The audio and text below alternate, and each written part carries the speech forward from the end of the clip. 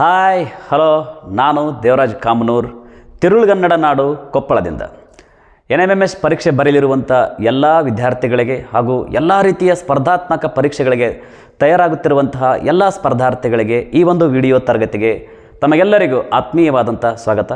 ಪ್ರಿಯ ಮಿತ್ರರೇ, ಇಂದಿನ ಈ ಒಂದು ವಿಡಿಯೋ ತರಗತಿಯಲ್ಲಿ 8ನೇ ತರಗತಿಯ ಸಮಾಜ ವಿಜ್ಞಾನ ವಿಷಯಕ್ಕೆ ಸಂಬಂಧಪಟ್ಟಂತೆ ಅದರಲ್ಲಿ ವಿಶೇಷವಾಗಿ ಭೂಗೋಳಶಾಸ್ತ್ರದಲ್ಲಿನ ವಾಯುಗೋಳ ಅಧ್ಯಯನವನ್ನು ಪ್ರಶ್ನೆಗಳು ಹಾಗೂ ಅವುಗಳ ವಿಶ್ಲೇಷಣೆಯೊಂದಿಗೆ ಈ ಒಂದು ವಿಡಿಯೋ ತರಗತಿಯಲ್ಲಿ ಚರ್ಚೆ ಮಾಡಲಿದ್ದೇವೆ. ಪ್ರಿಯ ಮಿತ್ರರೇ, ನಮಗೆ ಈಗಾಗಲೇ ಗೊತ್ತಿದೆ, ಭೂಮಿಯನ್ನು ನಾವು ಜೀವಂತ ಗ್ರಹ ಅಂತ ಕರಿತೇವೆ. ಯಾಕಂದ್ರೆ ಭೂಮಿಯ ಮೇಲೆ ಜೀವಿಗಳು ಕಂಡು ಬರೋದರಿಂದ ಇದನ್ನು ಜೀವಂತ ಗ್ರಹ ಅಂತ ಕರಿತೇವೆ. ಈ ಭೂಮಿ ಮೇಲೆ ಇರುವಂಥ ಈ ಏನು ಜೀವಿಗಳಿದ್ದಾರೆ, ಈ ಜೀವಿಗಳಿಗೆ ಅತ್ಯಂತ ಅಗತ್ಯವಾಗಿ ಇಲ್ಲಿ ಬದುಕಲಿಕ್ಕೆ ಪೂರಕವಾಗಿರತಕ್ಕಂಥ ಎಲ್ಲ ರೀತಿಯ ಸೌಕರ್ಯಗಳನ್ನು ಒದಗಿಸಲಿಕ್ಕೆ 3 ವಲಯಗಳು ಅತ್ಯಂತ ಅಗತ್ಯವಾಗಿ ಬೇಕು. ಅವುಗಳು ಯಾವುವು ಅಂತಂದರೆ ಶಿಲಾಗೋಳ, ವಾಯುಗೋಳ, ಜಲಗೋಳ. ನಾವು ಈ ಒಂದು ವಿಡಿಯೋ ತರಗತಿಯಲ್ಲಿ ನಾವು ವಾಯುಗೋಳ ಅಂದರೆ ಏನು, ವಾಯುಗೋಳ ಭೂಮಿಯಿಂದ ಎಷ್ಟು ಎತ್ತರದವರೆಗೆ ಹರಡಿದೆ ಮತ್ತು ವಾಯುಗೋಳಕ್ಕೆ ಸಂಬಂಧಪಟ್ಟಿರ್ತಕ್ಕಂಥ ಹಲವಾರು ವಿಷಯಗಳನ್ನು, ಅವುಗಳ ಪ್ರಶ್ನೆಗಳು ಹಾಗೂ ವಿಶ್ಲೇಷಣೆಯೊಂದಿಗೆ ಚರ್ಚಿಸಲಿದ್ದೇವೆ. ಹಾಗಾದರೆ ಮತ್ತೆ ಆಗ್ತಡ ಅವುಗಳ ಕುರಿತು ನಾವು ಈ ಒಂದು ಅವಧಿಯಲ್ಲಿ ಈಗ ಚರ್ಚೆಯನ್ನು ಆರಂಭಿಸೋಣ. ಪ್ರಿಯ ಮಿತ್ರರೇ, ಇಲ್ಲಿ ಮೊದಲನೇ ಪ್ರಶ್ನೆ ಹೀಗಿದೆ: ಭೂಮಿಯನ್ನು ಸುತ್ತುವರಿದಿರುವ ವಾಯುಗೋಳವು ಇವುಗಳಿಂದ ಕೂಡಿದೆ. ಪ್ರಶ್ನೆ ಏನಂತಂದರೆ, ಭೂಮಿಯನ್ನು ಸುತ್ತುವರಿದಿರುವ ವಾಯುಗೋಳವು ಇವುಗಳಿಂದ ಕೂಡಿದೆ ಅಂತೇಳಿ. ಈ ಪ್ರಶ್ನೆಗೆ ಹೋಗೋಕ್ಕಿಂತ ಮುಂಚೆಗೆ ನಾವು ವಾಯುಗೋಳ ಅಂದ್ರೆ ಏನು ಅನ್ನೋದನ್ನು ಸ್ವಲ್ಪ ತಿಳಿದುಕೊಳ್ಳೋಣ. ವಾಯುಗೋಳ ಅಂದರೆ ಏನಿಲ್ಲ, ವಾಯುಗೋಳ ಅಂದ್ರೆ ಭೂಮಿಯನ್ನು ಸುತ್ತುವರಿದಿರತಕ್ಕಂಥ ಅನಿಲಗಳು, ಧೂಳಿನ ಕಣ ಮತ್ತು ನೀರಾವಿ ಇವುಗಳ ಮಿಶ್ರಣವನ್ನು ನಾವು ಏನಂತ ಕರಿತೇವೆ, ವಾಯುಗೋಳ ಅಂತ ಕರಿತೇವೆ. ಭೂಮಿಯನ್ನು ಸುತ್ತುವರಿದಿರತಕ್ಕಂಥ ವಿವಿಧ ರೀತಿಯ ಅನಿಲಗಳು, ಧೂಳಿನ ಕಣ ಹಾಗೆ ನೀರಾವಿ ಇವುಗಳ ಮಿಶ್ರಣದಿಂದ ಕೂಡಿರ್ತಕ್ಕಂಥ ಒಂದು ತೆಳುವಾದ ಪದರವನ್ನು ನಾವು ಏನಂತ ಕರಿತೇವೆ ಅಂದ್ರೆ ವಾಯುಗೋಳ ಅಂತ ಕರಿತೇವೆ. ಸೊ ಈ ಒಂದು ಪ್ರಶ್ನೆ, ಭೂಮಿಯನ್ನು ಸುತ್ತುವರಿದಿರುವ ವಾಯುಗೋಳವು ಇವುಗಳಿಂದ ಕೂಡಿದೆ.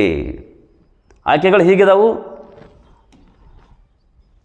ಅನಿಲಗಳು, ನೀರಾವಿ, ಧೂಳಿನ ಕಣ ಎಲ್ಲವೂ ಸರಿ ಅಂತ. ನಾ ಈಗಾಗಲೇ ವಾಯುಗೋಳದ ಅರ್ಥ ಹೇಳ್ಬೇಕಾದ್ರೆ ಇದ್ರದ್ದು ಎಲ್ಲ ರೀತಿಯ ಅಂಶಗಳು ಅದರಲ್ಲಿ ಬಂದಿದ್ದಾವೆ. ವಾಯುಗೋಳ ಅಂದ್ರೆ ಅದು ವಿವಿಧ ರೀತಿಯ ಅನಿಲಗಳನ್ನು ಒಳಗೊಂಡಿದೆ, ನೀರಾವಿಯನ್ನೂ ಒಳಗೊಂಡಿದೆ, ಹಾಗೆ ಧೂಳಿನ ಕಣಗಳನ್ನೂ ಒಳಗೊಂಡಿದೆ. ಇವು 3ಅನ್ನೂ ಒಳಗೊಂಡಂಥ ಒಂದು ಮಿಶ್ರಣದ ವಲಯ ಯಾವುದಪ್ಪ ಅಂತಂದ್ರೆ ಅದು ವಾಯುಗೋಳ. ಹಾಗಾಗಿ ಈ ಒಂದು ಪ್ರಶ್ನೆಗೆ ಸರಿಯಾದಂತಹ ಉತ್ತರ ಯಾವುದು ಅಂದರೆ ಎಲ್ಲವೂ ಸರಿ. ವಾಯುಗೋಳ ಅನಿಲಗಳನ್ನು ಒಳಗೊಂಡಿದೆ, ನೀರಾವಿಯನ್ನು ಒಳಗೊಂಡಿದೆ, ಧೂಳಿನ ಕಣಗಳಿಂದನೂ ಕೂಡಿದೆ. ಹಾಗಾಗಿ ಈ ಒಂದು ಪ್ರಶ್ನೆಗೆ ಸರಿಯಾದ ಉತ್ತರ ಆಪ್ಷನ್ ಡಿ, ಮೇಲಿನ ಎಲ್ಲವೂ ಸರಿ ಅಂತ. 2ನೇ ಪ್ರಶ್ನೆಗೆ ಹೋಗೋಣ. ವಾಯುಗೋಳದಲ್ಲಿ ಅತಿ ಹೆಚ್ಚಿನ ಪ್ರಮಾಣದಲ್ಲಿರುವ ಅನಿಲ ಯಾವುದು? ಆಯ್ಕೆಗಳು ಹೀಗಿದವು: ಎ ಸಾರಜನಕ, ಬಿ ಆಮ್ಲಜನಕ, ಸಿ ಆರ್ಗಾನ್, ಡಿ ಜಲಜನಕ. ನಾವೀಗಾಗಲೇ ತಿಳ್ಕೊಂಡಿದ್ದೇವೆ ವಾಯುಗೋಳ ಅಂದ್ರೆ ವಿವಿಧ ರೀತಿಯ ಅನಿಲಗಳಿಂದ ಕೂಡಿದೆ ಅಂತೇಳಿ. ಮತ್ತು ವಾಯುಗೋಳದಲ್ಲಿ ಇರುವಂಥ ಅನಿಲಗಳಲ್ಲಿ ಅತಿ ಹೆಚ್ಚಿನ ಪ್ರಮಾಣದಲ್ಲಿ ಇರುವಂಥ ಅನಿಲ ಯಾವುದು? ಇಲ್ಲಿ ನೋಡಿ, ಈಗ ಒಂದೇ ಆಪ್ಷನ್ ಇದೆ ಸಾರಜನಕ, ನೈಟ್ರೋಜನ್ ಅಂತ ಕರಿತೀವಿ. ಈ ಸಾರಜನಕ ವಾತಾವರಣದಲ್ಲಿ ಶೇಕಡ ಎಷ್ಟು ಪ್ರಮಾಣದಲ್ಲಿದೆ ಅಂದ್ರೆ 78.08 ಇದೆ ಶೇಕಡ. ಹಾಗೆ ಆಮ್ಲಜನಕದ ಪ್ರಮಾಣ ಎಷ್ಟಿದೆ ಅಂದ್ರೆ 20.94 ಶೇಕಡ. ಹಾಗೆ ಆರ್ಗಾನ್ ಎಷ್ಟಿದೆ ಅಂದ್ರೆ 0.93 ಶೇಕಡ. ಜಲಜನಕದ ಪ್ರಮಾಣ ಎಷ್ಟಿದೆ ಅಂದ್ರೆ 0.03 ಶೇಕಡ. ನೋಡಿ, ವಾಯುಗೋಳದಲ್ಲಿ ಅತಿ ಹೆಚ್ಚಿನ ಪ್ರಮಾಣದಲ್ಲಿರುವಂಥ ಅನಿಲಗಳಲ್ಲಿ ಅದರಲ್ಲಿ ಅತಿ ಹೆಚ್ಚಿನ ಪ್ರಮಾಣದಲ್ಲಿರುವಂಥ ಅನಿಲ ಯಾವುದಪ್ಪ ಅಂತಂದ್ರೆ ಅದು ಸಾರಜನಕ ಅಥವಾ ನೈಟ್ರೋಜನ್. ನೋಡಿ, ಅದು ಶೇಕಡ ಎಷ್ಟು ಪ್ರಮಾಣದಲ್ಲಿದೆ ಅಂದರೆ ವಾತಾವರಣದಲ್ಲಿ ಶೇಕಡ 78.08 ಇದೆ. ಹಾಗಾಗಿ ವಾತಾವರಣದಲ್ಲಿ ಅತಿ ಹೆಚ್ಚಿನ ಪ್ರಮಾಣದಲ್ಲಿರುವಂಥ ಒಂದು ಅನಿಲ ಯಾವುದು ಅಂದ್ರೆ ಅದು ಸಾರಜನಕ. ಎರಡನೇ ಪ್ರಮಾಣದಲ್ಲಿ ಅತಿ ಹೆಚ್ಚಿನ ಪ್ರಮಾಣದಲ್ಲಿರುವಂಥ ಅನಿಲ ಯಾವುದು ಅಂದರೆ ಆಕ್ಸಿಜನ್, ಆಮ್ಲಜನಕ. ನೋಡಿ. ಆಮೇಲೆ ಸಾರಜನಕವನ್ನು ಅತ್ಯಂತ ಭಾರವಾದ ಅನಿಲ ಅಂತ ಕರಿತೀವಿ ನಾವು. ಇದನ್ನು ರುದರ್ಫರ್ಡ್ ಅಂತಕ್ಕಂಥ ಒಬ್ಬ ವಿಜ್ಞಾನಿ ಈ ಒಂದು ಅನಿಲವನ್ನು ಕಂಡುಹಿಡ್ದ ಅಂತ ನಮಗೆಲ್ಲ ಗೊತ್ತಿದೆ. ಇನ್ನು ಆಮ್ಲಜನಕ, ಇದು ಎಲ್ಲ ಜೀವರಾಶಿಗಳಿಗೆ ಅತ್ಯಂತ ಅಗತ್ಯವಾಗಿ ಬೇಕಾಗಿರ್ತಕ್ಕಂಥ ಪ್ರಾಣವಾಯು ಇದು. ಇದನ್ನು ಜೋಸೆಫ್ ಪ್ರಿಸ್ಲೆ ಅನ್ನೋರು ಈ ಒಂದು ಅನಿಲವನ್ನು ಕಂಡುಹಿಡಿದರು. ಇನ್ನು ಆರ್ಗಾನ್ ಅತ್ಯಂತ ಇದು ಜಡ ಅನಿಲ. ಇದು ಜಡ ಅನಿಲಗಳಲ್ಲಿ ಅತ್ಯಂತ ಹೆಚ್ಚಿನ ಪ್ರಮಾಣದಲ್ಲಿರುವಂಥ ಒಂದು ಅನಿಲ ಯಾವುದು ಅಂದರೆ ಆರ್ಗಾನ್. ಇನ್ನು ಜಲಜನಕ ಅತ್ಯಂತ ಹಗುರವಾದ ಅನಿಲ. ನೋಡಿ, ಅತ್ಯಂತ ಭಾರವಾದ ಅನಿಲ ಯಾವುದು ಅಂದರೆ ಸಾರಜನಕ, ಅತ್ಯಂತ ಹಗುರವಾದ ಅನಿಲ ಯಾವುದು ಅಂದರೆ ಜಲಜನಕ. ಈ ಜಲಜನಕವನ್ನು ಕಂಡುಹಿಡಿದವರು ಯಾರು ಅಂತಂದ್ರೆ ಹೆನ್ರಿ ಕ್ಯಾವಿಂಡಿಸ್ ಅಂತಕ್ಕಂಥ ವಿಜ್ಞಾನಿ. ಇನ್ನು ನಮಗೆ ಈ ಒಂದು ಪ್ರಶ್ನೆಗೆ ಉತ್ತರ ಗೊತ್ತಾಯ್ತೀಗ. ಏನು ಅಂದರೆ ವಾಯುಗೋಳದಲ್ಲಿ ಅತಿ ಹೆಚ್ಚಿನ ಪ್ರಮಾಣದಲ್ಲಿರುವಂಥ ಅನಿಲ ಯಾವುದು ಅಂದರೆ ಉತ್ತರ ಸಾರಜನಕ ಅಥವಾ ನೈಟ್ರೋಜನ್. ಅದರ ಪ್ರಮಾಣ ಎಷ್ಟಿದೆ ಅಂದ್ರೆ 78.08 ಇನ್ನು ಮುಂದಿನ ಪ್ರಶ್ನೆಗೆ ಹೋಗೋಣ. ಮುಂದಿನ ಪ್ರಶ್ನೆ ಏನಿದೆ ಅಂದರೆ ಇಲ್ಲಿ ಜೀವಿಗಳ ಉಸಿರಾಟಕ್ಕೆ ಅಗತ್ಯವಾದ ಅನಿಲ ಯಾವುದು? ಆಯ್ಕೆಗಳು ಹೀಗಿದವು: A nitrogen, B oxygen, C hydrogen, D ozone. ನೋಡಿ, ಜೀವಿಗಳ ಉಸಿರಾಟಕ್ಕೆ ಅಗತ್ಯವಾದಂಥ ಅನಿಲ ಯಾವುದು? ಪ್ರಾಣವಾಯು ಅಂತ ಕರಿತೀವಿ ನಾವು ಈ ಅನಿಲವನ್ನು. ಯಾವುದು ಅಂದರೆ ಎಕ್ಸಾಕ್ಟ್ಲಿ ರೈಟ್. ಯಾವುದು ಅಂದರೆ ಆಕ್ಸಿಜನ್ ಅಥವಾ ಆಮ್ಲಜನಕ. ಇದು ಎಲ್ಲ ಜೀವಿಗಳ ಉಸಿರಾಟಕ್ಕೆ ಅತ್ಯಂತ ಅಗತ್ಯವಾದಂಥ ಅನಿಲ. ಇನ್ನು ನೈಟ್ರೋಜನ್ ಬಗ್ಗೆ ಉಳಿದಂಥ ಆಯ್ಕೆಗಳನ್ನು ನಾವು ನೋಡೋದತ್ತಪ್ಪ ಅಂದರೆ ಈಗಾಗಲೇ ನೈಟ್ರೋಜನ್ ಬಗ್ಗೆ ನಾವು ತಿಳ್ಕೊಂಡಿದ್ದೀವಿ. ನೈಟ್ರೋಜನ್ ಅತ್ಯಂತ ಭಾರವಾದಂಥ ಅನಿಲ. ಹಾಗೆ ಹೈಡ್ರೋಜನ್ ಜಲಜನಕ, ಇದು ಅತ್ಯಂತ ಹಗುರವಾದಂಥ ಅನಿಲ. ಇನ್ನೊಂದು ಆಯ್ಕೆ ಇದೆ ಆಪ್ಷನ್ ಡಿಯಲ್ಲಿ, ಓಝೋನ್. ಇದನ್ನು ಜೀವರಕ್ಷಕ ಅಂತ ಕರಿತೀವಿ ನಾವು. ಇದನ್ನ ಸೂರ್ಯನಿಂದ ಬರತಕ್ಕಂಥ ನೇರಳಾತೀತ ಕಿರಣಗಳಿಂದ ಭೂಮಿ ಮೇಲಿರುವಂಥ ಎಲ್ಲ ಜೀವರಾಶಿಗಳನ್ನು ರಕ್ಷಿಸುವಂಥ ಒಂದು ಅನಿಲ ಇದು ಓಝೋನ್. ಈ ಒಂದು ಪ್ರಶ್ನೆಗೆ ಉತ್ತರ ಗೊತ್ತಾಯಿತು ನಮ್ಗೆ. ಏನು ಅಂದರೆ ಜೀವಿಗಳ ಉಸಿರಾಟಕ್ಕೆ ಅತ್ಯಂತ ಅಗತ್ಯವಾದಂಥ ಅನಿಲ ಯಾವುದು ಅಂದರೆ ಆಕ್ಸಿಜನ್ ಅಥವಾ ಆಮ್ಲಜನಕ. ಮುಂದಿನ ಪ್ರಶ್ನೆಗೆ ಹೋಗೋಣ. ಮುಂದಿನ ಪ್ರಶ್ನೆ ಹೇಗಿದೆ: ವಾತಾವರಣದಲ್ಲಿ ಅತಿ ಹೆಚ್ಚಿನ ಪ್ರಮಾಣದಲ್ಲಿರುವ ಜಡ ಅನಿಲ ಯಾವುದು? ನಾವು ವಾಯುಗೋಳದಲ್ಲಿ ಇರುವಂಥ ವಿವಿಧ ಅನಿಲಗಳ ಪ್ರಮಾಣವನ್ನು ಈ ಹಿಂದೆ ನೋಡಿದಾಗ ಅಲ್ಲಿ ಪ್ರಮಾಣವನ್ನೊಮ್ಮೆ ಅವಲೋಕಿಸಿದೆ ನಾವು. ಸಾರಜನಕ 78.08 ಇತ್ತು. ಆಕ್ಸಿಜನ್ ಅಥವಾ ಆಮ್ಲಜನಕ 20.94 ಇತ್ತು. ಹಾಗೆ ಜಲಜನಕ 0.03% ಇತ್ತು. ಆರ್ಗಾನ್ ಪ್ರಮಾಣ ಎಷ್ಟಿತ್ತು ಅಂದರೆ ಅತಿ ಹೆಚ್ಚಿನ ಪ್ರಮಾಣದಲ್ಲಿರುವಂಥ ಜಡ ಅನಿಲ ಯಾವುದು ಅಂದರೆ ಆರ್ಗಾನ್ ಪ್ರಮಾಣ ಎಷ್ಟು ಅಂತಂದರೆ ಅಲ್ಲಿ 0.93%. ನೋಡಿ,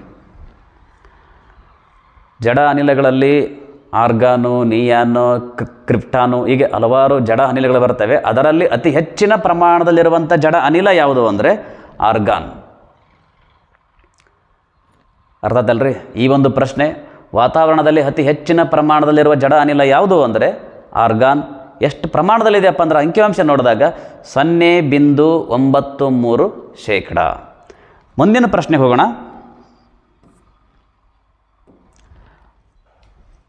ಪ್ರಶ್ನೆ 5: ಸಸ್ಯಗಳ ದ್ವಿತೀಯ ಸಂಶ್ಲೇಷಣಾ ಕ್ರಿಯೆಯಲ್ಲಿ ಅಗತ್ಯವಾದ ಅನಿಲ ಯಾವುದು? ಆಯ್ಕೆಗಳು ಹೀಗಿದ್ದಾವೆ: A argon, B helium, C ಇಂಗಾಲದ ಡೈಆಕ್ಸೈಡ್, ಡಿ ನೈಟ್ರೋಜನ್ ಅಂತ ಹೇಳಿದೆ. ಮೊದಲು ನಮಗೆ ದ್ವಿತೀಯ ಸಂಶ್ಲೇಷಣಾ ಕ್ರಿಯೆ ಅಂದರೆ ಏನು? ದ್ವಿತೀಯ ಸಂಶ್ಲೇಷಣಾ ಕ್ರಿಯೆ ಅಂತಂದರೆ ಸಸ್ಯಗಳು ತಮ್ಮ ಆಹಾರವನ್ನು ತಾವೇ ತಯಾರಿಸಿಕೊಳ್ತವೆ. ಆ ಸಸ್ಯಗಳು ತಮ್ಮ ಆಹಾರವನ್ನು ತಾವು ತಯಾರಿಸಿಕೊಳ್ಳುವಂಥ ಕ್ರಿಯೆಗೆ ನಾವೇನಂತ ಕರಿತೀವಿ ಅಂದರೆ ದ್ವಿತೀಯ ಸಂಶ್ಲೇಷಣಾ ಕ್ರಿಯೆ ಅಂತ ಕರಿತೀವಿ. ಆ ಸಸ್ಯಗಳು ತಮ್ಮ ಆಹಾರವನ್ನು ಏನು ತಯಾರು ಮಾಡ್ಕೊಳ್ತಾವಲ್ರಿ, ಅದಕ್ಕೆ ಅಗತ್ಯವಾಗಿರ್ತಕ್ಕಂಥ ಅನಿಲ ಯಾವುದು ಅಂದರೆ ಇದಕ್ಕೆ ಸರಿಯಾದ ಅಂಥ ಉತ್ತರ ಯಾವುದಪ್ಪ ಅಂತಂದರೆ ಇಂಗಾಲದ ಡೈಆಕ್ಸೈಡ್. ಇಂಗಾಲದ ಡೈಆಕ್ಸೈಡ್ ಸೂರ್ಯನ ಬೆಳಕು ಮತ್ತು ನೀರು ಮತ್ತು ಲವಣಗಳು ಇವೆಲ್ಲವನ್ನು ಬಳಸಿಕೊಂಡು ಸಸ್ಯಗಳು ತಮ್ಮ ಆಹಾರವನ್ನು ತಾವು ತಯಾರಿಸಿಕೊಳ್ತವೆ. ಏನು ಸಸ್ಯದ ಅಡುಗೆ ಮನೆ ಎಲೆ ಅಂತ ಕರಿತೀವಲ್ಲ, ಎಲೆಯಲ್ಲಿ ಸಸ್ಯದ ಆಹಾರ ತಯಾರಾಗ್ತದೆ. ಹಾಗಾಗಿ ಈ ಒಂದು ಪ್ರಶ್ನೆಗೆ ಸರಿಯಾದ ಉತ್ತರ ಏನಪ್ಪ ಅಂದ್ರೆ ಸಸ್ಯಗಳ ದ್ಯುತಿ ಸಂಶ್ಲೇಷಣಾ ಕ್ರಿಯೆಗೆ ಅಗತ್ಯವಾದಂಥ ಅನಿಲ ಯಾವುದು ಅಂದರೆ ಇಂಗಾಲದ ಡೈಆಕ್ಸೈಡ್. ಇನ್ನು ಮುಂದಿನ ಪ್ರಶ್ನೆಗೆ ಹೋಗೋಣ.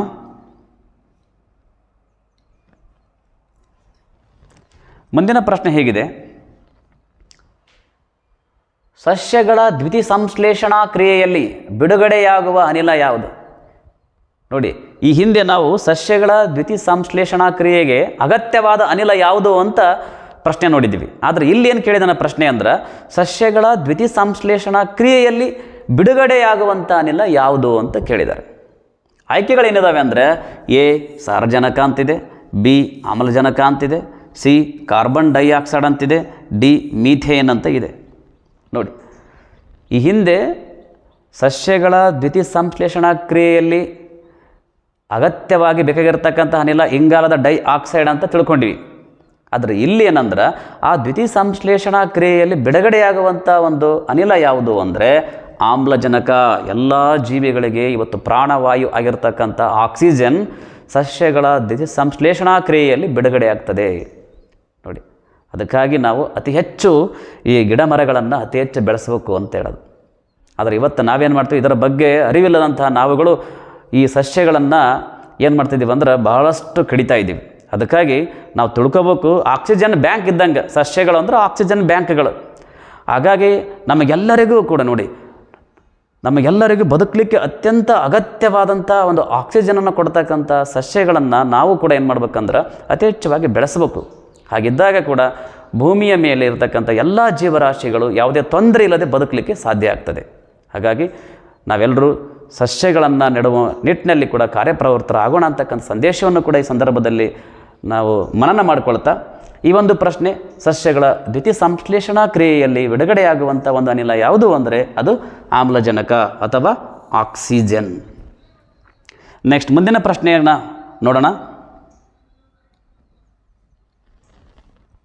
7ನೇ ಪ್ರಶ್ನೆ ಹೀಗಿದೆ, ವಾಯುಮಂಡಲದ ಅತ್ಯಂತ ಕೆಳಪದರು ಯಾವುದು?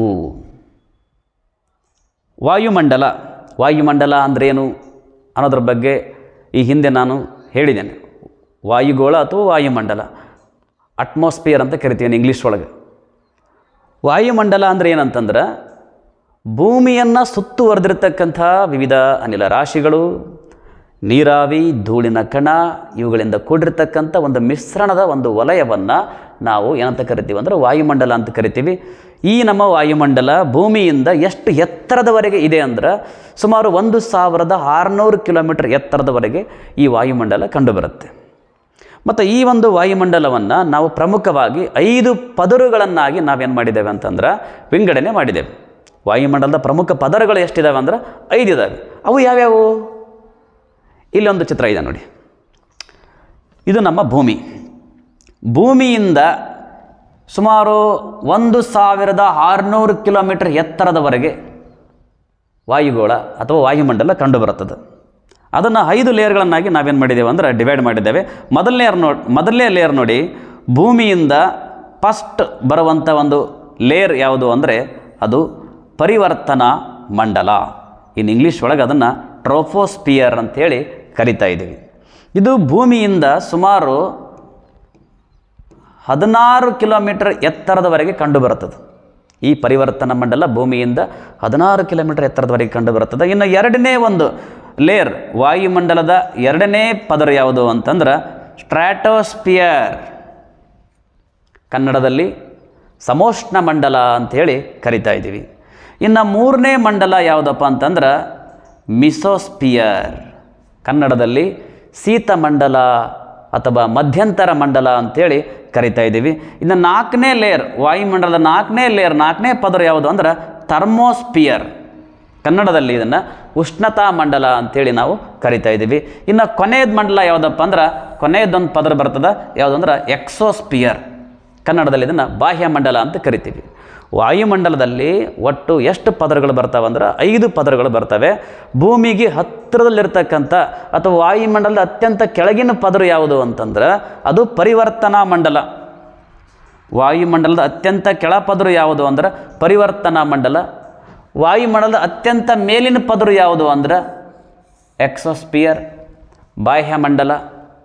ಮತ್ತು ಈ ಒಂದು ವಾಯುಮಂಡಲದ ಪ್ರತಿಯೊಂದು ಪದರುಗಳ ಬಗ್ಗೆ ತಿಳ್ಕೊಳ್ಬೇಕಾಗಿರೋದು ಕೂಡ ಅತ್ಯಂತ ಅಗತ್ಯತೆ ಇದೆ ನಮಗೆ. ಯಾಕಂದರೆ ಇಲ್ಲಿ ನೋಡಿ, ಟ್ರೋಪೋಸ್ಫಿಯರ್ ಇದೆ, ಮೊದಲನೇ ಲೇಯರ್ ಬರ್ತದೆ. ಭೂಮಿಗೆ ಹತ್ತಿರದಲ್ಲಿರ್ತಕ್ಕಂಥ ಒಂದು ವಾಯುಮಂಡಲದ ಪದರು ಮತ್ತು ವಾಯುಮಂಡಲದ ಅತ್ಯಂತ ಕೆಳಪದರು ಯಾವುದು ಅಂದರೆ ಟ್ರೋಪೋಸ್ಫಿಯರ್ ಅಥವಾ ಪರಿವರ್ತನಾ ಮಂಡಲ. ಇದು ಭೂಮಿಯಿಂದ ಎಷ್ಟು ಎತ್ತರದವರೆಗಿದೆ ಅಂದರೆ ಸರಾಸರಿ ಸುಮಾರು 16 ಕಿಲೋಮೀಟರ್ ಎತ್ತರದವರೆಗೆ ನಮಗೆ ಪರಿವರ್ತನಾ ಮಂಡಲ ಕಂಡುಬರುತ್ತದೆ. ಆದರೆ ಈ ಒಂದು ಪರಿವರ್ತನಾ ಮಂಡಲದ ಎತ್ತರ ಭೂಮಿಯ ಎಲ್ಲ ಕಡೆ ಒಂದೇ ರೀತಿ ಇರುವುದಿಲ್ಲ. ಇದು ಸಮಭಾಜಕ ವೃತ್ತ ಪ್ರದೇಶದಲ್ಲಿ ಇದರ ಎತ್ತರ ಎಷ್ಟಿರ್ತದೆ ಅಂದರೆ 18 ಕಿಲೋಮೀಟರ್ ಇರ್ತದೆ. ಈ ಪರಿವರ್ತನಾ ಮಂಡಲದ ಎತ್ತರ ಸಮಭಾಜಕ ವೃತ್ತ ಪ್ರದೇಶದ ಬಳಿ 18 ಕಿಲೋಮೀಟರ್ ಇರ್ತದೆ. ಧ್ರುವ ಪ್ರದೇಶದ ಬಳಿ ಇದರ ಎತ್ತರ 8 ಕಿಲೋಮೀಟರ್ ಇರ್ತದೆ. ನೋಡಿ, ಎಲ್ಲ ಕಡೆ ಪರಿವರ್ತನಾ ಮಂಡಲದ ಎತ್ತರ ಒಂದೇ ರೀತಿ ಇರಂಗಿಲ್ಲ, ಅದು ವ್ಯತ್ಯಾಸದಿಂದ ಕೂಡೈತಿ. ಸಮಭಾಜಕ ವೃತ್ತ ಪ್ರದೇಶದಲ್ಲಿ 18 ಕಿಲೋಮೀಟರ್ ಇದ್ದರೆ ಧ್ರುವ ಪ್ರದೇಶದಲ್ಲಿ ಇದರ ಎತ್ತರ 8 ಕಿಲೋಮೀಟರ್ ಇದೆ. ಇನ್ನು ನಮ್ಮ ಭಾರತದಲ್ಲಿ ಈ ಪರಿವರ್ತನಾ ಮಂಡಲದ ಸರಾಸರಿ ಎತ್ತರ ಎಷ್ಟಿದೆ ಅಂತಂದ್ರೆ 16 ಕಿಲೋಮೀಟರ್ ಇದೆ ನಮ್ಮ ಭಾರತದಲ್ಲಿ. ಮತ್ತು ಹೆಸರು ಹೇಳ್ತದೆ ನೋಡ್ರಿ, ಪರಿವರ್ತನೆ ಅಂದರೆ ಬದಲಾವಣೆ ಅಂತ. ಮತ್ತು ಇದಕ್ಕೆ ಯಾಕೆ ಪರಿವರ್ತನಾ ಮಂಡಲ ಅಂತ ಕರೀತಾರಪ್ಪ ಅಂತಂದ್ರೆ, ಈ ಪರಿವರ್ತನಾ ಮಂಡಲದಲ್ಲಿ ಹವಾಮಾನದ ಎಲ್ಲ ರೀತಿಯ ವಿದ್ಯಮಾನಗಳು ಕಂಡುಬರುತ್ತವೆ. ಹವಾಮಾನದ ವಿದ್ಯಮಾನಗಳು ಅಂದರೆ ಯಾವುದು? ಉಷ್ಣಾಂಶ, ಒತ್ತಡ, ಮಾರುತಗಳು, ಮೋಡ, ಮಳೆ, ಈ ರೀತಿಯ ಹವಾಮಾನದ ಎಲ್ಲ ರೀತಿಯ ಅಂಶಗಳು ಈ ಒಂದು ಪರಿವರ್ತನಾ ಮಂಡಲದಲ್ಲಿ ಕಂಡು ಬರೋದರಿಂದ ಇದಕ್ಕೆ ಪರಿವರ್ತನಾ ಮಂಡಲ ಅಂತ ಕರೀತಾರೆ. ಮತ್ತು ನೋಡಿ, ಈ ಪರಿವರ್ತನಾ ಮಂಡಲದಲ್ಲಿ ಎತ್ತರಕ್ಕೆ ಹೋದಂತೆಲ್ಲ ಉಷ್ಣಾಂಶ ಕಡಿಮೆ ಆಗ್ತಾ ಹೋಗ್ತಾರೆ. ಪರಿವರ್ತನಾ ಮಂಡಲದಲ್ಲಿ ಎತ್ತರಕ್ಕೆ ಹೋದಂತೆಲ್ಲ ಉಷ್ಣಾಂಶ ಕಡಿಮೆ ಆಗ್ತದೆ. ಯಾವ ರೀತಿ ಅದು ಉಷ್ಣಾಂಶ ಕಡಿಮೆ ಆಗ್ತದೆ ಅಂತಂದ್ರೆ, ಪ್ರತಿ 165 ಮೀಟರ್ ಎತ್ತರಕ್ಕೆ ಹೋದಂತೆಲ್ಲ 1 ಡಿಗ್ರಿ ಸೆಲ್ಸಿಯಸ್ ಉಷ್ಣಾಂಶ ಕಡಿಮೆ ಆಗುತ್ತೆ. ನೋಡಿ, ಭಾಳ ಇಂಪಾರ್ಟೆಂಟ್ ಇದೆ. ಪರಿವರ್ತನಾ ಮಂಡಲದಲ್ಲಿ ಎತ್ತರಕ್ಕೆ ಹೋದಂತೆಲ್ಲ ಉಷ್ಣಾಂಶ ಇಳಿಕೆ ಆಗ್ತಾ ಹೋಗ್ತದೆ. ಅದರ ಪ್ರಮಾಣ ಯಾವ ರೀತಿಯಲ್ಲಿ ಇಳಿಕೆ ಆಗ್ತದೆ ಅಂತಂದ್ರೆ, ಪ್ರತಿ 165 ಮೀಟರ್ ಎತ್ತರಕ್ಕೆ ಹೋದಂತೆಲ್ಲ 1 ಡಿಗ್ರಿ ಸೆಲ್ಸಿಯಸ್ ಉಷ್ಣಾಂಶ ಕಡಿಮೆ ಆಗ್ತದೆ. ಅದೇ ನಾವು 1 ಕಿಲೋಮೀಟರ್ ಎತ್ತರಕ್ಕೆ ಹೋದರೆ, 1 ಕಿಲೋಮೀಟರ್ ಅಥವಾ 1000 ಮೀಟರ್ ಎತ್ತರಕ್ಕೆ ಹೋದರೆ ಅಲ್ಲಿ ಎಷ್ಟು ಪ್ರಮಾಣದಲ್ಲಿ ಉಷ್ಣಾಂಶ ಇಳಿಕೆ ಆಗ್ತದೆ ಅಂದ್ರೆ 6.4 ಡಿಗ್ರಿ ಸೆಲ್ಸಿಯಸ್ ಉಷ್ಣಾಂಶ ಕಡಿಮೆ ಆಗ್ತದೆ. ನೋಡಿ, ಪರಿವರ್ತನಾ ಮಂಡಲದಲ್ಲಿ ಎತ್ತರಕ್ಕೆ ಹೋದಂತೆಲ್ಲ ಉಷ್ಣಾಂಶ ಕಡಿಮೆ ಆಗ್ತಾ ಹೋಗುತ್ತೆ. ಪ್ರತಿ 165 ಮೀಟರ್ ಹೈಟ್ಗೆ ಎತ್ತರಕ್ಕೆ ಹೋದ್ರಪ್ಪ ಅಂದ್ರೆ ಅಲ್ಲಿಗೆ 1 ಡಿಗ್ರಿ ಸೆಲ್ಸಿಯಸ್ ಉಷ್ಣಾಂಶ ಕಡಿಮೆ ಆಗ್ತದೆ. ಅದೇ ಪ್ರಮಾಣ 1 ಕಿಲೋಮೀಟರ್ ಅಥವಾ 1000 ಮೀಟರ್ ಎತ್ತರಕ್ಕೆ ಹೋದಂತಂದ್ರೆ ಅಲ್ಲಿ 6.4 ಡಿಗ್ರಿ ಸೆಲ್ಸಿಯಸ್ ಉಷ್ಣಾಂಶ ಕಡಿಮೆ ಆಗ್ತದೆ. ಹೀಗೆ ಎತ್ತರಕ್ಕೆ ಹೋದಂತೆಲ್ಲ ಉಷ್ಣಾಂಶ ಏನು ಕಡಿಮೆ ಆಗ್ತದಲ್ರಿ, ಈ ಕಡಿಮೆ ಆಗುವಂಥ ಒಂದು ಇಳಿಕೆಯ ಪ್ರಮಾಣವನ್ನು ನಾವು ಉಷ್ಣಾಂಶದ ಸಾಮಾನ್ಯ ಇಳಿಕೆಯ ಪ್ರಮಾಣ ಅಂತೇಳಿ ಕರೀತಾ ಇದ್ದೀವಿ. ಈ ಒಂದು ಪರಿವರ್ತನಾ ಮಂಡಲದಲ್ಲಿ ಇಲ್ಲಿ ಹವಾಮಾನದ ಎಲ್ಲ ರೀತಿಯ ಅಂಶಗಳು ವಿದ್ಯಮಾನಗಳು ಕಂಡುಬರುತ್ತವೆ. ಇನ್ನು ಎರಡನೇ ಲೇಯರ್ ಇದೆ, ಯಾವುದು ಅಂದ್ರೆ ಅದು ಸ್ಟ್ರಾಟೋಸ್ಫಿಯರ್. ವಾಯುಗೋಳದ ಎರಡನೇ ಪದರು ಸ್ಟ್ರಾಟೋಸ್ಫಿಯರ್. ಕನ್ನಡದಲ್ಲಿ ಇದನ್ನು ನಾವು ಸಮೋಷ್ಣ ಮಂಡಲ ಅಂತ ಕರಿತಿದ್ದೀವಿ. ಸಮೋಷ್ಣ ಹೆಸರು ನೋಡ್ರಿ, ಸಮ ಉಷ್ಣ ಅಂದ್ರೆ ಇಲ್ಲಿ ಉಷ್ಣಾಂಶ ಸಮ ಪ್ರಮಾಣದಲ್ಲಿ ಇರ್ತದೆ. ಮತ್ತು ಇನ್ನೊಂದೇನು ಅಂದ್ರೆ ಈ ಸ್ಟ್ರಾಟೋಸ್ಫಿಯರ್ನಲ್ಲಿ ಹವಾಮಾನದ ಯಾವುದೇ ವಿದ್ಯಮಾನಗಳು ಕಂಡು ಬರೋದಿಲ್ಲ. ಈಗ ಪರಿವರ್ತನಾ ಮಂಡಲದಲ್ಲಿ ನಾವು ತಿಳ್ಕೊಂಡಿವಲ್ಲ, ಮಾರುತಗಳು, ಮಳೆ, ಮೋಡ, ಏನು ಲಕ್ಷಣಗಳು ಪರಿವರ್ತನಾ ಮಂಡಲದಲ್ಲಿ ಕಂಡು ಬರ್ತಾ ಇದ್ದೀವಲ್ಲ, ಈ ತರಹದ ಹವಾಮಾನದ ಅಂಶಗಳು ಈ ಸಮೋಷ್ಣ ಮಂಡಲದಲ್ಲಿ ಕಂಡು ಬರೋದಿಲ್ಲ. ಅಲ್ಲಿ ವಾತಾವರಣನೇ ಇರೋದಿಲ್ಲ, ಮೋಡಗಳೇ ಇರೋದಿಲ್ಲ. ಮೋಡಗಳಿಲ್ಲ ಅಂದರೆ ಮಳೆನೇ ಬರೋದಿಲ್ಲ. ಈ ಸಮೋಷ್ಣ ಮಂಡಲದಲ್ಲಿ ಈ ಮೋಡ, ಮಳೆ, ಧೂಳಿನ ಕಣ, ನೀರಾವಿ ಯಾವುದೇ ಹವಾಮಾನದ ವಿದ್ಯಮಾನಗಳು ಕಂಡು ಬರೋದಿಲ್ಲ. ಹಾಗಾಗಿ ಇದು ಯಾವುದಕ್ಕೆ ಅನುಕೂಲ ಆಗಿದೆ ಅಂದ್ರೆ, ಈ ಸಮೋಷ್ಣ ಮಂಡಲ ಈ ಹವಾಮಾನ ಅಥವಾ ವಾತಾವರಣ ಮುಕ್ತವಾಗಿ ಈ ವಲಯ ಇರೋದರಿಂದ ಇದು ಜೆಟ್ ವಿಮಾನಗಳ ಹಾರಾಟಕ್ಕೆ ಸೂಕ್ತವಾಗಿದೆ. ಜೆಟ್ ವಿಮಾನಗಳ ಹಾರಾಟಕ್ಕೆ ಸೂಕ್ತವಾದಂಥ ಒಂದು ವಾಯುಗೋಳದ ಪದರು ಯಾವುದು ಅಂದ್ರೆ ಸ್ಟ್ರಾಟೋಸ್ಫಿಯರ್ ಅಥವಾ ಸಮೋಷ್ಣ ಮಂಡಲ. ಇದೇ ಸಮೋಷ್ಣ ಮಂಡಲದಲ್ಲಿ ಭಾಳ ವಿಶೇಷವಾದಂಥ ಒಂದು ಪದರ ಕಂಡು ಬರ್ತೈತೆ ರೀ. ಯಾವುದದು ಅಂದ್ರೆ ಓಝೋನ್.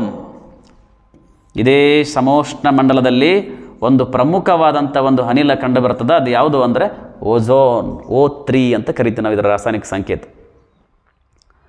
ಓಝೋನ್ ನೋಡಿ, ಇದನ್ನು ನಾವು ಜೀವರಕ್ಷಕ ಅಂತ ಕರಿತೀವಿ. ಭೂಮಿ ಮೇಲೆ ಇರುವಂಥ ಎಲ್ಲ ಜೀವರಾಶಿಗಳನ್ನು ಸೂರ್ಯನಿಂದ ಬರುವಂಥ ಅತಿ ನೇರಳೆ ಕಿರಣಗಳು ಅಥವಾ ನೇರಳಾತೀತ ಕಿರಣಗಳಿಂದ ರಕ್ಷಿಸುವಂಥ ಒಂದು ಅನಿಲ ಇದು ಓಝೋನ್. ಈ ಓಝೋನ್ ಕೂಡ ಎಲ್ಲಿ ಕಂಡು ಬರ್ತದೆ ಅಂದ್ರೆ ಈ ಒಂದು ವಾಯುಮಂಡಲದ 2ನೇ ಪದರ ಏನಿದೆ ಅಲ್ರಿ, ಸ್ಟ್ರಾಟೋಸ್ಫಿಯರ್ ಅಥವಾ ಸಮೋಷ್ಣ ಮಂಡಲದಲ್ಲಿ ಕಂಡುಬರುತ್ತೆ. ಇದು ಸುಮಾರು 16ರಿಂದ 35 ಕಿಲೋಮೀಟರ್ ನಡುವೆ ಈ ಒಂದು ಓಝೋನ್ ಲೇಯರ್ ಕಂಡು ಬರ್ತದೆ. ಮತ್ತು ಈ ಸ್ಟ್ರಾಟೋಸ್ಫಿಯರ್ ಎತ್ತರ 50 ಕಿಲೋಮೀಟರ್ ಎತ್ತರದವರೆಗೆ ಕಂಡು ಬರ್ತದೆ ರೀ. ಇನ್ನು 3ನೇ ಲೇಯರ್ ಇದೆಯಲ್ಲಿ ಮಿಸೋಸ್ಫಿಯರ್ ಅಥವಾ ಇದನ್ನು ಮಧ್ಯಂತರ ಮಂಡಲ, ಶೀತ ಮಂಡಲ ಅಂತ ಕರಿತಿದ್ದೀವಿ ನಾವು. ಇದನ್ನು ಮಿಸೋಸ್ಫಿಯರನ್ನು ಮಧ್ಯಂತರ ಮಂಡಲ, ಶೀತ ಮಂಡಲ ಅಂತ ಕರಿತೀವಿ. ಒಟ್ಟು ಇಲ್ಲಿ 5 ಪದರಗಳು ಬರ್ತವೆ. ಆ 5 ಪದರಗಳಲ್ಲಿ ಅತ್ಯಂತ ಮಧ್ಯದಲ್ಲಿ ಕಂಡುಬರುವಂಥ ಒಂದು ವಲಯ ಇದು, ಪದರ ಇದು. ಅದಕ್ಕೆ ಇದನ್ನು ಮಧ್ಯಂತರ ಮಂಡಲ ಅಂತ ಕರೀತಾರೆ. ಇದರ ಎತ್ತರ ಎಷ್ಟಿದೆ ಅಂದ್ರೆ ಇದು 50 ಕಿಲೋಮೀಟರ್ದಿಂದ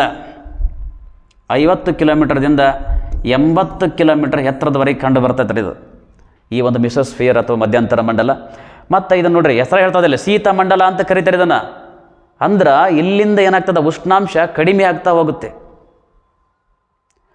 ಎಷ್ಟರ ಮಟ್ಟಿಗೆ ಉಷ್ಣಾಂಶ ಕಡಿಮೆ ಆಗ್ತದೆ ಅಂದ್ರೆ -100 ಡಿಗ್ರಿ ಸೆಲ್ಸಿಯಸ್ವರೆಗೆ ಉಷ್ಣಾಂಶ ಕಡಿಮೆ ಆಗ್ತದೆ ರೀ. -100 ಡಿಗ್ರಿ ಸೆಲ್ಸಿಯಸ್ವರೆಗೆ ಉಷ್ಣಾಂಶ ಕಡಿಮೆ ಆಗ್ತದೆ.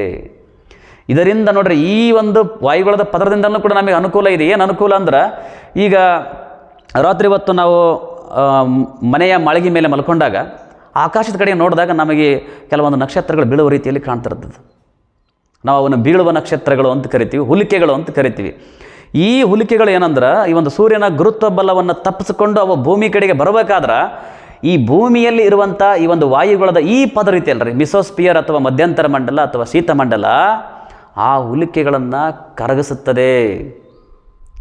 ನೋಡ್ರಿ, ಈ ವಾಯುಮಂಡಲವನ್ನು ದಾಟಿ ಭೂಮಿಗೆ ಬರಬೇಕಾದ್ರೆ ಈ ಮಿಸೋಸ್ಫಿಯರ್ದಲ್ಲಿನೇ ಆ ಹುಲಿಕೆಗಳು ಕರಗಿ ಭಸ್ಮ ಆಗಿಬಿಡ್ತಾವೆ. ಒಂದು ವೇಳೆ ಈ ಲೇಯರ್ ಇಲ್ಲದೆ ಹೋಗಿದ್ರೆ ಏನಾಗ್ತಿತ್ತು, ಆ ಹುಲಿಕೆಗಳು ಭೂಮಿಯ ಮೇಲೆ ಬಂದು ಅಪ್ಪಳಿಸ್ತಾ ಇದ್ದವು, ಭೂಮಿಯ ಮೇಲೆ ಕೆಲವು ಅಪಾಯಗಳನ್ನು ಉಂಟು ಮಾಡ್ತಾ ಇದ್ದವು. ಆದರೆ ಈ ಮಿಸೋಸ್ಫಿಯರ್ ಶೀತಮಂಡಲ ಹುಲಿಕೆಗಳಿಂದ ಆಗುವಂಥ ಅನಾಹುತಗಳಿಂದ ನಮ್ಮನ್ನು ರಕ್ಷಿಸುತ್ತದೆ. ನೋಡಿ, ಅಲ್ಲಿರುವಂಥ ಆ ಶೀತ, ಆ ಒಂದು ಕಡಿಮೆ ಪ್ರಮಾಣದ ಉಷ್ಣಾಂಶನೇ ಇವತ್ತು ಏನು ಮಾಡ್ತದೆ, ಆ ಒಂದು ಹುಲಿಕೆಗಳನ್ನು ಕರಗಿಸ್ತದೆ. ಅದಕ್ಕೆ ಇದನ್ನು ಹುಲಿಕೆಗಳನ್ನು ಕರಗಿಸುವ ಸ್ತರ ಅಂತೇಳಿ ಕರಿತಾ ಇದ್ದೀವಿ. ಇನ್ನು 4ನೇ ಒಂದು ಮಂಡಲ, ವಾಯುಗೋಳದ 4ನೇ ಪದರ ಹೊಂದಿದೆ. ಯಾವುದು ಅಂದರೆ ಅದು ಥರ್ಮೋಸ್ಫಿಯರ್ ಅಂತ ಕರಿತಾ ಇದ್ದೀವಿ. ಥರ್ಮೋಸ್ಫಿಯರ್, ಇದನ್ನು ಉಷ್ಣತಾ ಮಂಡಲ ಅಂತ ಕರಿತಾ ಇದ್ದೀವಿ. ನೋಡ್ರಿ, ಈ ಒಂದು ಥರ್ಮೋಸ್ಫಿಯರ್ ಅಥವಾ ಉಷ್ಣತಾ ಮಂಡಲದಲ್ಲಿ ಉಷ್ಣಾಂಶ ದಿಢೀರ್ ಹೆಚ್ಚಾಗಿಬಿಡ್ತದೆ. ಎಷ್ಟು ಪ್ರಮಾಣದಲ್ಲಿ ಹೆಚ್ಚಾಗ್ತದೆ ಅಂದರೆ ಉಷ್ಣಾಂಶ 1000 ಡಿಗ್ರಿ ಸೆಲ್ಸಿಯಸ್ನಿಂದ 1500 ಡಿಗ್ರಿ ಸೆಲ್ಸಿಯಸ್ವರೆಗೆ ಉಷ್ಣಾಂಶ ಹೆಚ್ಚಾಗ್ತದೆ. ಈ ಅತ್ಯಧಿಕ ಉಷ್ಣಾಂಶಕ್ಕೆ ಈ ಒಂದು ಥರ್ಮೋಸ್ಫಿಯರ್ಲಿರುವಂಥ ಅನಿಲದ ಕಣಗಳು ಏನಾಗ್ತವೆ ಅಂದ್ರೆ ಆ ಉಷ್ಣಾಂಶಕ್ಕೆ ಕಾದು ಆ ಅನಿಲದ ಕಣಗಳು ಅಯಾನುಗಳಾಗಿ ಬದಲಾವಣೆ ಹೊಂದ್ತವೆ. ನೋಡಿ, 1000ರಿಂದ 1500 ಡಿಗ್ರಿ ಸೆಲ್ಸಿಯಸ್ವರೆಗೆ ಉಷ್ಣಾಂಶ ಚೇಂಜ್ ಆಗ್ತದೆ. ಈ ಒಂದು ಅತ್ಯಧಿಕ ಉಷ್ಣಾಂಶಕ್ಕೆ ಈ ಒಂದು ಉಷ್ಣತಾ ಮಂಡಲದಲ್ಲಿರುವಂಥ ಅನಿಲದ ಕಣಗಳು ಕಾದು ಅವು ಏನಾಗಿ ಪರಿವರ್ತನೆ ಹೊಂತವಂದ್ರೆ ಅಯಾನುಗಳಾಗಿ ಪರಿವರ್ತನೆ ಹೊಂತವೆ. ಧನ ಅಯಾನು, ಋಣ ಅಯಾನು ಅಂತೇಳಿ ಪರಿವರ್ತನೆ ಹೊಂತವೆ. ಹಾಗಾಗಿನೇ ಇದನ್ನು ಅಯಾನು ಮಂಡಲ ಅಂತಲೂ ಕರೀತಾರೆ. ಇಲ್ಲಿರುವಂಥ ಅನಿಲದ ಕಣಗಳು ಅಯಾನುಗಳಾಗಿ ಪರಿವರ್ತನೆ ಹೊಂದೋದ್ರಿಂದ ಈ ಒಂದು ಉಷ್ಣತ ಮಂಡಲವನ್ನು ಅಯಾನು ಮಂಡಲ ಅಂತಲೂ ಕೂಡ ಕರೀತಾರೆ. ಮತ್ತು ಈ ಅಯಾನುಗಳಿಂದ ನಮಗೇನು ಅನುಕೂಲ ಅಂತಂದ್ರೆ, ಈಗ ನಾವು ಭೂಮಿಯಿಂದ ರೇಡಿಯೋ ತರಂಗಗಳನ್ನು ಬಾಹ್ಯಾಕಾಶಕ್ಕೆ ಕಳಿಸ್ತೇವೆ. ಈ ರೇಡಿಯೋ ತರಂಗಗಳನ್ನು ವಾಪಸ್ ಭೂಮಿಗೆ ಕಳಿಸುವಂಥ ಕೆಲಸವನ್ನು ಯಾವುದು ಮಾಡ್ತದೆ ಅಂದರೆ ಈ ಥರ್ಮೋಸ್ಫಿಯರ್ ಮಾಡ್ತದೆ, ಈ ಒಂದು ಅಯಾನು ಮಂಡಲ ಮಾಡ್ತದೆ. ಭೂಮಿಯಿಂದ ಕಳಿಸಲ್ಪಟ್ಟ ರೇಡಿಯೋ ತರಂಗಗಳನ್ನು ಪುನಃ ಭೂಮಿಗೆ ಪ್ರತಿಫಲಿಸುವಂಥ ಒಂದು ಮಂಡಲ ಯಾವುದು ಅದು ಅಂತಂದ್ರೆ ಅದು ಅಯಾನು ಮಂಡಲ. ಇದರಿಂದನಾಗಿ ನಾವಿವತ್ತು ಟಿ ವಿ, ಮೊಬೈಲು, ಬೇರೆ ಬೇರೆ ಥರವಾದಂಥ ವಸ್ತುಗಳನ್ನು ಬಳಸಲಿಕ್ಕೆ ನಮಗೆ ಸಾಧ್ಯ ಆಗಿದೆ ಇವತ್ತು. ಮತ್ತು ಈ ಒಂದು ಉಷ್ಣತಾ ಮಂಡಲದಲ್ಲಿ ಧ್ರುವ ಜ್ಯೋತಿಗಳು ಕಂಡುಬರ್ತವೆ. ಧ್ರುವ ಜ್ಯೋತಿಗಳು ಅಂದರೆ ಏನು? ಧ್ರುವ ಜ್ಯೋತಿಗಳು ಅಂತಂದ್ರೆ ಈ ಉತ್ತರ ಧ್ರುವ, ದಕ್ಷಿಣ ಧ್ರುವದಲ್ಲಿ ಸೂರ್ಯಾಸ್ತ ಆದಮೇಲೆ ಆ ಧ್ರುವ ಪ್ರದೇಶದಲ್ಲಿ ಒಂದು ಬಣ್ಣ ಚಿತ್ತಾರದ ಒಂದು ಬೆಳಕಿನ ಸಮೂಹ ಕಂಡು ಬರ್ತದೆ. ಅದನ್ನು ಧ್ರುವ ಜ್ಯೋತಿ ಅಂತ ಕರೀತಾರೆ. ನಮ್ಮ ಭೂಮಿಯಲ್ಲಿ ಈ ಧ್ರುವ ಪ್ರದೇಶದಲ್ಲಿ 2 ರೀತಿಯ ಧ್ರುವ ಜ್ಯೋತಿಗಳು ಕಂಡುಬರ್ತವೆ. ಒಂದು ಉತ್ತರ ಧ್ರುವದಲ್ಲಿ ಅರೋರಾ ಬೋರಾಲಿಸ್, ದಕ್ಷಿಣ ಧ್ರುವದಲ್ಲಿ ಅರೋರಾ ಆಸ್ಟ್ರಾಲಿಸ್ ಅಂತೇಳಿ. ಇನ್ನು ಕೊನೆಯದೊಂದು ಲೇಯರ್ ಇದೆ ವಾಯುಗೋಳದ ಅತ್ಯಂತ ಮೇಲ್ಪದರು ಯಾವುದು ಅಂದರೆ ಅದು ಬಾಹ್ಯಮಂಡಲ, ಎಕ್ಸೋಸ್ಪಿಯರ್. ಇಲ್ಲಿ ವಾಯುವಿನಲ್ಲಿ ಅನಿಲಗಳು ಭಾಳ ವಿರಳವಾಗಿರ್ತವೆ. ಅದರಲ್ಲಿ ಪ್ರಮುಖವಾಗಿ ಇಲ್ಲಿ ಕಂಡುಬರುವಂಥ ಅನಿಲಗಳು ಅಂತಂದರೆ ಜಲಜನಕ, ಇನ್ನೊಂದು ಹೀಲಿಯಂ ಕಂಡುಬರ್ತದೆ. ಸೊ ಇದಿಷ್ಟು ವಾಯುಮಂಡಲದ 5 ಪದರಗಳ ಬಗ್ಗೆ ಇರುವಂಥ ಒಂದು ಮಾಹಿತಿ. ಸೊ ಇಲ್ಲಿ ಪ್ರಶ್ನೆ ಏನು ಕೊಟ್ಟಿದ್ದೇನೆ ಅಂದ್ರೆ ವಾಯುಮಂಡಲದ ಅತ್ಯಂತ ಕೆಳಪದರು ಯಾವುದು? ನಮಗೀಗ ಗೊತ್ತಿದೆ ಆನ್ಸರು ಯಾವುದು ಅಂದರೆ ವಾಯುಮಂಡಲದ ಅತ್ಯಂತ ಕೆಳಗಿನ ಪದರು ಯಾವುದ್ರಿ? ಎಸ್, ಯಾವುದು ಅಂದರೆ ಪರಿವರ್ತನಾ ಮಂಡಲ ಅಥವಾ ಟ್ರೋಪೋಸ್ಪಿಯರ್. ನೋಡಿ, ವಾಯುಮಂಡಲದ ಅತ್ಯಂತ ಕೆಳಗಿನ ಪದರು ಯಾವುದದು? ಟ್ರೋಪೋಸ್ಪಿಯರ್, ಪರಿವರ್ತನಾ ಮಂಡಲ. ಹಾಗಾಗಿ ಇದಕ್ಕೆ ಸರಿಯಾದ ಆನ್ಸರ್ ಯಾವುದು ಅಂದ್ರೆ ಆಪ್ಷನ್ ಎ, ಪರಿವರ್ತನಾ ಮಂಡಲ ಇದಕ್ಕೆ ಸರಿಯಾದಂಥ ಉತ್ತರ. ಮುಂದಿನ ಪ್ರಶ್ನೆ ಹೋಗೋಣ.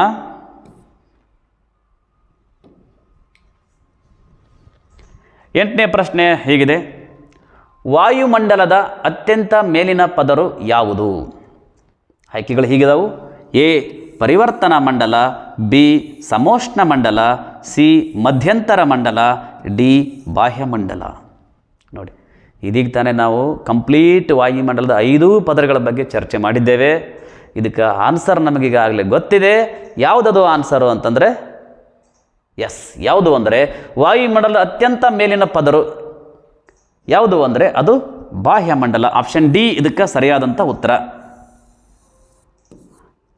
ವಾಯುಮಂಡಲದ ಅತ್ಯಂತ ಕೆಳಗಿನ ಪದರು ಪರಿವರ್ತನಾ ಮಂಡಲ ಆದರೆ ವಾಯುಗೋಳದ ಅಥವಾ ವಾಯುಮಂಡಲದ ಅತ್ಯಂತ ಮೇಲ್ಪದರು ಯಾವುದು ಅಂದರೆ ಅದು ಬಾಹ್ಯಮಂಡಲ. ಎಸ್, ಈಗ ಮುಂದಿನ ಪ್ರಶ್ನೆಗೆ ಹೋಗೋಣ. ಮುಂದಿನ ಪ್ರಶ್ನೆ 9ನೇ ಪ್ರಶ್ನೆ ಹೀಗಿದೆ: ಭೂಮಿಯಿಂದ ಪ್ರಸಾರಗೊಂಡ ರೇಡಿಯೋ ತರಂಗಗಳನ್ನು ಪುನಃ ಭೂಮಿಯ ಕಡೆಗೆ ಪ್ರತಿಫಲಿಸುವ ವಾಯುಗೋಳದ ಪದರು ಯಾವುದು?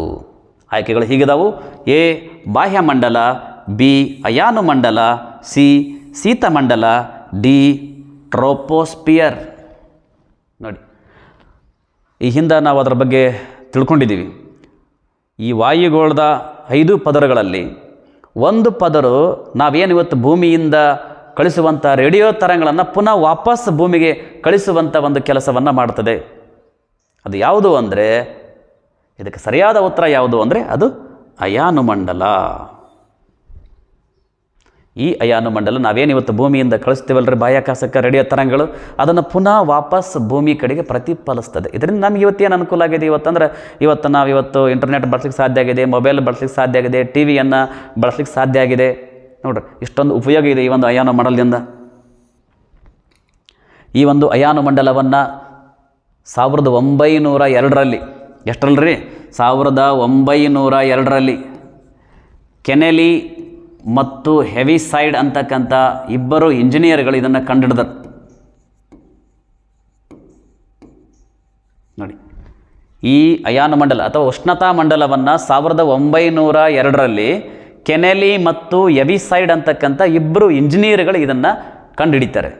ಹಾಗಾಗಿ ಇದನ್ನು ಇಂಜಿನಿಯರ್ಗಳ ವಲಯ ಅಂತಲೂ ಕರೀತಾರೆ. ಇದನ್ನು ಉಷ್ಣತಾ ಮಂಡಲವನ್ನು ಅಯಾನುಮಂಡಲ ಅಂತಲೂ ಕರೀತಾರೆ, ಆಮೇಲೆ ಇಂಜಿನಿಯರ್ಗಳ ವಲಯ ಅಂತಲೂ ಕರೀತಾರೆ. ಯಾಕೆ ಕರೀತಾರೆ ಅಂದರೆ 2 ಇಂಜಿನಿಯರ್ಗಳು 1902ರಲ್ಲಿ ಕೆನೆಲಿ ಮತ್ತು ಹೆವಿಸೈಡ್ ಅಂತಕ್ಕಂಥ 2 ಇಂಜಿನಿಯರ್ಗಳು ಇದನ್ನು ಸಂಶೋಧನೆ ಮಾಡಿದ್ರ ಬಗ್ಗೆ. ಹಾಗಾಗಿ ಅವರನ್ನು ಈ ಒಂದು ಮಂಡಲವನ್ನು ಇಂಜಿನಿಯರ್ಗಳ ವಲಯ ಅಂತಲೂ ಕರಿತಾ ಇದ್ದೀವಿ. ಸೊ ಈ ಒಂದು ಪ್ರಶ್ನೆ ಭೂಮಿಯಿಂದ ಕಳಿಸಲ್ಪಟ್ಟಂಥ ರೇಡಿಯೋ ತರಂಗವನ್ನು ಪುನಃ ವಾಪಸ್ ಭೂಮಿಗೆ ಪ್ರತಿಫಲಿಸುವಂಥ ಒಂದು ವಾಯುಮಂಡಲದ ಒಂದು ಪದರು ಯಾವುದು ಅಂದರೆ ಸರಿಯಾದ ಉತ್ತರ ಆಪ್ಷನ್ ಬಿ ಅಯಾನುಮಂಡಲ ಇದಕ್ಕೆ ಸರಿಯಾದಂಥ ಉತ್ತರ.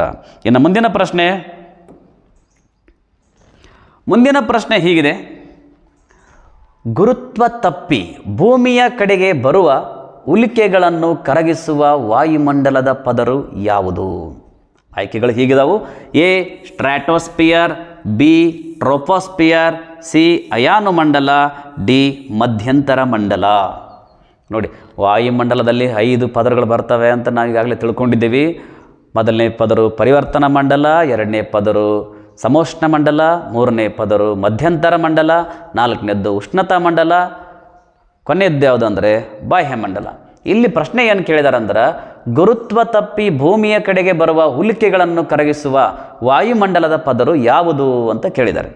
ನೋಡಿ, ಇದರಲ್ಲಿ ಉಲ್ಕೆಗಳನ್ನು ಕರಗಿಸುವ ಸ್ತರ ಮಂಡಲ ಯಾವುದು ಅಂದರೆ ಸರಿಯಾದ ಉತ್ತರ ಯಾವುದು ಅಂದರೆ ಇದಕ್ಕೆ ಮೀಸೋಸ್ಪಿಯರ್ ಅಥವಾ ಮಧ್ಯಂತರ ಮಂಡಲ ಅಥವಾ ಶೀತಮಂಡಲ.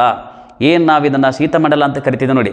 ಯಾಕೆ ಕರಿತೀವಿ ಅಂದ್ರೆ ಅಲ್ಲಿ ಉಷ್ಣಾಂಶ ಭಾಳ ಅಂದ್ರೆ ಭಾಳ ಕಡಿಮೆ ಆಗ್ತಾ ಹೋಗ್ತದೆ. -100°C ಕೂಡ ಉಷ್ಣಾಂಶ ಕಡಿಮೆ ಆಗ್ತಾ ಹೋಗುತ್ತೆ. ಆ ಅತ್ಯಧಿಕ ಕಡಿಮೆ ಉಷ್ಣಾಂಶದಿಂದಾಗಿ ಭೂಮಿ ಕಡೆಗೆ ಬರುವಂಥ ಉಲ್ಕೆಗಳು ಈ ವಲಯದಲ್ಲಿನೇ ಏನಾಗಿಬಿಡ್ತಾವೆ ಅಂದ್ರೆ ಕರಗಿ ಭಸ್ಮವಾಗಿ ಬಿಡುತ್ತದೆ. ಹಾಗಾಗಿ ಇದನ್ನು ಉಲ್ಕೆಗಳು ಕರಗುವ ಸ್ತರ ಅಂತ ಕರೀತಾರೆ ಇದನ್ನು, ಮೆಸೋಸ್ಪಿಯರನ್ನು ಅಥವಾ ಶೀತಮಂಡಲವನ್ನು. ಹಾಗಾಗಿ ಈ ಒಂದು ಪ್ರಶ್ನೆ ಏನು ಕೇಳಿದ್ದಾರೆ ಅಂದ್ರೆ ಉಲ್ಕೆಗಳನ್ನು ಕರಗಿಸುವಂಥ ವಾಯುಮಂಡಲದ ಪದರು ಯಾವುದು ಅಂದರೆ ಅದು ಮಿಸೋಸ್ಪಿಯರ್ ಅಥವಾ ಮಧ್ಯಂತರ ಮಂಡಲ ಅಥವಾ ಶೀತಮಂಡಲ. ಹಾಗಾದರೆ ಇದಕ್ಕೆ ಸರಿಯಾದ ಉತ್ತರ ಯಾವುದಪ್ಪ ಅಂತಂದ್ರೆ ಆಪ್ಷನ್ ಡಿ ಕೊಟ್ಟಿದ್ದಾನೆ ನೋಡ್ರಿ, ಇಲ್ಲಿ ಮಧ್ಯಂತರ ಮಂಡಲ ಅಂತೇಳಿ ಕೊಟ್ಟಿದ್ದಾನೆ. ಇದಕ್ಕೆ ಸರಿಯಾದಂಥ ಉತ್ತರ. ಇನ್ನು ನೆಕ್ಸ್ಟ್ ಮುಂದಿನ ಪ್ರಶ್ನೆ ನೋಡೋಣ.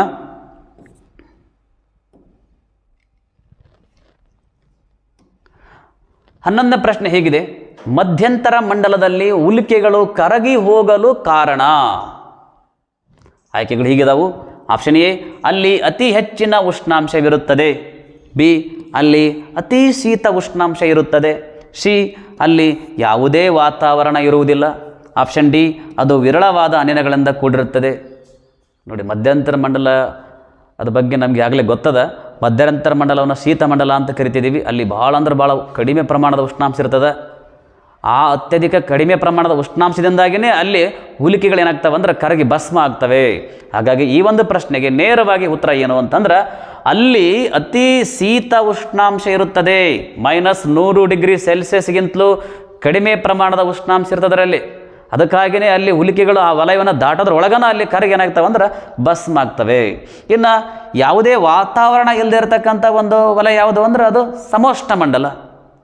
ಅತಿ ಹೆಚ್ಚಿನ ಉಷ್ಣಾಂಶ ಹೊಂದಿರತಕ್ಕಂಥ ಒಂದು ವಾಯುಮಂಡಲದ ಒಂದು ಪದರ ಯಾವುದು ಅಂದ್ರೆ ಅದು ಉಷ್ಣತಾ ಮಂಡಲ. ಅತಿ ವಿರಳವಾದ ಅನಿಲಗಳಿಂದ ಕೂಡಿರ್ತಕ್ಕಂಥ ವಾಯುಮಂಡಲದ ಪದರ ಯಾವುದು ಅಂದ್ರೆ ಅದು ಬಾಹ್ಯ ಮಂಡಲ. ಅರ್ಥ ಆಗಿದೆಯಲ್ರಿ? ಸೊ ಈ ಒಂದು ಪ್ರಶ್ನೆ ಏನಪ್ಪ ಅಂದ್ರೆ ಏನು ಮಧ್ಯಂತರ ಮಂಡಲದಲ್ಲಿ ಉಲ್ಕೆಗಳು ಯಾಕೆ ಕರಗ್ತಾವಂದ್ರೆ ಅಲ್ಲಿ ಅತಿ ಶೀತ ಉಷ್ಣಾಂಶ ಇರ್ತದೆ. ಹಾಗಾಗಿ ಆ ಉಲ್ಕೆಗಳು ಅಲ್ಲಿ ಕರಗ್ತವೆ. ಆಪ್ಷನ್ ಬಿ ಇದಕ್ಕೆ ಸರಿಯಾದಂಥ ಉತ್ತರ. ಮುಂದಿನ ಪ್ರಶ್ನೆ ಏನಿದೆ, ಹವಾಮಾನದ ಎಲ್ಲ ಬದಲಾವಣೆಗಳು ಕಂಡುಬರುವ ವಾಯುಮಂಡಲದ ಪದರು ಯಾವುದು? ಆಯ್ಕೆಗಳು ಹೀಗಿದಾವು. Option A troposphere, option B stratosphere, option C mesosphere, option D exosphere. ಪ್ರಿಯ ಮಿತ್ರರೇ, ನಾವು ಕೆಲವೊಂದು ಉತ್ತರಗಳನ್ನು ನೋಡಬೇಕಾದ್ರೆ ಕೆಲವಲ್ಲಿ ಇಂಗ್ಲೀಷ್ನಲ್ಲಿ ಕೊಟ್ಟಿರ್ತಾನೆ, ಕನ್ನಡದಲ್ಲೂ ಕೊಟ್ಟಿರ್ತಾನೆ. ಅದಕ್ಕಾಗಿ ನಾವು ಇಂಗ್ಲೀಷ್ನಲ್ಲಿ ನೋಡ್ಕೋಬೇಕು ಮತ್ತು ಕನ್ನಡ ಎರಡರಲ್ಲಿ ಕೂಡ ಅದನ್ನು ನೋಡ್ಕೊಳ್ಬೇಕಾಗತ್ವ ಸ್ವಲ್ಪ ಅಗತ್ಯತೆ ಐತಿ. ಯಾಕಂದರೆ ಕೆಲವೊಂದು ಪ್ರಶ್ನೆ ಪತ್ರಿಕೆ ಒಳಗೆ ಕನ್ನಡದಲ್ಲಿ ಕೊಟ್ಟಿರ್ತಾನೆ, ಕೆಲವೊಂದು ಸಾರಿ ಏನು ಮಾಡಿಬಿಡ್ತಾರೆ ಅಂದ್ರೆ ಇಂಗ್ಲೀಷ್ನಲ್ಲಿ ಕೊಟ್ಬಿಡ್ತಾರೆ. ಅದಕ್ಕೆ ಎರಡೂ ಭಾಷೆಯಲ್ಲಿ ಏನಂತ ಕರೀತಾರೆ ಅನ್ನೋದು ಸ್ವಲ್ಪ ನಾವು ಗಮನವರಿಸಿ ಸ್ವಲ್ಪ ನೋಡ್ಕೋಬೇಕು ನಾವು ಅದನ್ನ. ಸೊ ಇಲ್ಲಿ ಆಯ್ಕೆಗಳೇ ನೋಡ್ರಿ, ಇಲ್ಲಿ ಹವಾಮಾನದ ಎಲ್ಲ ಬದಲಾವಣೆಗಳು ಕಂಡುಬರುವಂಥ ಒಂದು ವಾಯುಮಂಡಲದ ಪದರು ಯಾವುದು? ನಾವು ಹೇಳಿದ್ವಿ ಹವಾಮಾನದ ಎಲ್ಲ ರೀತಿ ಬದಲಾವಣೆಗಳು ಕಂಡುಬರುವಂಥ ಒಂದು ವಾಯುಮಂಡಲದ ಪದರು ಯಾವುದು? ಎಸ್, ಇದಕ್ಕೆ ಸರಿಯಾದ ಉತ್ತರ ಯಾವುದು ಅಂದರೆ ಆಪ್ಷನ್ ಎ ಟ್ರೋಪೋಸ್ಫಿಯರ್ ಇದಕ್ಕೆ ಸರಿಯಾದಂತಹ ಉತ್ತರ. ಟ್ರೋಪೋಸ್ಫಿಯರ್ ಅಂದರೆ ಯಾವುದ್ರಿ? ಪರಿವರ್ತನಾ ಮಂಡಲ. ಹೆಸರು ಹೇಳ್ತದೆ ಪರಿವರ್ತನೆ, ಬದಲಾವಣೆ. ಹವಾಮಾನದ ಎಲ್ಲ ರೀತಿಯ ಅಂಶಗಳು, ವಿದ್ಯಮಾನಗಳು, ಉಷ್ಣಾಂಶ, ಒತ್ತಡ, ಮೋಡ, ಮಳೆ, ತೇವಾಂಶ, ಈ ಥರದ ಎಲ್ಲ ರೀತಿಯ ಹವಾಮಾನದ ಲಕ್ಷಣಗಳು ಈ ಒಂದು ವಲಯದಲ್ಲಿ ಕಂಡು ಬರ್ತದೆ. ಅದಕ್ಕಾಗಿ ಇದಕ್ಕೆ ಪರಿವರ್ತನಾ ಮಂಡಲ ಅಂತ ಕರೆಯೋದು. ಇದಕ್ಕೆ ಸರಿಯಾದ ಉತ್ತರ ಯಾವುದು ಅಂದ್ರೆ ಟ್ರೋಪೋಸ್ಫಿಯರ್ ಅಥವಾ ಪರಿವರ್ತನಾ ಮಂಡಲ. ಮುಂದಿನ ಪ್ರಶ್ನೆ ನೋಡೋಣ. ಪರಿವರ್ತನಾ ಮಂಡಲಕ್ಕೆ ಸಂಬಂಧಿಸಿದಂತೆ ಈ ಕೆಳಗಿನವುಗಳಲ್ಲಿ ಸರಿಯಾದ ಹೇಳಿಕೆಯನ್ನು ಗುರುತಿಸಿ. ನೋಡಿ ಮಿತ್ರರೇ, ಇಲ್ಲಿ 4 ಹೇಳಿಕೆಗಳನ್ನು ಕೊಟ್ಟಿದ್ದಾರೆ. ಅದರಲ್ಲಿ ಒಂದು ಹೇಳಿಕೆ ಮಾತ್ರ ಸರಿ ಇದೆ. ಆ ಸರಿಯಾದ ಹೇಳಿಕೆ ಯಾವುದು ಅನ್ನೋದನ್ನು ನಾವೀಗ ಪತ್ತೆ ಹಚ್ಚಬೇಕಿಲ್ಲ. ಹಾಗಾದರೆ ಹೇಳಿಕೆಗಳು ಏನದವು? ಆಪ್ಷನ್ ಎ ಎಲ್ಲೆಡೆ ಒಂದೇ ರೀತಿಯಾಗಿರುತ್ತದೆ. ನೋಡಿ, ಪರಿವರ್ತನಾ ಮಂಡಲ ಇದರ ಎತ್ತರ ಎಲ್ಲ ಕಡೆ ಸೇಮ್ ಇರ್ತದ ಅಂತ ಹೇಳಿದ್ದಾನೆ. ಒಂದೇ ಆಪ್ಷನ್. ಪರಿವರ್ತನಾ ಮಂಡಲದ ಎತ್ತರ ಎಲ್ಲ ಕಡೆ ಸೇಮ್ ಇರಂಗಿಲ್ಲ, ಅದು ವ್ಯತ್ಯಾಸದಿಂದ ಕೂಡಿದೆ. ಹಾಗಾಗಿ ಒಂದೇ ಹೇಳಿಕೆ ತಪ್ಪು. ಹಾಗೆ ಎರಡನೇ ಹೇಳಿಕೆ ಇದೆ ನೋಡಿ, ಆಪ್ಷನ್ ಬಿ ಭೂಮಿಯ ಸಮಭಾಜಕ ವೃತ್ತದ ಬಳಿ ಪರಿವರ್ತನಾ ಮಂಡಲದ ಎತ್ತರ 18 ಕಿಲೋಮೀಟರ್, ಧ್ರುವ ಪ್ರದೇಶದ ಬಳಿ 8 ಕಿಲೋಮೀಟರ್ ಇರುತ್ತದೆ. ಸರಿ ಇದೆಯಾ ಹೇಳಿಕೆ? ಎಸ್, ಪರಿವರ್ತನಾ ಮಂಡಲದ ಎತ್ತರ ಭೂಮಿ ಎಲ್ಲ ಕಡೆ ಒಂದೇ ರೀತಿ ಇರಲ್ಲ, ನಿಜ. ಅದು ವ್ಯತ್ಯಾಸದಿಂದ ಕೂಡಿತಿ. ಅದು ಹೇಗೆ ಅಂದ್ರೆ, ಅದು ಸಮಭಾಜಕ ವೃತ್ತ ಪ್ರದೇಶದ ಬಳಿ 18 ಕಿಲೋಮೀಟರ್ ಎತ್ತರ ಹೊಂದಿರುತ್ತದೆ, ಧ್ರುವ ಪ್ರದೇಶದ ಬಳಿ 8 ಕಿಲೋಮೀಟರ್ ಎತ್ತರವನ್ನು ಹೊಂದಿರುತ್ತದೆ. ಸೊ ಇಲ್ಲಿ ಆಪ್ಷನ್ ಬಿ ಇರುವಂಥ ಒಂದು ಹೇಳಿಕೆ ಸರಿಯಾಗಿದೆ. ಮತ್ತು ಇನ್ನು ಯಾವುದಾದ್ರೂ ಹೇಳಿಕೆಗಳು ಸರಿ ಇದಾವ ಅನ್ನೋದನ್ನು ನಾವಿಲ್ಲಿ ಗಮನಿಸೋಣ. ಆಪ್ಷನ್ ಸಿ ಇದೆ, ಭೂಮಿಯ ಸಮಭಾಜಕ ವೃತ್ತದ ಬಳಿ 8 ಕಿಲೋಮೀಟರ್ ಹಾಗೂ ಧ್ರುವ ಪ್ರದೇಶದ ಬಳಿ 18 ಕಿಲೋಮೀಟರ್ ಎತ್ತರವಿರುತ್ತದೆ. ನೋಡಿ, ಇಲ್ಲಿ ಉಲ್ಟಾ ಕೇಳಿದಾನೆ. ಸಮಭಾಜಕ ವೃತ್ತ ಪ್ರದೇಶದ ಬಳಿ 8 ಕಿಲೋಮೀಟರ್ ಇದೆ, ಧ್ರುವ ಪ್ರದೇಶದ ಬಳಿ 18 ಕಿಲೋಮೀಟರ್ ಇದೆ. ಇದು ರಾಂಗ್. ಇದು ಆನ್ಸರ್ ಇದೈತಲ್ಲ, ಆಪ್ಷನ್ ಸಿ ಇದು ರಾಂಗ್. ಇದು ಯಾಕಂದ್ರೆ ಅದು ಏನಾಗಬೇಕಾಗಿತ್ತು ಅಂದ್ರೆ, ಸಮಭಾಜಕ ವೃತ್ತ ಪ್ರದೇಶದ ಬಳಿ 18 ಕಿಲೋಮೀಟ್ರ, ಧ್ರುವ ಪ್ರದೇಶದ ಬಳಿ 18 ಕಿಲೋಮೀಟರ್ ಧ್ರುವ ಪ್ರದೇಶದ ಬಳಿ 8 ಕಿಲೋಮೀಟರ್ ಅಂತೇಳಿ ಆಗಬೇಕಾಗಿತ್ತು. ಹಾಗಾಗಿ ಇದು ಹಂಗಾಗಿಲ್ಲ, ಇದು ತಪ್ಪು. ಇನ್ನು ಆಪ್ಷನ್ ಡಿ ಏನಿದೆ ಅಂದರೆ, ಭೂಮಿಯ ಎಲ್ಲ ಕಡೆ ಸರಾಸರಿ 12 ಕಿಲೋಮೀಟರ್ ಎತ್ತರ ಇರುತ್ತದೆ. ಇದು ರಾಂಗ್. ಪರಿವರ್ತನಾ ಮಂಡಲದ ಎತ್ತರ ಭೂಮಿಯ ಎಲ್ಲ ಕಡೆ ಸೇಮ್ ಇರಂಗಿಲ್ಲ, ಅದು ವ್ಯತ್ಯಾಸದಿಂದ ಕೂಡೈತಿ. ಅದು ಹೇಗೆ ಅಂದ್ರೆ, ಇದು ಸಮಭಾಜಕ ವೃತ್ತ ಪ್ರದೇಶದ ಬಳಿ 18 ಕಿಲೋಮೀಟರ್ ಇದ್ದರೆ ಧ್ರುವ ಪ್ರದೇಶದ ಬಳಿ 8 ಕಿಲೋಮೀಟರ್ ಎತ್ತರವನ್ನು ಹೊಂದಿರುತ್ತದೆ. ಹಾಗಾಗಿ ಇದಕ್ಕೆ ಸರಿಯಾದ ಉತ್ತರ ಯಾವುದಂದ್ರೆ ಆಪ್ಷನ್ ಬಿ ಇದಕ್ಕೆ ಸರಿಯಾದಂಥ ಉತ್ತರ. ಮುಂದಿನ ಪ್ರಶ್ನೆಯನ್ನು ನೋಡೋಣ.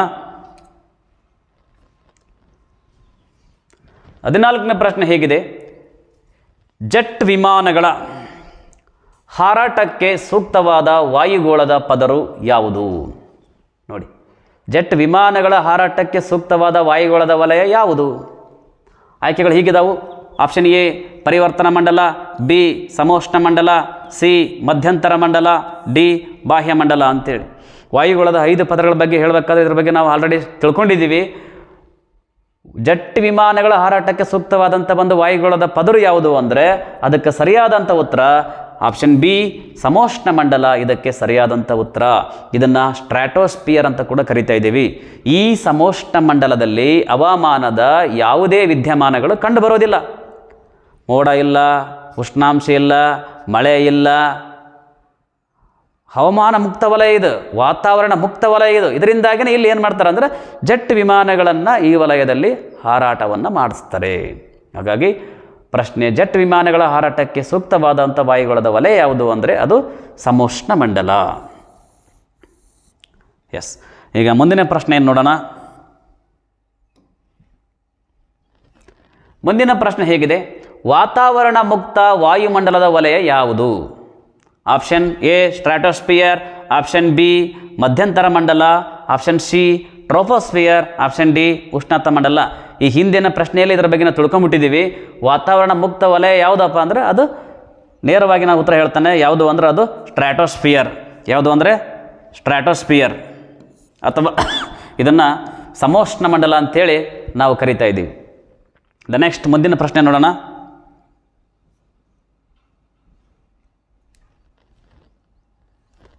ಹದಿನಾರನೇ ಪ್ರಶ್ನೆ, ಓಝೋನ್ ವಲಯವು ವಾಯುಗೋಳದ ಈ ಮಂಡಲದಲ್ಲಿ ಕಂಡುಬರುತ್ತದೆ.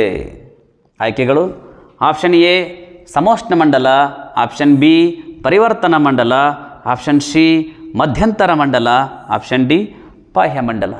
ನೋಡಿ, ಓಝೋನ್ ವಲಯ ವಾಯುಮಂಡಲದ ಯಾವ ಪದರಿನಲ್ಲಿ, ಯಾವ ವಲಯದಲ್ಲಿ ಕಂಡುಬರುತ್ತದೆ ಅಂದರೆ ಅದು ನೇರವಾಗಿ ಇದಕ್ಕೆ ಉತ್ತರ ಏನು ಅಂತ ನಾನು ಹೇಳ್ತೇನೆ. ಯಾವುದು ಅಂದರೆ ಅದು ಸಮೋಷ್ಣ ಮಂಡಲ. ಸ್ಟ್ರಾಟೋಸ್ಫಿಯರ್ ಅಥವಾ ಸಮೋಷ್ಣ ಮಂಡಲದಲ್ಲಿ ಓಝೋನ್ ಕಂಡುಬರುತ್ತದೆ. ಈ ಓಝೋನನ್ನು ನಾವು ಜೀವರಕ್ಷಕ ಅಂತ ಕರಿತೀವಿ.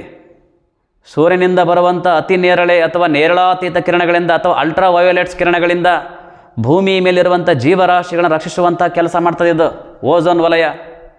ಹಾಗಾಗಿ ಈ ಓಝೋನ್ ವಲಯ ಎಲ್ಲಿ ಕಂಡುಬರ್ತದೆ, ವಾಯುಗೋಳದ ಯಾವ ಪದರಿನಲ್ಲಿ ಕಂಡುಬರ್ತದೆ ಅಂತಂದ್ರೆ ಸಮೋಷ್ಣ ಮಂಡಲ ಅಥವಾ ಸ್ಟ್ರಾಟೋಸ್ಫಿಯರ್ನಲ್ಲಿ ಕಂಡುಬರ್ತದೆ. ಸುಮಾರು ಇದು 16ರಿಂದ 35 ಕಿಲೋಮೀಟರ್ಗಳ ನಡುವೆ ಈ ಒಂದು ವಲಯ ಕಂಡುಬರುತ್ತದೆ. ಸೊ ನೆಕ್ಸ್ಟ್ ಕ್ವಶನ್ಗೆ ಹೋಗೋಣ.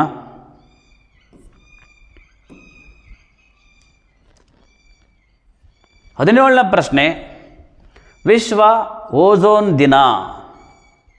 ಆಯ್ಕೆಗಳು ಹೀಗಿದ್ದವು. Option A September 16, option B October 16, option C September 15, option D October 1. ನೋಡಿ,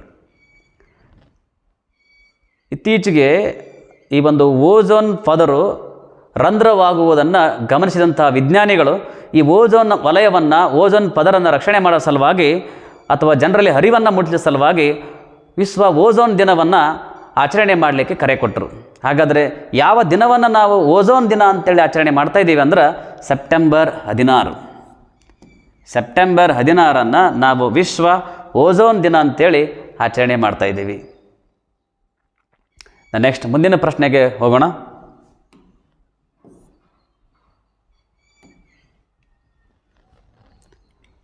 ಹದಿನೆಂಟನೇ ಪ್ರಶ್ನೆ ಹೀಗಿದೆ: ಉಷ್ಣತಾ ಮಂಡಲದಲ್ಲಿ ಅನಿಲದ ಅಣುಗಳು ಅಯಾನುಗಳಾಗಿ ಪರಿವರ್ತನೆ ಹೊಂದಲು ಕಾರಣ. ನೋಡಿ, ವಾಯುಮಂಡಲದಲ್ಲಿ ಬರುವಂಥ 4ನೇ ಲೇಯರ್ ಇದು ಉಷ್ಣತಾ ಮಂಡಲ.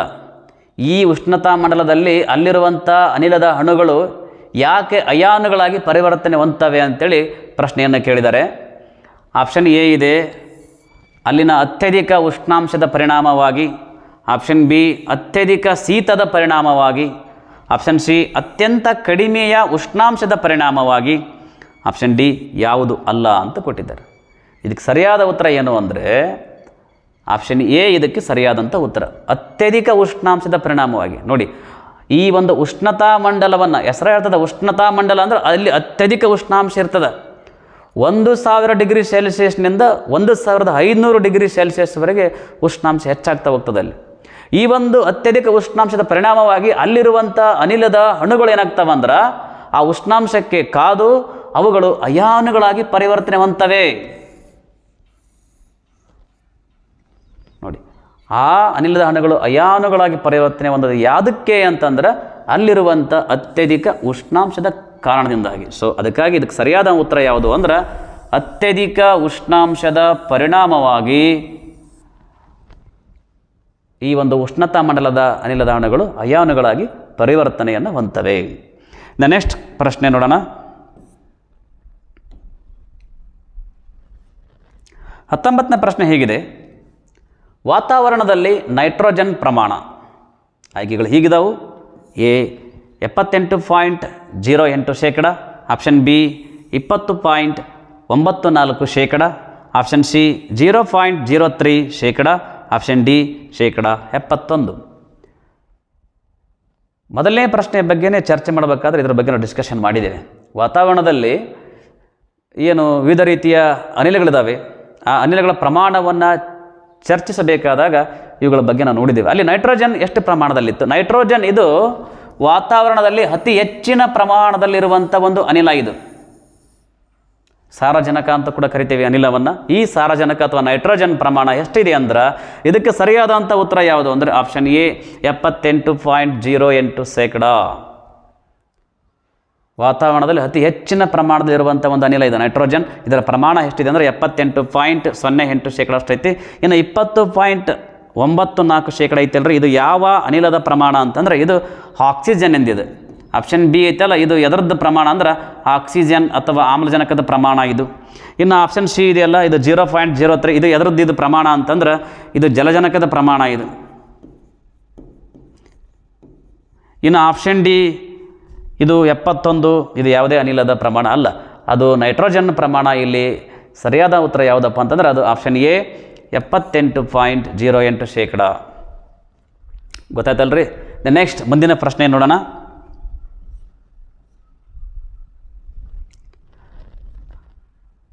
ಪ್ರಶ್ನೆ ಸಂಖ್ಯೆ 20 ಈ ರೀತಿ ಇದೆ: ವಾಯುಮಂಡಲದಲ್ಲಿ ಆಮ್ಲಜನಕದ ಶೇಕಡಾವಾರು ಪ್ರಮಾಣ. ನೋಡಿ, ಈ ಹಿಂದಿನ ಪ್ರಶ್ನೆಯಲ್ಲಿ ನಾವು ಚರ್ಚೆ ಮಾಡಿದ್ದೆವು, ಹಾಗಾಗಿ ಇದಕ್ಕೆ ನೇರವಾಗಿ ಉತ್ತರವನ್ನು ನೋಡ್ಬಿಡೋಣ. ಉತ್ತರ ಯಾವುದು ಅಂದರೆ ಮೊದಲನೇ ಆಪ್ಷನ್ ಏನಿದೆಯಲ್ಲ 20.94% ಇದಕ್ಕೆ ಸರಿಯಾದಂಥ ಉತ್ತರ. ಆಕ್ಸಿಜನ್ ಅಥವಾ ಆಮ್ಲಜನಕದ ಪ್ರಮಾಣ ಎಷ್ಟಿದೆ ನಮ್ಮ ವಾತಾವರಣದಲ್ಲಿ ಅಂತಂದ್ರೆ 20.94% ಆಕ್ಸಿಜನ್ ಪ್ರಮಾಣ ಇದೆ. ಸೊ ನೆಕ್ಸ್ಟ್ ಕ್ವಶನ್ಗೆ ಹೋಗೋಣ. ಈಗ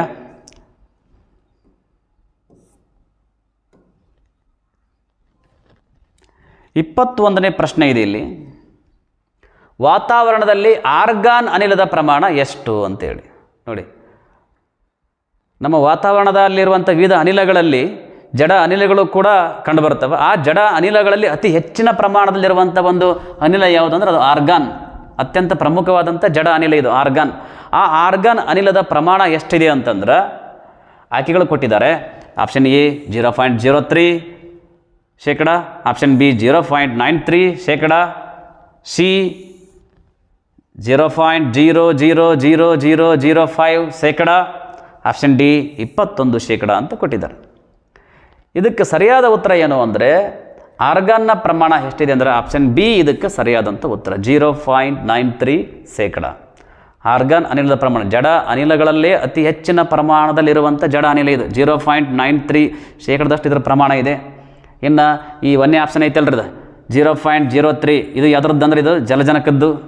ಹಾಗೆ ಆಪ್ಷನ್ ಸಿ ಇದೆ ನೋಡಿ 0.00005 ಇದು ಯಾವ ಅನಿಲದ ಪ್ರಮಾಣ ಅಂದರೆ ಓಝೋನ್ ಅನಿಲದ ಪ್ರಮಾಣ. ಇದು ವಾತಾವರಣದಲ್ಲಿ ಓಝೋನ್ ಎಷ್ಟು ಪ್ರಮಾಣದಲ್ಲಿದೆ ಅಂದ್ರೆ 0.0000005% ಇದೆ.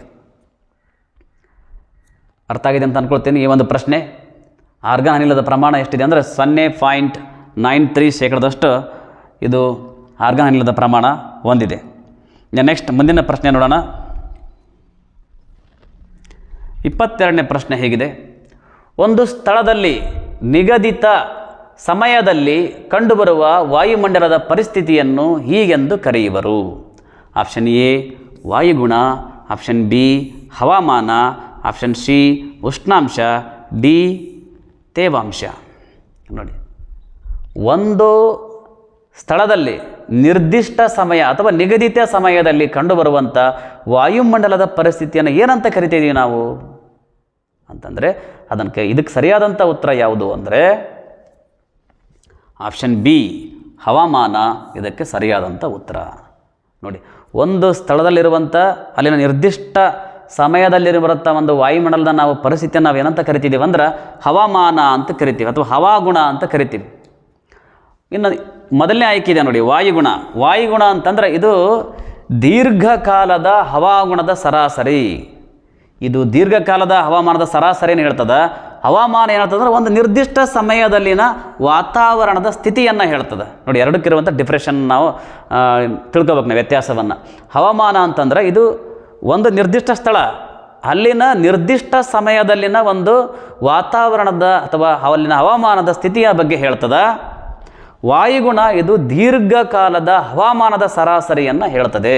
ಫಾರ್ ಎಕ್ಸಾಂಪಲ್ಸ್, ಈಗ ಹವಾಮಾನಕ್ಕೆ ಉದಾಹರಣೆ ಅಂತಂದರೆ ಬೆಳಗ್ಗೆ ಮೋಡರಹಿತ ವಾತಾವರಣ ಇತ್ತು, ಮಧ್ಯಾಹ್ನ ಭಾಳ ಪ್ರಖರವಾದಂಥ ಬಿಸಿಲಿತ್ತು, ಸಾಯಂಕಾಲ ಧೋ ಅಂತ ಸುರಿಯುವಂಥ ಮಳೆ. ನೋಡಿ, ಹವಾಮಾನ ಒಂದೇ ರೀತಿ ಇಲ್ಲಲ್ಲಿ ಮುಂಜಾನೆ ಒಂಥರ ವಾತಾವರಣ, ಮಧ್ಯಾಹ್ನ ಒಂಥರ ವಾತಾವರಣ, ಸಾಯಂಕಾಲ ಒಂಥರ ವಾತಾವರಣ. ಇದನ್ನು ನಾವೇನಂತ ಕರಿತೀವಿ ಹವಾಮಾನ ಅಂತ ಕರಿತೀವಿ. ಇನ್ನು ವಾಯುಗುಣ ಅಂತಂದರೆ ದೀರ್ಘಕಾಲದ್ದು ಇದು. ಫಾರ್ ಎಕ್ಸಾಂಪಲ್ ತಂಡ್ರ ವಾಯುಗುಣ ಅಂತ ಬರ್ತದೆ. ತಂಡ್ರ ವಾಯುಗುಣ ಅಂದರೆ ಭಾರಿ ವಿಪರೀತ ಚಳಿಯಲ್ಲಿ ಇದು ಧ್ರುವ ಪ್ರದೇಶದಲ್ಲಿ ಕಂಡು ಬರ್ತದೆ. ಈ ಉತ್ತರ ಧ್ರುವ ದಕ್ಷಿಣ ಧ್ರುವ ಅಲ್ಲಿ ಕಂಡು ಬರುವಂಥ ಒಂದು ವಾತಾವರಣ ಇದು ಯಾವುದು ಅಂದರೆ ಈ ಒಂದು ತಂಡ್ರ ವಾಯುಗುಣ. ನೋಡಿ, ವರ್ಷವಿಡೀ ಒಂದೇ ಥರದ ವಾಯುಗುಣ ಇರ್ತದೆ, ಅಲ್ಲಿ ಚೇಂಜ್ ಆಗೋದೇ ಇಲ್ಲ. ಅಲ್ಲಿ ಯಾವಾಗಲೂ ಚಳಿ, ಯಾವಾಗಲೂ ಅಲ್ಲಿರುವಂಥ ನೀರೆಲ್ಲ ಹೆಪ್ಪುಗಟ್ಟಿ ಮಂಜುಗಡ್ಡೆ ರೂಪದಲ್ಲಿ ಇರ್ತದೆ ನೀರು. ಆಮೇಲೆ ಅಲ್ಲಿ ಬೆಳೆಯುವಂಥ ಸಸ್ಯಗಳು ನೋಡಿ ಬರೇ ಪಾಚಿ, ಶಿಲಾವಲ್ಕ, ಆವಾಸ ಸಸ್ಯಗಳು ಕಂಡು ಬರ್ತವೆ ಅಲ್ಲಿನ ವಿಪರೀತ ಚಳಿಗೆ. ಮತ್ತು ಅಲ್ಲಿ ಕಂಡು ಬರುವಂಥ ಪ್ರಾಣಿಗಳನ್ನು ಕೂಡ ನೋಡಿ ಮೈ ಮೇಲೆ ಉದ್ದನೆಯ ತುಪ್ಪಳವನ್ನು ಹೊಂದಿರತಕ್ಕಂಥ ಪ್ರಾಣಿಗಳು ಕಂಡು ಬರ್ತಾವೆ ಅಲ್ಲಿ. ಹಿಮಕರಡಿ, ಹಿಮಜಿಂಕೆ, ಈ ಥರದ ವಾಯುಗುಣ ನೋಡಿ ದೀರ್ಘಕಾಲದಲ್ಲಿ ಸುಮಾರು 30ರಿಂದ 33 ವರ್ಷಗಳವರೆಗೆ ಈ ಒಂದು ವಾತಾವರಣ ಸೇಮ್ ಒಂದೇ ರೀತಿ ಇರ್ತದೆ. ಇದನ್ನು ನಾವು ವಾಯುಗುಣ ಅಂತ ಕರಿತಿದ್ವಿ. ಇದು ದೀರ್ಘಕಾಲದ ಒಂದು ಹವಾಮಾನದ ಸರಾಸರಿ ವಾತಾವರಣ. ಹವಾಮಾನ ಅಂದ್ರೆ ಇದು ಒಂದು ಸ್ಥಳದ ನಿರ್ದಿಷ್ಟ ಸಮಯದಲ್ಲಿನ ಒಂದು ವಾತಾವರಣದ ಸ್ಥಿತಿಯನ್ನು ಹೇಳ್ತದೆ. ಇನ್ನು ಉಷ್ಣಾಂಶ, ಉಷ್ಣದ ಪ್ರಮಾಣವನ್ನು ನಾವು ಉಷ್ಣಾಂಶ ಅಂತ ಕರಿತೀವಿ. ತೇವಾಂಶ, ವಾಯುವಿನಲ್ಲಿ ಇರುವಂಥ ನೀರಿನ ಪ್ರಮಾಣವನ್ನು ತೇವಾಂಶ ಅಂತ ಕರಿತಿದ್ದೀವಿ. ಸೊ ಈ ಒಂದು ಪ್ರಶ್ನೆ ಏನಪ್ಪ ಅಂದ್ರೆ ಒಂದು ಸ್ಥಳದಲ್ಲಿ ನಿಗದಿತ ಸಮಯದಲ್ಲಿ ಕಂಡುಬರುವ ವಾಯುಮಂಡಲದ ಪರಿಸ್ಥಿತಿಯನ್ನು ಏನಂತ ಕರೀತಾರೆ ಅಂದ್ರೆ ಹವಾಮಾನ ಅಥವಾ ವಾಯುಗುಣ ಅಂತೇಳಿ ಕರಿತಾ ಇದ್ದೀವಿ. ನೆಕ್ಸ್ಟ್ ಮುಂದಿನ ಪ್ರಶ್ನೆ ನೋಡೋಣ.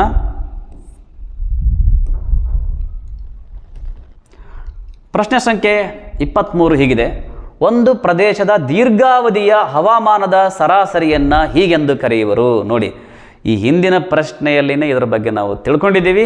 ಇದಕ್ಕೆ ಈ ಒಂದು ಪ್ರಶ್ನೆಗೆ ನೇರವಾದಂಥ ಉತ್ತರ ನಮಗೆಲ್ಲ ಗೊತ್ತಿದೆ. ಹಾಗಾದರೆ ಉತ್ತರ ಯಾವುದು ಅಂದರೆ ಅದು ಆಪ್ಷನ್ ಎ ಇದಕ್ಕೆ ಸರಿಯಾದಂಥ ಉತ್ತರ ಯಾವುದದು ಅಂದರೆ ವಾಯುಗುಣ. ಒಂದು ಪ್ರದೇಶದ ದೀರ್ಘಾವಧಿಯ ಹವಾಮಾನದ ಸರಾಸರಿಯನ್ನು ವಾಯುಗುಣ ಅಂತ ಕರೀತಾರೆ.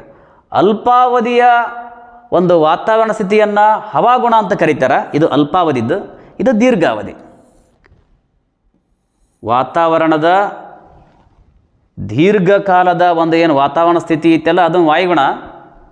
ಅದೇ ಒಂದು ಸ್ಥಳದ ಅಲ್ಪಕಾಲದ ವಾತಾವರಣದ ಸ್ಥಿತಿಯನ್ನು ಹವಾಮಾನ ಅಂತ ಕರೀತಾರೆ. ಅರ್ಥ ಆಗಿದೆ ಅಂತ ಅಂದ್ಕೊಂಡಿದ್ದೀನಿ. ಸೊ ಮುಂದಿನ ಪ್ರಶ್ನೆ ನೋಡೋಣ.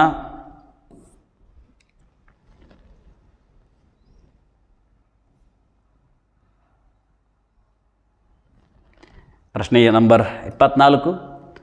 ವಾಯುಮಂಡಲದ ಉಷ್ಣಾಂಶವನ್ನು ಅಳೆಯಲು ಬಳಸುವ ಉಪಕರಣ ಯಾವುದು? ಆಯ್ಕೆಗಳು ಹೀಗಿದ್ದಾವೆ. ಆಪ್ಷನ್ ಎ ಉಷ್ಣತಾ ಮಾಪಕ, option B barometer, option C Richter ಮಾಪಕ, ಆಪ್ಷನ್ ಡಿ ಅನಿಮೋಮೀಟರ್ ಅಂತೇಳಿ. ನೋಡಿ ಪ್ರಶ್ನೆ ಏನಿದೆ ಇಲ್ಲಿ, ವಾಯುಮಂಡಲದ ಉಷ್ಣಾಂಶವನ್ನು ಅಳೆಯಲು ಬಳಸುವ ಉಪಕರಣ ಯಾವುದು? ವಾತಾವರಣದಲ್ಲಿ ಉಷ್ಣಾಂಶ ಎಷ್ಟಿದೆ ಅನ್ನೋದನ್ನು ಅಳತೆ ಮಾಡಲಿಕ್ಕೆ ನಾವು ಯಾವ ಉಪಕರಣವನ್ನು ಬಳಕೆ ಮಾಡುತ್ತೀವಿ ಅಂದರೆ ಇದಕ್ಕೆ ಸರಿಯಾದ ಉತ್ತರ ಯಾವುದು ಅಂದರೆ ಆಪ್ಷನ್ ಎ ಉಷ್ಣತಾ ಮಾಪಕ.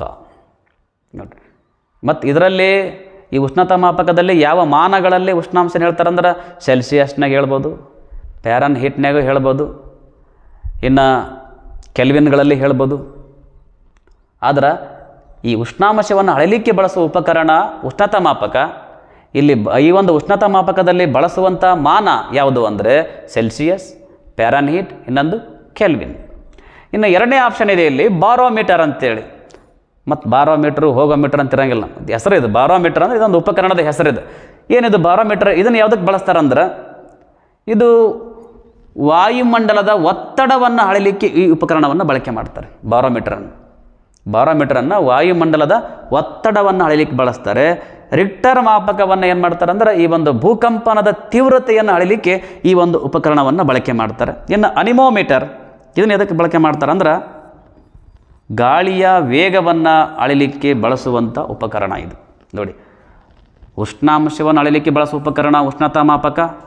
ಬಾರೋಮೀಟರ್ ಇದು ವಾಯುಮಂಡಲದ ವಾಯುವಿನ ಒತ್ತಡವನ್ನು ಅಳೆಯಲಿಕ್ಕೆ ಈ ಉಪಕರಣವನ್ನು ಬಳಕೆ ಮಾಡ್ತಾರೆ. ರಿಕ್ಟರ್ ಮಾಪಕವನ್ನು ಯಾಕೆ ಬಳಕೆ ಮಾಡ್ತಾರೆ? ರಿಕ್ಟರ್ ಮಾಪಕವನ್ನು ಭೂಕಂಪನದ ತೀವ್ರತೆಯನ್ನು ಅಳೆಯಲಿಕ್ಕೆ ಈ ಉಪಕರಣವನ್ನು ಬಳಕೆ ಮಾಡ್ತಾರೆ.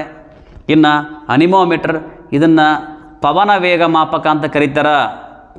ಗಾಳಿಯ ವೇಗವನ್ನು ಅಳೆಯಲಿಕ್ಕೆ ಬಳಸುವಂಥ ಉಪಕರಣ ಇದು. ಸೊ ಈ ಒಂದು ಪ್ರಶ್ನೆ ಏನಿದೆ, ಉಷ್ಣಾಂಶವನ್ನು ಅಳೆಯಲಿಕ್ಕೆ ಬಳಸುವಂಥ ಉಪಕರಣ ಯಾವುದು ಅಂದರೆ ಸರಿಯಾದ ಉತ್ತರ ಉಷ್ಣತಾ ಮಾಪಕ. ಓಕೆ, ಮುಂದಿನ ಪ್ರಶ್ನೆ ನೋಡೋಣ. ಮುಂದಿನ ಪ್ರಶ್ನೆ ಏನಿದೆ ಅಂದರೆ ಭೂಮಿಯು ಸೂರ್ಯನಿಂದ ಶಾಖವನ್ನು ಈ ರೂಪದಲ್ಲಿ ಪಡೆಯುತ್ತದೆ. ನೋಡಿ ಆಯ್ಕೆಗಳು ಹೀಗಿದಾವು. ಎ ವಿಕಿರಣ, ಬಿ ಸಂವಹನ, ಸಿ ಪ್ರಚಲನ, ಡಿ ಸಂಚಲನ ಅಂತೇಳಿ. ನಮ್ಮ ಭೂಮಿ ಬೆಳಕನ್ನು ಯಾವುದರಿಂದ ಪಡಿತದೆ ಅಂದರೆ ಸೂರ್ಯನಿಂದ ಪಡಿತದೆ. ಭೂಮಿಯಲ್ಲಿರುವಂಥ ಈ ಒಂದು ಬೆಳಕಿಗೆ ಪ್ರಮುಖ ಮೂಲ ಯಾವುದು ಅಂದರೆ ಸೂರ್ಯ. ನಮ್ಮ ಭೂಮಿ ಸೂರ್ಯನಿಂದ ಪಡೆಯುವಂಥ ಈ ಶಾಖವನ್ನು ನಾವು ಏನಂತ ಕರಿತೀವಿ ಅಂದರೆ ಯಾವ ರೂಪದಲ್ಲಿ ಈ ಒಂದು ಶಾಖವನ್ನು ಭೂಮಿ ಪಡಿತದೆ ಅಂದ್ರೆ ಅದು ವಿಕಿರಣ. ಆಪ್ಷನ್ ಎ ಇದಕ್ಕೆ ಸರಿಯಾದಂಥ ಉತ್ತರ. ನಮ್ಮ ಭೂಮಿ ಸೂರ್ಯನಿಂದ ಪಡೆಯುವಂಥ ಈ ಶಾಖವನ್ನು ಯಾವ ರೂಪದಲ್ಲಿ ಪಡೆಯುತ್ತದೆ ಅಂದರೆ ವಿಕಿರಣ ರೂಪದಲ್ಲಿ ಪಡೆಯುತ್ತದೆ. ಇದಕ್ಕೆ ಆಪ್ಷನ್ ಎ ಸರಿಯಾದಂಥ ಉತ್ತರ. ನೆಕ್ಸ್ಟ್ ಮುಂದಿನ ಪ್ರಶ್ನೆ ನೋಡೋಣ. 26ನೇ ಪ್ರಶ್ನೆ, ಭೂಮಿಯು ಪಡೆಯುವ ಎಲ್ಲ ಶಕ್ತಿಗೂ ಮೂಲ. ನೋಡಿ ಆಪ್ಷನ್ ಎ ತನ್ನ ಗುರುತ್ವಾಕರ್ಷಣ ಶಕ್ತಿ, ಆಪ್ಷನ್ ಬಿ ಬಾಹ್ಯಾಕಾಶದ ಬಲ, ಸಿ ಸೂರ್ಯ, ಡಿ ಚಂದ್ರ. ನಮ್ಮ ಭೂಮಿ ಪಡೆಯುವಂಥ ಎಲ್ಲ ಶಕ್ತಿಗೂ ಮೂಲ ಯಾವುದು ಅಂದ್ರೆ ಸರಿಯಾದ ಉತ್ತರ ಏನು ಅಂದರೆ ಇದಕ್ಕೆ ಸೂರ್ಯ. ನೋಡ್ರಿ ಎಲ್ಲ ಶಕ್ತಿಗೂ ಮೂಲ ಯಾವುದು ಅಂದರೆ ಸೂರ್ಯ. ಸೊ ನೆಕ್ಸ್ಟ್ ಕ್ವಶನ್ ನೋಡೋಣ.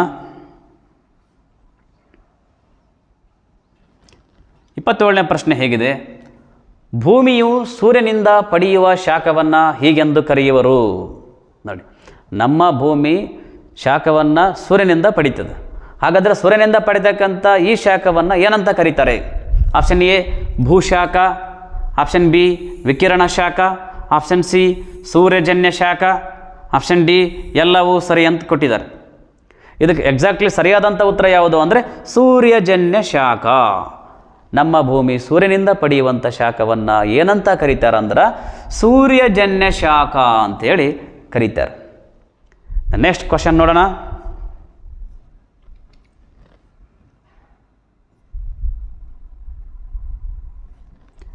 ಇಪ್ಪತ್ತೆಂಟನೇ ಪ್ರಶ್ನೆ, ಈ ಕೆಳಗಿನವುಗಳಲ್ಲಿ ಸರಿಯಾದ ಹೇಳಿಕೆಯನ್ನು ಗುರುತಿಸಿ. ನೋಡಿ, ಇಲ್ಲಿ 4 ಹೇಳಿಕೆಗಳದಾವು, ಅದರಲ್ಲಿ 3 ಹೇಳಿಕೆಗಳು ತಪ್ಪಾಗಿವೆ. ಅದರಲ್ಲಿ ಸರಿಯಾದಂಥ ಹೇಳಿಕೆಯನ್ನು ನಾವೀಗ ಗುರುತಿಸ್ಬೇಕೀಗ. ಆಪ್ಷನ್ ಎ ಹೀಗಿದೆ: ಭೂಮಿಯ ಮೇಲಿನಿಂದ ಎತ್ತರಕ್ಕೆ ಹೋದಂತೆ ಉಷ್ಣಾಂಶವು ಕಡಿಮೆಯಾಗುತ್ತದೆ. ನೋಡಿ, ಭೂಮಿ ಮೇಲಿನಿಂದ ಎತ್ತರಕ್ಕೆ ಹೋದಂತೆ ಉಷ್ಣಾಂಶ ಕಡಿಮೆಯಾಗುತ್ತದೆ. ಎಸ್, ಈಗಾಗಲೇ ತಿಳ್ಕೊಂಡಿದ್ದೆ ನಾವು. ಭೂಮಿಯಿಂದ ಎತ್ತರಕ್ಕೆ ಹೋದಂಗೆಲ್ಲ ಉಷ್ಣಾಂಶ ಕಡಿಮೆ ಆಗ್ತದೆ. ಪ್ರತಿ 165 ಮೀಟರ್ ನೀವು ಎತ್ತರಕ್ಕೆ ಹೋದ್ರಿ ಅಂದ್ರೆ 1 ಡಿಗ್ರಿ ಸೆಲ್ಸಿಯಸ್ ಉಷ್ಣಾಂಶ ಕಡಿಮೆ ಆಗ್ತದೆ. 1 ಕಿಲೋಮೀಟರ್ ಎತ್ತರ ಅಥವಾ 1000 ಮೀಟರ್ ಎತ್ತರಕ್ಕೆ ಹೋದ್ರಿ ಅಂತಂದ್ರೆ ಅಲ್ಲಿಗೆ ಉಷ್ಣಾಂಶ ಎಷ್ಟು ಕಡಿಮೆ ಆಗ್ತದೆ ಅಂದರೆ 6.4 ಡಿಗ್ರಿ ಸೆಲ್ಸಿಯಸ್ ಉಷ್ಣಾಂಶ ಕಡಿಮೆ ಆಗ್ತದೆ. ಎಸ್, ಮೊದಲನೇ ಹೇಳಿಕೆ ಸರಿಯಾಗಿದೆ. ಭೂಮಿಯ ಮೇಲಿನಿಂದ ಎತ್ತರಕ್ಕೆ ಹೋದಂತೆಲ್ಲ ಉಷ್ಣಾಂಶ ಕಡಿಮೆ ಆಗ್ತದೆ. ನೆಕ್ಸ್ಟ್ ಆಪ್ಷನ್ ಬಿ ಕೊಟ್ಟಿದ್ದಾರೆ: ಭೂಮಿಯ ಮೇಲಿನಿಂದ ಎತ್ತರಕ್ಕೆ ಹೋದಂತೆ ಪ್ರತಿ 165 ಮೀಟರ್ಗೆ 1 ಡಿಗ್ರಿ ಸೆಲ್ಸಿಯಸ್ ಉಷ್ಣಾಂಶ ಕಡಿಮೆ ಆಗುತ್ತದೆ. ಎಸ್, ಪ್ರತಿ 165 ಮೀಟರ್ ಎತ್ತರಕ್ಕೆ ಹೋದೆವು ಅಂದರೆ 1 ಡಿಗ್ರಿ ಸೆಲ್ಸಿಯಸ್ ಉಷ್ಣಾಂಶ ಕಡಿಮೆ ಆಗ್ತದೆ. ಆಪ್ಷನ್ ಸಿ: ಎತ್ತರಕ್ಕೆ ಹೋದಂತೆ ಉಷ್ಣಾಂಶ ಹೆಚ್ಚಾಗುವ ಪ್ರಕ್ರಿಯೆಗೆ ಉಷ್ಣಾಂಶದ ವಿಪರ್ಯಯ ಎನ್ನುವರು. ನೋಡಿ, ಇಲ್ಲೊಂದು ಆಪ್ಷನ್ ಏನಿದೆ ಅಂತಂದ್ರೆ, ಎತ್ತರಕ್ಕೆ ಹೋದಂತೆ ನಾವು ಈ ಹಿಂದೆಲ್ಲ ತಿಳ್ಕೊಂಡಿದ್ದೀವಿ, ಎತ್ತರಕ್ಕೆ ಹೋದಂತೆಲ್ಲ ಉಷ್ಣಾಂಶ ಕಡಿಮೆ ಆಗ್ತದೆ ಅಂತ ತಿಳ್ಕೊಂಡಿದ್ದೀವಿ. ಆದರೆ ಕೆಲವೊಂದು ಸರಿ ಏನಾಗಿಬಿಡ್ತದೆ, ಎತ್ತರಕ್ಕೆ ಹೋದಂತೆ ಉಷ್ಣಾಂಶ ಕಡಿಮೆ ಆಗೋದ್ರ ಬದಲು ದಿಢೀರ್ ಹೆಚ್ಚಾಗಿಬಿಡ್ತದೆ. ಈ ಥರದ ಪ್ರಕ್ರಿಯೆನೂ ಕೂಡ ನಡೀತದೆ. ಹಿಂಗೆ ಎತ್ತರಕ್ಕೆ ಹೋದಂತೆ ದಿಢೀರ್ ಉಷ್ಣಾಂಶ ಹೆಚ್ಚಾಗುವಂಥ ಪ್ರಕ್ರಿಯೆಯನ್ನು ಉಷ್ಣಾಂಶದ ವಿಪರ್ಯಯ ಅಂತ ಕರೀತಾರೆ. ಈ ಹೇಳಿಕೆಯನ್ನು ಕೂಡ ಸರಿಯಾಗಿದೆ. ಸೊ ಹಾಗಾಗಿ ಈ ಒಂದು ಪ್ರಶ್ನೆಗೆ ಸರಿಯಾದ ಉತ್ತರ ಯಾವುದಂದ್ರೆ ಆಪ್ಷನ್ ಡಿ, ಮೇಲಿನ ಎಲ್ಲವೂ ಸರಿಯಾಗಿದೆ. ಅರ್ಥ ಆಗಿದೆಯಲ್ರಿ? ಎತ್ತರಕ್ಕೆ ಹೋದಂತೆಲ್ಲ ಉಷ್ಣಾಂಶ ಕಡಿಮೆ ಆಗ್ತದೆ.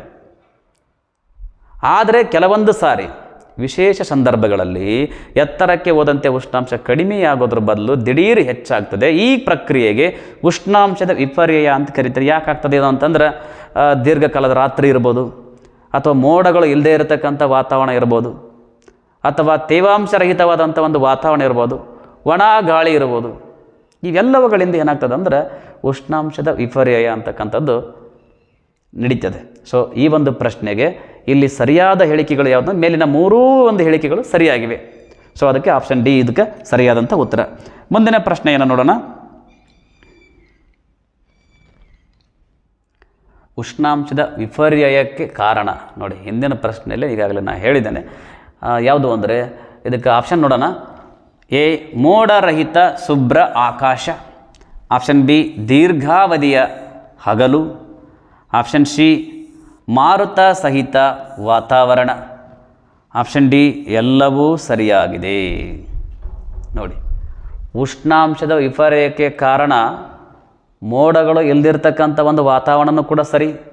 ದೀರ್ಘಾವಧಿಯ ವಾತಾವರಣ ಐತಲ್ಲ ಅದು ಕೂಡ ಇಲ್ಲಿ ನೋಡಿ, ಇದಕ್ಕೆ ಉಷ್ಣಾಂಶ ವಿಪರ್ಯಯಕ್ಕೆ ಕಾರಣ ಇಲ್ಲ. ಏನು ಆಪ್ಷನ್ ಬಿ ಇದೆಯಲ್ಲ, ದೀರ್ಘಾವಧಿಯ ಹಗಲು ಅಂತೇಳಿ,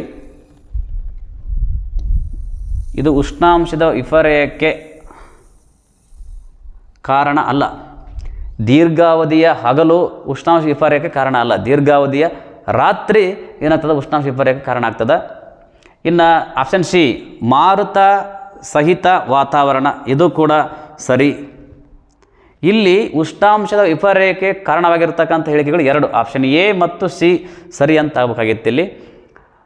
ಹಾಗಾಗಿ ಈ ಒಂದು ಪ್ರಶ್ನೆ ಉಷ್ಣಾಂಶದ ವಿಪರ್ಯಯಕ್ಕೆ ಕಾರಣ ಏನಪ್ಪ ಅಂತಂದ್ರೆ ಮೋಡರಹಿತ ಶುಭ್ರ ಆಕಾಶ, ಇನ್ನು ಆಪ್ಷನ್ ಸಿ ಅಲ್ಲಿದೆಯಲ್ಲ ಮಾರುತ ಸಹಿತ ವಾತಾವರಣ, ಮತ್ತು ಇನ್ನೊಂದು ಏನಪ್ಪ ಅಂದ್ರೆ ದೀರ್ಘಾವಧಿಯ ರಾತ್ರಿ. ದೀರ್ಘಾವಧಿಯ ರಾತ್ರಿ, ಈ 3 ಹೇಳಿಕೆಗಳು ಏನಾಗ್ತವೆ ಅಂದರೆ ಇದಕ್ಕೆ ಸರಿಯಾಗ್ತವೆ. ನೆಕ್ಸ್ಟ್ ಮುಂದಿನ ಪ್ರಶ್ನೆಯನ್ನು ನೋಡೋಣ.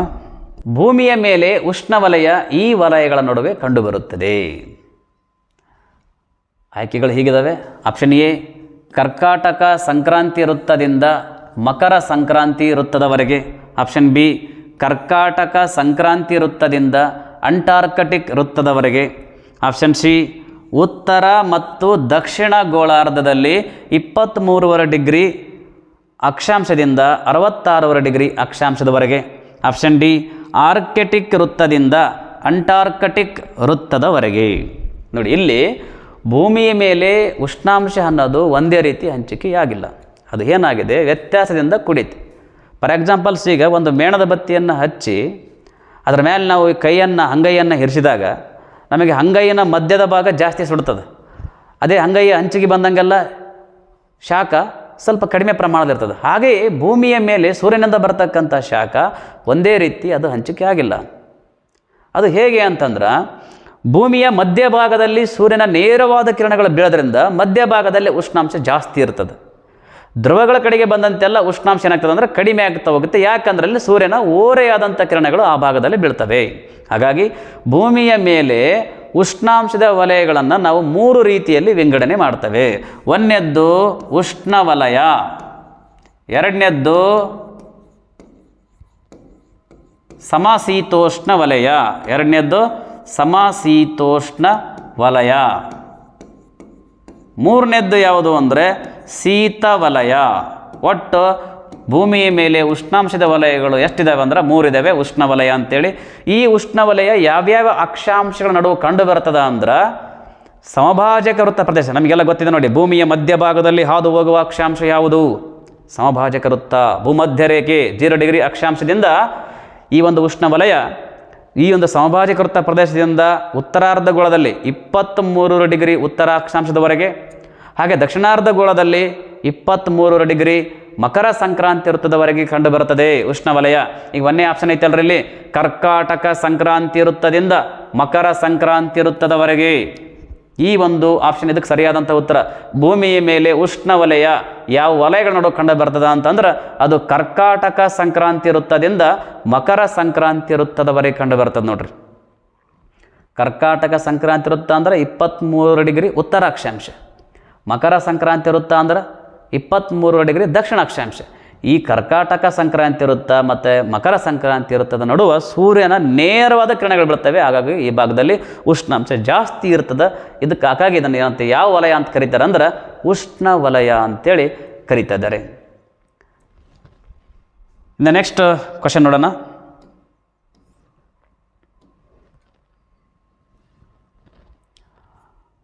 ಭೂಮಿಯ ಒಂದೇ ಪ್ರಮಾಣದ ಉಷ್ಣಾಂಶವನ್ನು ಹೊಂದಿರುವ ಸ್ಥಳಗಳನ್ನು ಸೇರಿಸುವಂತೆ ಎಳೆಯಬಹುದಾದ ರೇಖೆಗಳೇ ಡ್ಯಾಶ್. ಆಯ್ಕೆಗಳು ಹೀಗಿದವು. Option A isotherms, option B isobars, option C isohelions, option D ಯಾವುದೂ ಅಲ್ಲ. ನೋಡಿ, ಇಲ್ಲಿ ಪ್ರಶ್ನೆ ಏನು ಕೇಳಿದಾರಂದ್ರೆ, ಭೂಮಿಯ ಮೇಲೆ ಒಂದೇ ಪ್ರಮಾಣದ ಉಷ್ಣಾಂಶವನ್ನು ಹೊಂದಿರತಕ್ಕಂಥ ಸ್ಥಳಗಳನ್ನು ಸೇರಿಸುವಂತೆ ಎಳೆಯಬಹುದಾದಂಥ ರೇಖೆಗೆ ಏನಂತ ಕರೀತಾರೆ? ಉಷ್ಣಾಂಶ, ಒಂದೇ ಥರದ ಉಷ್ಣಾಂಶ ಹೊಂದಿರತಕ್ಕಂಥ ಸ್ಥಳಗಳನ್ನೆಲ್ಲ ಸೇರಿಸಲಿಕ್ಕೆ ಒಂದು ರೇಖೆಯನ್ನು ಎಳಿತಾರೆ. ಇದನ್ನು ಭೂಪಟದಲ್ಲಿ ಮತ್ತು ಈ ಒಂದು ಮ್ಯಾಪಲ್ಲಿ ಈ ಒಂದು ಉಷ್ಣಾಂಶ ಒಂದೇ ಥರದ ಉಷ್ಣಾಂಶ ಹೊಂದಿರತಕ್ಕಂಥ ಎಲ್ಲ ಸ್ಥಳಗಳನ್ನ ಒಂದು ಕಡೆ ಸೇರಿಸಲಿಕ್ಕಾಗಿ ಎಳೆಯಬಹುದಂಥ ರೇಖೆಗಳು ಏನಂತ ಕರೀತಾರೆ ಅಂದ್ರೆ ಐಸೋಥರ್ಮ್ಸ್ ಅಂತ ಕರೀತಾರೆ. ಇದಕ್ಕೆ ಸರಿಯಾದಂಥ ಉತ್ತರ ಯಾವುದಂದ್ರೆ ಆಪ್ಷನ್ ಎ ಐಸೋಥರ್ಮ್ಸ್ ಇದಕ್ಕೆ ಸರಿಯಾದಂಥ ಉತ್ತರ. ಇನ್ನು ಐಸೋಬಾರ್ಸ್ ಐತಲ್ರಿ, ಇದು ಭೂಮಿಯ ಮೇಲೆ ಒಂದೇ ರೀತಿಯ ಒತ್ತಡವನ್ನು ಹೊಂದಿರತಕ್ಕಂಥ ಸ್ಥಳಗಳನ್ನು ಸೇರಿಸುವಂತೆ ಎಳೆಯಬಹುದಾದಂಥ ರೇಖೆ ಇದು. ಐಸೋಬಾರ್ಸ್ ಒಂದೇ ಥರದ ಒತ್ತಡ ಹೊಂದಿರತಕ್ಕಂಥ ಸ್ಥಳಗಳನ್ನು ಸೇರಿಸುವಂತೆ ಎಳೆಯಬಹುದಾದಂಥ ರೇಖೆ. ಐಸೋಥರ್ಮ್ಸ್ ಏನು ಅಂದರೆ ಒಂದೇ ತರಹದ ಉಷ್ಣಾಂಶ ಹೊಂದಿರುವ ಸ್ಥಳಗಳನ್ನು ಸೇರಿಸುವಂತೆ ಎಳೆಯಬಹುದಾದಂಥ ಒಂದು ರೇಖೆ ಅದು. ಇನ್ನು ನೆಕ್ಸ್ಟ್ ಗೊತ್ತಾಯ್ತು ನಮಗೆ ಈ ಒಂದು ಪ್ರಶ್ನೆಗೆ ಸರಿಯಾದ ಉತ್ತರ ಏನಪ್ಪ ಅಂದ್ರೆ ಆಪ್ಷನ್ ಎ ಐಸೋಥರ್ಮ್ಸ್ ಇದಕ್ಕೆ ಸರಿಯಾದಂತಹ ಉತ್ತರ. ಇನ್ನು ಮುಂದಿನ ಪ್ರಶ್ನೆ ಏನಿದೆ ಅಂತಂದ್ರೆ, ಪ್ರಪಂಚದಲ್ಲಿ ಅತಿ ಹೆಚ್ಚು ಉಷ್ಣಾಂಶ ಹೊಂದಿರುವ ಸ್ಥಳ. ನೋಡಿ, ಪ್ರಪಂಚದಲ್ಲಿ ಅತ್ಯಂತ ಹೆಚ್ಚಿನ ಉಷ್ಣಾಂಶ ಹೊಂದಿರುವಂಥ ಸ್ಥಳ ಯಾವುದು? Option A Al Aziziyah, option B Ganganagar, option C ರಷ್ಯಾದ ಸೈಬೀರಿಯಾ, ಆಪ್ಷನ್ ಡಿ ಪೋಸ್ಟಾಕ್. ಇಲ್ಲಿ ಇಡೀ ಪ್ರಪಂಚದಲ್ಲಿ ಅತಿ ಹೆಚ್ಚು ಉಷ್ಣಾಂಶ ಹೊಂದಿರುವ ಸ್ಥಳ ಯಾವುದು ಅಂದರೆ ಇದಕ್ಕೆ ಸರಿಯಾದ ಉತ್ತರ ಆಪ್ಷನ್ ಎ ಇದಕ್ಕೆ ಸರಿಯಾದಂಥ ಉತ್ತರ. ಆಫ್ರಿಕಾ ಖಂಡದಲ್ಲಿ ಕಂಡುಬರುವಂಥ ಲಿಬಿಯಾ ದೇಶದಲ್ಲಿ ಕಂಡುಬರುವಂಥ ಒಂದು ಸ್ಥಳ ಅಲ್ ಅಜೀಜಿಯಾ. ಇಲ್ಲಿ ಭೂಮಿಯ ಮೇಲೇ ಅತಿ ಹೆಚ್ಚಿನ ಉಷ್ಣಾಂಶ ಕಂಡುಬರ್ತದೆ ಅಲ್ ಅಜೀಜಿಯಾ ಅಂತಕ್ಕಂಥ ಒಂದು ಸ್ಥಳದಲ್ಲಿ. ಹಾಗಾಗಿ ಈ ಒಂದು ಪ್ರಶ್ನೆ ಪ್ರಪಂಚದಲ್ಲಿ ಅತಿ ಹೆಚ್ಚು ಉಷ್ಣಾಂಶ ಹೊಂದಿರುವಂಥ ಸ್ಥಳ ಯಾವುದು ಅಂದರೆ ಅದು ಆಫ್ರಿಕಾ ಖಂಡದ ಲಿಬಿಯಾ ದೇಶದ ಅಲ್ ಅಜೀಜಿಯಾ. ಇಲ್ಲಿ ಸುಮಾರು 54 ಡಿಗ್ರಿ ಸೆಲ್ಸಿಯಸ್ ಹೆಚ್ಚಿನ ಒಂದು ಉಷ್ಣಾಂಶ ಈ ಒಂದು ಸ್ಥಳದಲ್ಲಿ ಕಂಡುಬರುತ್ತದೆ. ಇನ್ನು ಆಪ್ಷನ್ ಬಿ ಇದೆ ನೋಡ್ರಿ, ಗಂಗಾನಗರ. ಇದು ನಮ್ಮ ಭಾರತದಲ್ಲಿ ಅತಿ ಹೆಚ್ಚಿನ ಉಷ್ಣಾಂಶ ಹೊಂದಿರುವಂಥ ಸ್ಥಳ ಇದು. ಆಪ್ಷನ್ ಬಿ ಗಂಗಾನಗರ ಐತಲ್ರಿ, ಇದು ನಮ್ಮ ಭಾರತದಲ್ಲಿ ಅತಿ ಹೆಚ್ಚಿನ ಉಷ್ಣಾಂಶ ಹೊಂದಿರುವಂಥ ಸ್ಥಳ ರಾಜಸ್ಥಾನದಲ್ಲಿ ಬರ್ತದೆ. ಇದು ಸುಮಾರು 52 ಡಿಗ್ರಿ ಸೆಲ್ಸಿಯಸ್ಗಿಂತಲೂ ಹೆಚ್ಚಿನ ಉಷ್ಣಾಂಶ ಇಲ್ಲಿ ಕಂಡು ಬರ್ತದೆ. ರಷ್ಯಾದ ಸೈಬೀರಿಯಾ ಐತಲ್ರಿ, ಇದು ಅತ್ಯಂತ ಶೀತ ಪ್ರದೇಶ. ಇದು ಅತ್ಯಂತ ಕಡಿಮೆ ಉಷ್ಣಾಂಶ ಹೊಂದಿರುವಂಥ ಸ್ಥಳ ಅದು. ಇನ್ನು ಪೋಸ್ಟಾಕ್ ಅಂತ ಕೊಟ್ಟಾರ. ಇನ್ನು ಒಟ್ಟು ಈ ಒಂದು ಪ್ರಶ್ನೆಗೆ ಸರಿಯಾದಂಥ ಉತ್ತರ ಯಾವುದು ಅಂದರೆ ಭೂಮಿಯ ಮೇಲೆ ಅತಿ ಹೆಚ್ಚು ಉಷ್ಣಾಂಶ ಹೊಂದಿರುವಂಥ ಸ್ಥಳ ಯಾವುದು ಅಂದರೆ ಅದು ಅಲ್ ಅಜೀಜಿಯಾ. ಮುಂದಿನ ಪ್ರಶ್ನೆ, ಭಾರತದಲ್ಲಿಯೇ ಅತಿ ಹೆಚ್ಚು ಉಷ್ಣಾಂಶವನ್ನು ದಾಖಲಿಸಿರುವ ಸ್ಥಳ ಎಸ್ ಯಾವುದು ಅಂದರೆ ನೇರವಾಗಿ ಉತ್ತರ ಯಾವುದು ಅಂದ್ರೆ ಆಪ್ಷನ್ ಎ ರಾಜಸ್ಥಾನದ ಗಂಗಾನಗರ. ಇದಕ್ಕೆ ಸರಿಯಾದ ಉತ್ತರ ರಾಜಸ್ಥಾನದ ಗಂಗಾನಗರ ನಮ್ಮ ಭಾರತದಲ್ಲಿ ಅತಿ ಹೆಚ್ಚಿನ ಉಷ್ಣಾಂಶವನ್ನು ಹೊಂದಿರುವಂಥ ಸ್ಥಳ. ನೆಕ್ಸ್ಟ್ ಮುಂದಿನ ಪ್ರಶ್ನೆ ನೋಡೋಣ.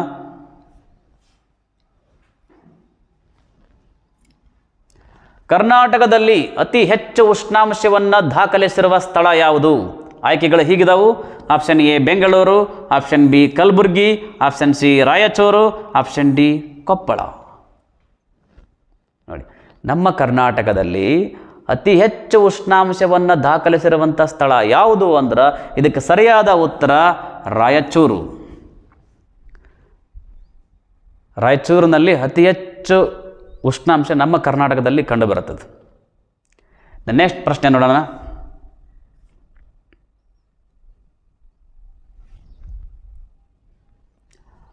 ಪ್ರಪಂಚದ ಅತ್ಯಂತ ಶೀತ ಪ್ರದೇಶ ಯಾವುದು? ಆಯ್ಕೆಗಳು ಹೀಗಿದ್ದಾವೆ.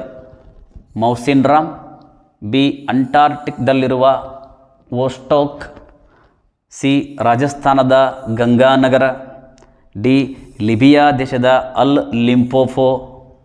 ನೋಡಿ, ಪ್ರಪಂಚದ ಅತ್ಯಂತ ಶೀತ ಪ್ರದೇಶ, ಭಾರೀ ಶೀತದಿಂದ ಕೂಡಿರ್ತಕ್ಕಂಥ ಪ್ರದೇಶ ಯಾವುದು ಅಂದರೆ ಇದಕ್ಕೆ ಸರಿಯಾದಂಥ ಉತ್ತರ ಯಾವುದು ಅಂದರೆ ಅಂಟಾರ್ಕ್ಟಿಕ್ದಲ್ಲಿರುವಂತಹ ವೋಸ್ಟೋಕ್ ಇದಕ್ಕೆ ಸರಿಯಾದಂಥ ಉತ್ತರ. ನೋಡಿ, -89 ಡಿಗ್ರಿ ಸೆಲ್ಸಿಯಸ್ಗಿಂತಲೂ ಕಡಿಮೆ ಉಷ್ಣಾಂಶ ಇರ್ತದೆ ಈ ಅಂಟಾರ್ಕ್ಟಿಕಾ ಇರ್ತಕ್ಕಂಥ ವೋಸ್ಟೋಕ್ ಪ್ರದೇಶದಲ್ಲಿ. ಅದಕ್ಕಾಗಿ ಈ ವೋಸ್ಟೋಕ್ ಪ್ರದೇಶ ಭೂಮಿಯ ಮೇಲಿನ ಅತ್ಯಂತ ಶೀತ ಪ್ರದೇಶ ಅದು. ಇದಕ್ಕೆ ಸರಿಯಾದ ಉತ್ತರ ಏನಪ್ಪ ಅಂದ್ರೆ ಆಪ್ಷನ್ ಬಿ ಅಂಟಾರ್ಕ್ಟಿಕ್ದಲ್ಲಿರುವಂಥ ವೋಸ್ಟೋಕ್ ಪ್ರಪಂಚದ ಅತ್ಯಂತ ಶೀತ ಪ್ರದೇಶ. ಮುಂದಿನ ಪ್ರಶ್ನೆ, ವಾಯು ಯಾವ ದಿಕ್ಕಿನಿಂದ ಬೀಸುತ್ತಿದೆ ಎಂಬುದನ್ನು ತಿಳಿಯಲು ಬಳಸುವ ಉಪಕರಣ ಯಾವುದು? ಆಯ್ಕೆಗಳು ಹೀಗಿದ್ದಾವೆ. ಆಪ್ಷನ್ ಎ ಪವನ ದಿಕ್ಸೂಚಿ, ಆಪ್ಷನ್ ಬಿ ಪವನ ಮಾಪಕ, option C wind direction, option D anemometer ಅಂತೇಳಿ.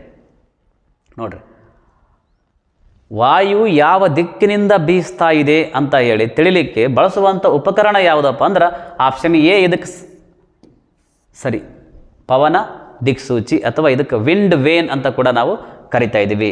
ಇನ್ನು ಇಲ್ಲಿ ಆಪ್ಷನ್ ಡಿ ಐತೆ ನೋಡ್ರಿ, ಇಲ್ಲಿ ಅನಿಮೋಮೀಟರ್ ಅಂತಿದೆ. ಇದು ಗಾಳಿಯ ವೇಗವನ್ನು ಅಳೆಯಲಿಕ್ಕೆ ಬಳಸುವಂಥ ಉಪಕರಣ. ಅನಿಮೋಮೀಟರ್ ಗಾಳಿಯ ವೇಗವನ್ನು ಅಳೆಯುತ್ತದೆ. ಪವನ ದಿಕ್ಸೂಚಿ ಗಾಳಿ ಯಾವ ದಿಕ್ಕಿನಿಂದ ಬೀಸ್ತಾ ಇದೆ ಅನ್ನೋದನ್ನು ಇದು ತಿಳಿಸುತ್ತದೆ. ಅನಿಮೋಮೀಟರ್ಗೆ ಇನ್ನೊಂದು ಹೆಸರು ಏನಪ್ಪ ಅಂದ್ರೆ ಪವನ ವೇಗ ಮಾಪಕ ಅಂತ ಕೂಡ ಕರೀತಾರೆ. ಪವನ ದಿಕ್ಸೂಚಿಗೆ ವಿಂಡ್ ವೇನ್ ಅಂತ ಕೂಡ ಕರೀತಾರೆ. ಇನ್ನು ನೆಕ್ಸ್ಟ್ ಮುಂದಿನ ಪ್ರಶ್ನೆ ನೋಡೋಣ. ಮುಂದಿನ ಪ್ರಶ್ನೆ ಹೀಗಿದೆ, ವಾಯುವಿನ ವೇಗವನ್ನು ಅಳೆಯಲು ಬಳಸುವ ಉಪಕರಣ. ಈ ಹಿಂದಿನ ಪ್ರಶ್ನೆಯಲ್ಲಿ ನಾವು ಆಗಲೇ ಡಿಸ್ಕಷನ್ ಮಾಡಿದ್ದೇವೆ. ಹಾಗಾಗಿ ಈ ಪ್ರಶ್ನೆಗೆ ನೇರವಾದಂಥ ಉತ್ತರ ಯಾವುದು ಅಂದರೆ ಪವನ ವೇಗ ಮಾಪಕ. ವಾಯುವಿನ ವೇಗವನ್ನು ಅಳೆಯಲು ಬಳಸುವಂಥ ಉಪಕರಣ ಯಾವುದು ಅಂದರೆ ಪವನ ವೇಗ ಮಾಪಕ ಅಥವಾ ಅನಿಮೋಮೀಟರ್. ನೆಕ್ಸ್ಟ್ ಮುಂದಿನ ಪ್ರಶ್ನೆ ನೋಡೋಣ. ಮುಂದಿನ ಪ್ರಶ್ನೆ ಹೀಗಿದೆ, ವಾಯುವಿನ ಒತ್ತಡವನ್ನು ಅಳೆಯಲು ಬಳಸುವ ಉಪಕರಣ ಯಾವುದು? ನೋಡಿ, ವಾಯುವಿಗೆ ತೂಕ ಇದೆ. ಮತ್ತು ಈ ವಾಯು ಏನು ಮಾಡ್ತದೆ? ಭೂಮಿಯ ಮೇಲೆ ಭಾರವನ್ನು ಉಂಟು ಮಾಡ್ತದೆ, ಪ್ರೆಷರ್. ಹಾಗಾಗಿ ಈ ಒಂದು ಭೂಮಿಯ ಮೇಲೆ ವಾಯು ಉಂಟು ಮಾಡುವಂಥ ಈ ಒಂದು ಒತ್ತಡಕ್ಕೆ ನಾವು ವಾಯುವಿನ ಒತ್ತಡ ಅಂತ ಕರಿತೇವೆ. ಈ ಒಂದು ವಾಯುವಿನ ಒತ್ತಡವನ್ನು ಅಳಿಲಿಕ್ಕೆ ಬಳಸುವಂಥ ಉಪಕರಣ ಯಾವುದು ಅಂತ ಪ್ರಶ್ನೆ. ಆಪ್ಷನ್ ಎ ಇದೆ ಅನಿಮೋಮೀಟರ್, ಆಪ್ಷನ್ ಬಿ ಇದೆ ಉಷ್ಣತಾ ಮಾಪಕ, ಆಪ್ಷನ್ ಸಿ ಇದೆ ಬಾರೋಮೀಟರ್, ಆಪ್ಷನ್ ಡಿ ರೆಡಾರ್ ಅಂತ ಇದೆ.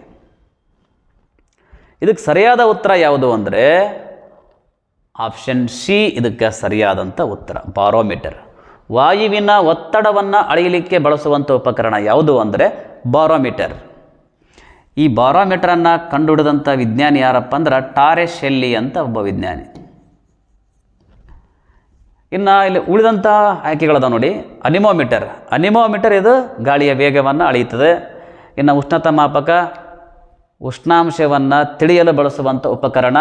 ಇದು ರೇಡಾರ್ ಏನು ಮಾಡುತ್ತೆ ಅಂತಂದ್ರೆ ಇದು ವಾಹನಗಳ ವೇಗವನ್ನು ಅಳೆಯಲಿಕ್ಕೆ ಇದನ್ನು ಬಳಸ್ತಾರೆ.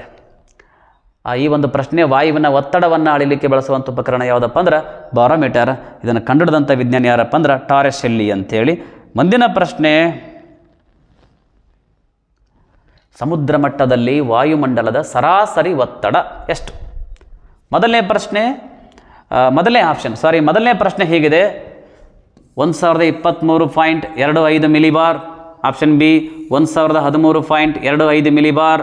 Option C 1033.25 millibar. Option D 1053.25 millibar ಅಂತೇಳಿ.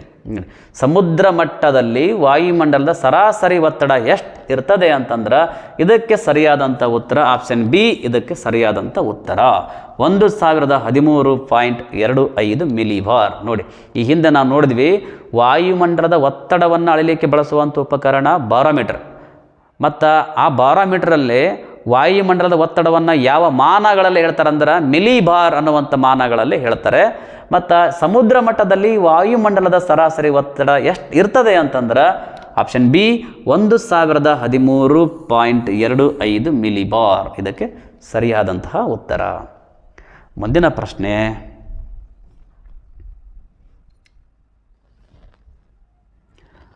ಭಾರತದಲ್ಲಿ ಸ್ಥಳೀಯ ಮಾರುತಗಳನ್ನು ಹೀಗೆಂದು ಕರೆಯುವರು.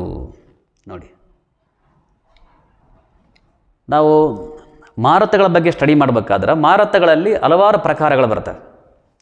ಮಾರುತ ಅಂತಂದರೆ ಭೂಮೇಲ್ಮೈಗೆ ಸಮಾನಾಂತರವಾಗಿ ಬೀಸುವಂಥ ವಾಯುವಿಗೆ ನಾವು ಮಾರುತ ಅಂತ ಕರಿತೀವಿ. ಈ ಮಾರುತಗಳಲ್ಲಿ ಹಲವಾರು ಪ್ರಕಾರಗಳದಾವೆ. ಯಾವ್ಯಾವ ಪ್ರಕಾರಗಳು ಅಂದ್ರೆ, ಒಂದನೇದಾಗಿ ನಿರಂತರ ಮಾರುತಗಳು,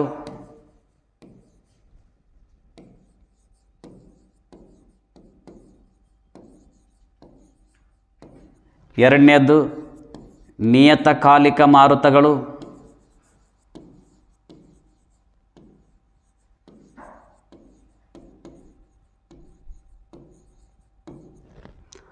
ಮೂರನೇದ್ದು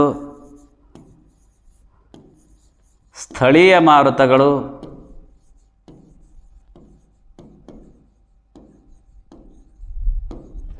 ನಾಲ್ಕನೇದ್ದು ಆವರ್ತ ಮತ್ತು ಪ್ರತ್ಯಾವರ್ತ ಮಾರುತಗಳು. ಹೀಗೆ ಮಾರುತಗಳಲ್ಲಿ 4 ಪ್ರಕಾರಗಳಿವೆ.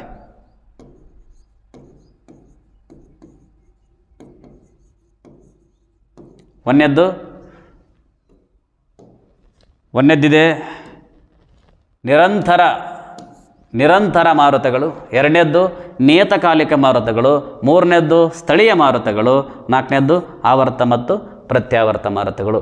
ಈ ನಿರಂತರ ಮಾರುತ ಅಂದ್ರೆ ವರ್ಷವಿಡೀ ಒಂದೇ ದಿಕ್ಕಿನಿಂದ ನಿರಂತರವಾಗಿ ಬೀಸುವಂಥ ಮಾರುತಗಳನ್ನು ನಿರಂತರ ಮಾರುತಗಳು ಅಂತ ಕರೀತಾರೆ. ಇವನ್ನ ನಿತ್ಯ ಮಾರುತಗಳು ಅಂತಲೂ ಕರೀತಾರೆ, ಭೂಮಂಡಲೀಯ ಮಾರುತಗಳು ಅಂತಲೂ ಕೂಡ ಕರೀತಾರೆ. ನಿರಂತರ ಮಾರುತಗಳು, ನಿರಂತರ ಅಂದ್ರೆ ನೋಡ್ರಿ ಹೆಸರು ಹೇಳ್ತದೆ ನಿರಂತರ, ವರ್ಷವಿಡೀ ಒಂದೇ ದಿಕ್ಕು ಚೇಂಜ್ ಆಗಲಿಲ್ಲರಿ. ಇಲ್ಲಿ ಒಂದೇ ದಿಕ್ಕಿನಿಂದ ವರ್ಷವಿಡೀ ನಿರಂತರವಾಗಿ ಬೀಸುವಂಥ ಮಾರುತಗಳನ್ನು ನಿರಂತರ ಮಾರುತ ಅಂತ ಕರೀತಾರೆ. ಇವುಗಳನ್ನು ನಿತ್ಯ ಮಾರುತಗಳಂತ ಕರೀತಾರೆ, ಭೂಮಂಡಲೀಯ ಮಾರುತಗಳು ಅಂತಲೂ ಕರೀತಾರೆ. ಮತ್ತು ಇದರಲ್ಲಿ 3 ಟೈಪ್ಸ್ ಬರ್ತವೆ: ವಾಣಿಜ್ಯ ಮಾರುತಗಳು, ಪ್ರತಿ ವಾಣಿಜ್ಯ ಮಾರುತಗಳು, ಧ್ರುವೀಯ ಮಾರುತಗಳಂತ 3 ಪ್ರಕಾರಗಳು ಕಂಡುಬರುತ್ತವೆ ನಿರಂತರ ಮಾರುತಗಳಲ್ಲಿ. ನೆಕ್ಸ್ಟ್ ಎರಡನೇದಿದೆ ನಿಯತಕಾಲಿಕ ಮಾರುತಗಳು. ನಿಯತಕಾಲಿಕ ಹೆಸರು ಹೇಳುವಂತೆ ನೋಡಿ, ನಿಯತಕಾಲಿಕ ಅಥವಾ ಋತುಮಾನಿಕ ಮಾರುತಗಳು ಅಂತ ಕರೀತಾರೆ. ನಿಯತಕಾಲಿಕ ಅಂತಂದ್ರೆ ಈ ಮಾರುತ ಹೆಂಗೆ ಬೀಸ್ತದ ಅಂದ್ರೆ, ಇದು ವರ್ಷದಲ್ಲಿ ಪರಸ್ಪರ ವಿರುದ್ಧ ದಿಕ್ಕಿನಿಂದ ಬೀಸುವಂಥ ಮಾರುತಗಳನ್ನು ನಿಯತಕಾಲಿಕ ಮಾರುತಗಳು ಅಂತ ಕರೀತಾರೆ. ನಿಯತಕಾಲಿಕ ಕಾಲಕ್ಕೆ ಅನುಗುಣವಾಗಿ ಅಥವಾ ಋತುಗಳಿಗೆ ಅನುಗುಣವಾಗಿ ಪರಸ್ಪರ ವಿರುದ್ಧ ದಿಕ್ಕಿನಿಂದ ಬೀಸುವ ಮಾರುತಗಳನ್ನು ನಿಯತಕಾಲಿಕ ಮಾರುತಗಳು ಅಂತ ಕರೀತಾರೆ. ಇದಕ್ಕೆ ಉದಾಹರಣೆ ಏನಪ್ಪ, ನಮ್ಮ ಭಾರತದಲ್ಲಿ ಕಂಡುಬರುವಂತಹ ಮಾನ್ಸೂನ್ ಮಾರುತಗಳು ನೋಡಿ. ನಮ್ಮ ಮಾನ್ಸೂನ್ ಮಾರುತಗಳು ನಮ್ಮ ಭಾರತದಲ್ಲಿ ಈ ಒಂದು ಜೂನ್, ಜುಲೈ, ಆಗಸ್ಟ್, ಸೆಪ್ಟೆಂಬರ್ನಲ್ಲಿ ನೈಋತ್ಯ ದಿಕ್ಕಿನಿಂದ ಏನು ಮಾಡ್ತವೆ ಅಂದ್ರೆ ಈಶಾನ್ಯ ದಿಕ್ಕಿನ ಕಡೆಗೆ ಬೀಸ್ತವೆ. ಮಾನ್ಸೂನ್ ಮಾರುತಗಳು ಭಾರತದಲ್ಲಿ ಏನು ಮಾಡ್ತವೆ ಅಂತಂದ್ರೆ ಜೂನ್, ಜುಲೈ, ಆಗಸ್ಟ್, ಸೆಪ್ಟೆಂಬರ್ ತಿಂಗಳಲ್ಲಿ ಏನು ಮಾಡ್ತವೆ, ನೈಋತ್ಯ ದಿಕ್ಕಿನಿಂದ ಈಶಾನ್ಯ ದಿಕ್ಕಿನ ಕಡೆಗೆ ಬೀಸ್ತವೆ. ಅದೇ ನೆಕ್ಸ್ಟ್ ಮುಂದೆ ಡಿಸೆಂಬರ್ ತಿಂಗಳಿಂದ ಫೆಬ್ರವರಿ ತಿಂಗಳವರೆಗೆ ಏನು ಮಾಡ್ತವೆ ಅಂದರೆ ಇವು ಈಶಾನ್ಯ ದಿಕ್ಕಿನಿಂದ ನೈಋತ್ಯ ದಿಕ್ಕಿನ ಕಡೆಗೆ ಬೀಸ್ತಾ ನೋಡಿ. ಫಸ್ಟ್ ಏನು ಮಾಡ್ತಿದ್ದು, ನೈಋತ್ಯ ದಿಕ್ಕಿನಿಂದ ಈಶಾನ್ಯ ಕಡೆಗೆ ಬೀಸ್ತು. ಆಮೇಲೆ ಇದೇನು ಮಾಡ್ತು, ಉಲ್ಟಾ ವಿರುದ್ಧ ಈಶಾನ್ಯ ದಿಕ್ಕಿನಿಂದ ನೈಋತ್ಯ ದಿಕ್ಕಿನ ಕಡೆಗೆ ಬೀಸ್ತು. ಈ ರೀತಿಯ ಮಾರುತಗಳನ್ನು ನಿಯತಕಾಲಿಕ ಮಾರುತಗಳನ್ನು ಕರೀತಾರೆ. ನೆಕ್ಸ್ಟ್ ಮೂರನೇದು ಇದೆ ಮಾರುತಗಳ ವಿಧ, ಸ್ಥಳೀಯ ಮಾರುತಗಳು. ಇದೇ ನಿಯತಕಾಲಿಕ ಮಾರುತಗಳು ಸ್ಥಳೀಯ ಉಷ್ಣಾಂಶಕ್ಕೆ ಮತ್ತು ಒತ್ತಡಕ್ಕೆ ಅನುಗುಣವಾಗಿ ಬೀಸಿದರೆ ಅದನ್ನು ಸ್ಥಳೀಯ ಮಾರುತ ಅಂತ ಕರೀತಾರೆ ನೋಡ್ರಿ. ಸ್ಥಳೀಯ ಉಷ್ಣಾಂಶ ಮತ್ತು ಸ್ಥಳೀಯ ಒತ್ತಡಕ್ಕೆ ಅನುಗುಣವಾಗಿ ನಿರ್ಮಾಣಗೊಳ್ಳುವಂಥ ಮಾರುತಗಳನ್ನು ಸ್ಥಳೀಯ ಮಾರುತಗಳು ಅಂತ ಕರೀತಾರೆ. ಫಾರ್ ಎಕ್ಸಾಂಪಲ್ಸ್ ಬೇರೆ ಬೇರೆ ದೇಶದಲ್ಲಿ ಕಂಡುಬರುವಂಥ ಸ್ಥಳೀಯ ಮಾರುತಗಳಿಗೆ ಬೇರೆ ಬೇರೆ ಥರದ ಹೆಸರುಗಳಿದ್ದಾವೆ. ಯಾವ್ಯಾವುದು ಅಂತಂದ್ರೆ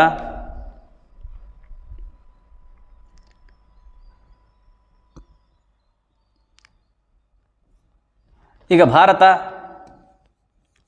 ನಮ್ಮ ಭಾರತದಲ್ಲಿ ಕಂಡುಬರುವಂಥ ಸ್ಥಳೀಯ ಮಾರುತಗಳನ್ನು ಏನಂತ ಕರೀತಾರೆ ಅಂದ್ರೆ ಲೂ ಅಂತ ಕರೀತಾರೆ. ಹಾಗೆ ಆಸ್ಟ್ರೇಲಿಯಾ ದೇಶದಲ್ಲಿ ಸ್ಥಳೀಯ ಮಾರುತವನ್ನು ಏನಂತ ಕರೀತಾರೆ ಅಂದ್ರೆ ಬ್ರೀಕ್ ಫೀಲ್ಡರ್ ಅಂತ ಕರೀತಾರೆ.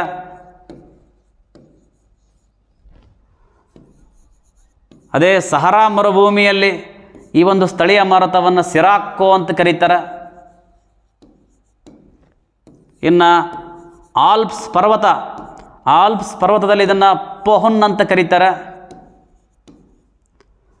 ಫ್ರಾನ್ಸ್ ದೇಶದಲ್ಲಿ ಸ್ಥಳೀಯ ಮಾರುತವನ್ನು ಮಿಸ್ಟ್ರೆಲ್ ಅಂತ ಕರೀತಾರೆ. ನೋಡಿ, ಬೇರೆ ಬೇರೆ ದೇಶದಲ್ಲಿ ಸ್ಥಳೀಯ ಮಾರುತಗಳಿಗೆ ಬೇರೆ ಬೇರೆ ರೀತಿಯಲ್ಲಿ ಕರೀತಾರೆ. ನಮ್ಮ ಭಾರತದಲ್ಲಿ ಸ್ಥಳೀಯ ಮಾರುತವನ್ನು ಏನಂತ ಕರೀತಾರೆ, ಲೂ ಅನ್ನುವಂಥ ಹೆಸರಿನಿಂದ ಕರೀತಾರೆ. ಆಸ್ಟ್ರೇಲಿಯಾದಲ್ಲಿ ಬ್ರೀಕ್ ಫೀಲ್ಡರ್ ಅಂತ ಕರೀತಾರೆ. ಸಹರಾ ಮರುಭೂಮಿಯಲ್ಲಿ ಸಿರಾಕೋ ಅಂತ ಕರೀತಾರೆ. ಆಲ್ಪ್ಸ್ ಪರ್ವತದಲ್ಲಿ ಪೊಹುನ್ ಅಂತ ಕರೀತಾರೆ. ಫ್ರಾನ್ಸ್ನಲ್ಲಿ ಮಿಸ್ಟ್ರೆಲ್ ಅಂತೇಳಿ ಕರೀತಾರೆ. ಬಟ್ ಬೇರೆ ಬೇರೆ ದೇಶದಲ್ಲಿ ಸ್ಥಳೀಯ ಮಾರುತಗಳು ಬೇರೆ ಬೇರೆ ಹೆಸರಿನಿಂದ ಕರೀತಾರೆ. ಇನ್ನು ಇದೇ ಮಾರುತಗಳಲ್ಲಿ 4ನೇ ಒಂದು ಪ್ರಕಾರ ಬಂತು, ಆವರ್ತ ಮತ್ತು ಪ್ರತ್ಯಾವರ್ತ ಮಾರುತಗಳು ಅಂತೇಳಿ. ಇವುಗಳನ್ನು ಚಂಡಮಾರುತಗಳು ಅಂತಲೂ ಕರೀತಾರೆ. ಈ ಒಂದು ಆವರ್ತ ಮಾರುತಗಳನ್ನು ಚಂಡಮಾರುತಗಳು ಅಂತ ಕರೀತಾರೆ. ಆವರ್ತ ಮತ್ತು ಪ್ರತ್ಯಾವರ್ತ ಮಾರುತಗಳನ್ನು ಇವು ವೃತ್ತಾಕಾರವಾಗಿ ಬೀಸುವಂಥ ಒಂದು ಮಾರುತಗಳು. ಸೊ ಈ ಒಂದು ಪ್ರಶ್ನೆ, ಭಾರತದಲ್ಲಿ ಸ್ಥಳೀಯ ಮಾರುತಗಳನ್ನು ಹೇಗಂತ ಕರೀತಾರಪ್ಪ ಅಂದ್ರೆ ಇಲ್ಲಿ ಆಯ್ಕೆಗಳೇನದಾವ ಅಂದ್ರೆ ಬ್ಲೀಝರ್ಡ್ ಇದೆ, ಸಿರಾಕೋ ಇದೆ, ಲೂ ಇದೆ, ಪೊಹುನ್ ಇದೆ. ಹಾಗಾದರೆ ಇದಕ್ಕೆ ಸರಿಯಾದ ಉತ್ತರ ಯಾವುದು ಅಂದರೆ ಭಾರತದಲ್ಲಿ ಕಂಡುಬರುವಂಥ ಸ್ಥಳೀಯ ಮಾರುತವನ್ನು ಲೂ ಅಂತ ಹೇಳಿ ಕರೀತಾರೆ. ನೆಕ್ಸ್ಟ್ ಮುಂದಿನ ಪ್ರಶ್ನೆ ನೋಡೋಣ. ಭಾರತದಲ್ಲಿ ಆವರ್ತ ಮಾರುತಗಳನ್ನು ಈ ಹೆಸರಿನಿಂದ ಕರೆಯುವರು. ಆಯ್ಕೆಗಳು ನೋಡಿ, option A cyclone, option B whirlpool, option C willy willies, option D typhoon ಅಂತೇಳಿ. ಸೊ ಈ ಪ್ರಶ್ನೆಗೆ ಉತ್ತರ ತಿಳ್ಕೊಳ್ಳೋದಕ್ಕಿಂತ ಮುಂಚೆ ನಾವು ಆವರ್ತ ಮಾರುತಗಳು ಅಂದರೆ ಏನು ಅನ್ನೋದನ್ನು ತಿಳ್ಕೊಳ್ಳೋಣ. ಇದು ಮಾರುತಗಳಲ್ಲಿ ಒಂದು ಟೈಪ್ ಇದು. ಮತ್ತು ಆವರ್ತ ಮಾರುತಗಳು ಇವು ಹೇಗೆ ಬೀಸ್ತವೆ ಅಂತಂದ್ರೆ ಅದನ್ನು ನಾವು ಈ ಒಂದು ಚಿತ್ರದ ಮೂಲಕ ತಿಳ್ಕೊಳ್ಬೋದು. ನಾವು ಅದನ್ನ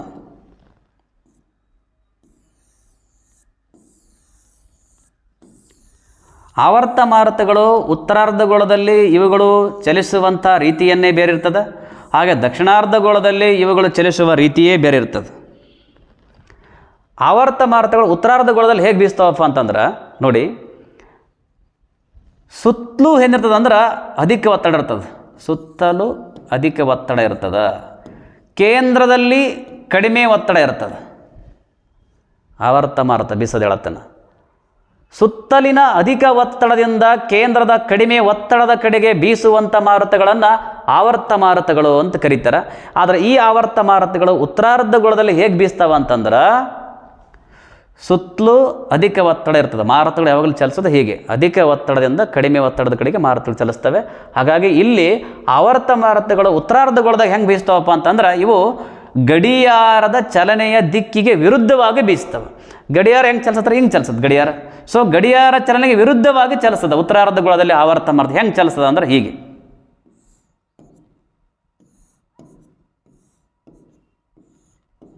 ಹೀಗೆ. ಉತ್ತರಾರ್ಧಗೋಳದಲ್ಲಿ ಆವರ್ತ ಮಾರುತಗಳು ಬೀಸುವ ರೀತಿ ಹೇಗಿರ್ತದೆ ಅಂತಂದರೆ ಸುತ್ತಲಿನ ಅಧಿಕ ಒತ್ತಡದಿಂದ ಕೇಂದ್ರದ ಕಡಿಮೆ ಒತ್ತಡದ ಕಡೆಗೆ ಬೀಸ್ತವೆ. ಅದು ಹೇಗೆ ಅಂತಂದ್ರೆ ಗಡಿಯಾರದ ಚಲನೆಯ ದಿಕ್ಕಿಗೆ ವಿರುದ್ಧವಾಗಿ ಬೀಸ್ತದೆ ಉತ್ತರಾರ್ಧಗೋಳದಲ್ಲಿ. ಅದೇ ದಕ್ಷಿಣಾರ್ಧಗೋಳ ಇದಕ್ಕೆ ಉಲ್ಟಾ, ಸೇಮ್, ಸುತ್ತಲೂ ಅಧಿಕ ಒತ್ತಡ ಇರ್ತದೆ, ಕೇಂದ್ರದಲ್ಲಿ ಕಡಿಮೆ ಒತ್ತಡ ಇರ್ತದೆ. ಆದರೆ ದಕ್ಷಿಣಾರ್ಧಗೋಳದಲ್ಲಿ ಹೇಗೆ ಬೀಸ್ತದೆ ಅಂದ್ರೆ ಗಡಿಯಾರದ ಚಲನೆಯ ದಿಕ್ಕಿಗೆ ಅನುಗುಣವಾಗಿ ಬೀಸ್ತದೆ. ಗಡಿಯಾರದ ಚಲನೆಯ ದಿಕ್ಕಿಗೆ ಅನುಗುಣವಾಗಿ ಬೀಸ್ತದೆ ಹೀಗೆ ನೋಡಿ. ಉತ್ತರಾರ್ಧಗೋಳದಲ್ಲಿ ಗಡಿಯಾರದ ಚಲನೆಯ ವಿರುದ್ಧ ದಿಕ್ಕಿಗೆ ಬೀಸ್ತಾ ಇತ್ತು, ದಕ್ಷಿಣಾರ್ಧಗೋಳದಲ್ಲಿ ಗಡಿಯಾರ ಚಲಿಸುವ ದಿಕ್ಕಿಗೆ ಅನುಗುಣವಾಗಿ ಚಲಿಸ್ತಾ ಇತ್ತು. ಇದೊಂದು ನಾವು ಸ್ವಲ್ಪ ಪಿಕ್ಚರನ್ನು ಸರಿಯಾಗಿ ತಿಳ್ಕೊಳ್ಬೇಕು. ಯಾಕಂದರೆ ಹಿಂದಿನ ಕೆಲವೊಂದು ಪ್ರಶ್ನೆಗಳಲ್ಲಿ ಈ ಚಿತ್ರವನ್ನೇ ನೇರವಾಗಿ ಕೊಟ್ಟು ಅಲ್ಲಿ ಪ್ರಶ್ನೆಗಳನ್ನು ಕೇಳಿದ್ದಾರೆ. ಅದಕ್ಕಾಗಿ ಈ ಪಿಕ್ಚರ್ ನಮಗೆ ಗೊತ್ತಿತ್ತು ಅಂತಂದ್ರೆ 1 ಮಾರ್ಕ್ಸನ್ನು ನಾವು ಈಸಿಯಾಗಿ ಗಳಿಸ್ಬೋದು. ಸೊ ಗೊತ್ತಿದೆ ಅಂತ ನಾವು ತಿಳ್ಕೊಳ್ತಾ ಈಗ ಇಲ್ಲಿ ಈ ಒಂದು ಪ್ರಶ್ನೆ ಏನಿದೆ ಅಂದ್ರೆ ಭಾರತದಲ್ಲಿ ಆವರ್ತ ಮಾರುತಗಳನ್ನು ಈ ಹೆಸರಿನಿಂದ ಕರೆಯುವರು. ನೋಡಿ, ಆವರ್ತ ಮಾರುತಗಳನ್ನು ಒಂದೊಂದು ದೇಶದಲ್ಲಿ ಒಂದೊಂದು ರೀತಿಯಲ್ಲಿ ಕರೀತಾರೆ. ಸೊ ಹಂಗೆ ನಮ್ಮ ಭಾರತದಲ್ಲಿ ಆವರ್ತ ಮಾರುತಗಳನ್ನು ಯಾವ ಹೆಸರಿನಿಂದ ಕರೀತಾರಪ್ಪ ಅಂತಂದ್ರೆ ಭಾರತದಲ್ಲಿ ಇದನ್ನು ಸೈಕ್ಲೋನ್ ಅಂತ ಕರೀತಾರೆ. ನೋಡಿ, ಆವರ್ತ ಮಾರುತಕ್ಕೆ ಭಾರತದಲ್ಲಿ ಏನಂತ ಕರೀತಾರೆ ಅಂದರೆ ಸೈಕ್ಲೋನ್ ಅಂತ ಕರೀತಾರೆ. ಇನ್ನು ಆಪ್ಷನ್ ಬಿ ಇದೆ ನೋಡ್ರಿ, ವರ್ಲ್ಫುಲ್. ಇದು ರಷ್ಯಾ ದೇಶದಲ್ಲಿ ಆವರ್ತ ಮಾರುತಗಳನ್ನು ವರ್ಲ್ಫುಲ್ ಅಂತ ಕರೀತಾರೆ. ವಿಲ್ಲೀಸ್ ಇದು ಯಾವ ದೇಶದಲ್ಲಿ ಅಂದ್ರೆ ಆಸ್ಟ್ರೇಲಿಯಾದಲ್ಲಿ ಆವರ್ತ ಮಾರುತಗಳನ್ನು ವಿಲ್ಲೀಸ್ ಅಂತ ಕರೀತಾರೆ. ಇನ್ನು ಟೈಫೂನ್ ಅಂತ ಎಲ್ಲಿ ಕರೀತಾರಪ್ಪ ಅಂತಂದ್ರೆ ಚೀನಾ ಮತ್ತು ಜಪಾನ್ನಲ್ಲಿ ಇದನ್ನು ಏನಂತ ಕರೀತಾರೆ ಅಂದ್ರೆ ಆವರ್ತ ಮಾರುತಗಳನ್ನು ಟೈಫೂನ್ ಅಂತ ಕರೀತಾರೆ. ಇನ್ನೊಂದು ಅಮೇರಿಕಾ ಮತ್ತು ಮೆಕ್ಸಿಕೋ ದೇಶದಲ್ಲಿ ಅಲ್ಲಿ ಆವರ್ತ ಮಾರುತನ ಏನಂತ ಕರೀತಾರೆ ಅಂದ್ರೆ ಹರಿಕೇನ್ ಅಂತ ಕರೀತಾರೆ. ಹರಿಕೇನ್ ನೋಡಿ, ಆವರ್ತ ಮಾರುತಗಳು ಭಾರತದಲ್ಲಿ ಕಂಡುಬರುವಂಥ ಆವರ್ತ ಮಾರುತಗಳಿಗೆ ಸೈಕ್ಲೋನ್ ಅಂತ ಕರೀತಾರೆ. ರಷ್ಯಾ ದೇಶದಲ್ಲಿ ಆವರ್ತ ಮಾರುತಗಳನ್ನು ವರ್ಲ್ಫುಲ್ ಅಂತ ಕರೀತಾರೆ. ಆಸ್ಟ್ರೇಲಿಯಾದಲ್ಲಿ ಆವರ್ತ ಮಾರುತಗಳನ್ನು ವಿಲ್ಲೀಸ್ ಅಂತ ಕರೀತಾರೆ. ಚೀನಾ ಮತ್ತು ಜಪಾನ್ನಲ್ಲಿ ಆವರ್ತ ಮಾರುತಗಳನ್ನು ಟೈಫೂನ್ ಅಂತ ಕರೀತಾರೆ. ಮತ್ತು ಅಮೇರಿಕ ಮತ್ತು ಮೆಕ್ಸಿಕೋ ದೇಶದಲ್ಲಿ ಆವರ್ತ ಮಾರುತಗಳನ್ನು ಹರಿಕೇನ್ ಅಂತೇಳಿ ಕರೀತಾರೆ. ಮತ್ತು ಈ ಆವರ್ತ ಮಾರುತಗಳು ಮತ್ತು ಸ್ಥಳೀಯ ಮಾರುತಗಳು ಬೇರೆ ದೇಶದಲ್ಲಿ ಯಾವ ಹೆಸರಿಂದ ಕರೀತಾರೆ ಅನ್ನೋದನ್ನು ನಾವು ಸ್ವಲ್ಪ ಭಾಳ ಗಮನವಾಗಿ ಸರಿಯಾಗಿ ನಾವು ಅದನ್ನು ನೆನಪಿಟ್ಕೊಳ್ಬೇಕು. ಯಾಕಂದ್ರೆ ಕೆಲವೊಂದು ಸರ್ತಿ ಇವುಗಳನ್ನು ಹೊಂದಿಸಿ ಬರೀರಿ ಅಂತೇಳಿ ಕೇಳ್ಬೋದು, ಅಥವಾ ಇವುಗಳಲ್ಲಿ ಸರಿಯಾದ ಜೋಡಿಯಾಗಿ ಹೊಂದಿರತಕ್ಕಂಥ ಗುಂಪನ್ನು ಗುರುತಿಸಿ ಅಂತ ಕೇಳ್ಬೋದು. ಅದಕ್ಕಾಗಿ ಈ ಒಂದನ್ನು ಸ್ವಲ್ಪ ನಾವು ಸರಿಯಾಗಿ ತಿಳ್ಕೊಳ್ಬೇಕು ನಾವು ಅದನ್ನ. ಸೊ ಈ ಒಂದು ಪ್ರಶ್ನೆ ಭಾರತದಲ್ಲಿ ಕಂಡುಬರುವಂಥ ಒಂದು ಆವರ್ತ ಮಾರುತಗಳನ್ನು ಏನಂತ ಕರೀತಾರೆ ಅಂದ್ರೆ ಸೈಕ್ಲೋನ್ ಅಂತ ಹೇಳಿ ಕರೀತಾ ಇದ್ದಾರೆ. ಸೊ ಮುಂದಿನ ಪ್ರಶ್ನೆಯನ್ನು ನೋಡೋಣ. 42ನೇ ಪ್ರಶ್ನೆ ಹೇಗಿದೆ, ಮೆಕ್ಸಿಕೋ ದೇಶದಲ್ಲಿ ಆವರ್ತ ಮಾರುತಗಳನ್ನು ಈ ಹೆಸರಿನಿಂದ ಕರೆಯುವರು. ಇಂದಿನ ಪ್ರಶ್ನೆಯಲ್ಲಿ ನಾವು ನೋಡಿದ್ದೇವೆ. ಸೊ ಮೆಕ್ಸಿಕೋ ದೇಶದಲ್ಲಿ ಆವರ್ತ ಮಾರುತಗಳನ್ನು ಏನಂತ ಕರೀತಾರೆ ನಾನು ನೇರವಾದವಾಗಿ ಈ ಒಂದು ಉತ್ತರಕ್ಕೆ ಹೋಗಿಬಿಡ್ತೇನೆ. ನೇರವಾದಂಥ ಉತ್ತರ ಯಾವುದು ಅಂದರೆ ಆಪ್ಷನ್ ಬಿ ಇದಕ್ಕೆ ಸರಿಯಾದಂಥ ಉತ್ತರ. ಮೆಕ್ಸಿಕೋ ಮತ್ತು ಅಮೇರಿಕಾದಲ್ಲಿ ಈ ಒಂದು ಆವರ್ತ ಮಾರುತಗಳನ್ನು ಹರಿಕೇನ್ ಅಂತ ಕರೀತಾ ಇದ್ದಾರೆ. ಸೊ ಮುಂದಿನ ಪ್ರಶ್ನೆ,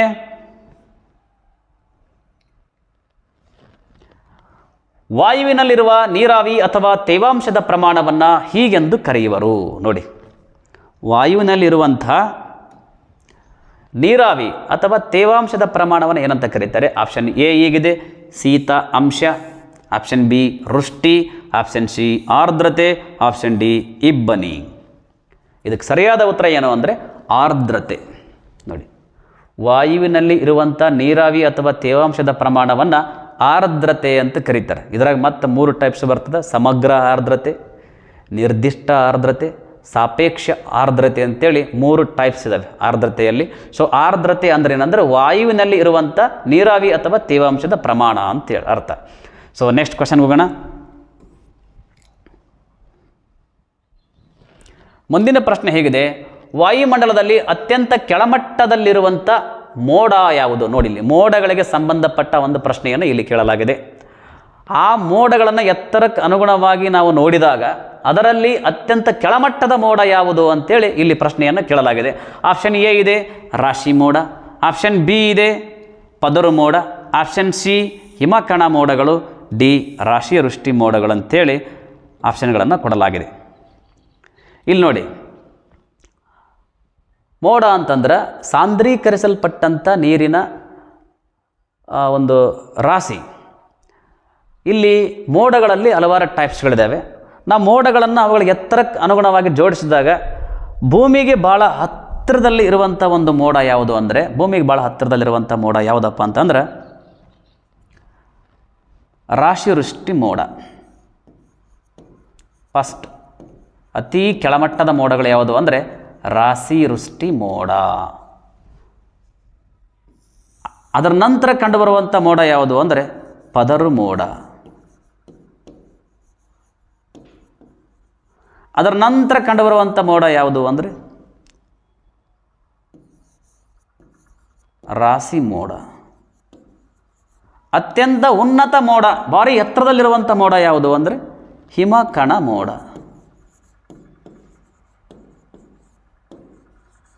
ನೋಡಿ, ಮೋಡಗಳ ಎತ್ತರಕ್ಕೆ ಅನುಗುಣವಾಗಿ ನಾವು ಜೋಡಿಸಿದಾಗ ಅತ್ಯಂತ ಎತ್ತರದಲ್ಲಿರುವಂಥ ಮೋಡ ಯಾವುದು ಅಂದರೆ ಹಿಮಕಣ ಮೋಡ.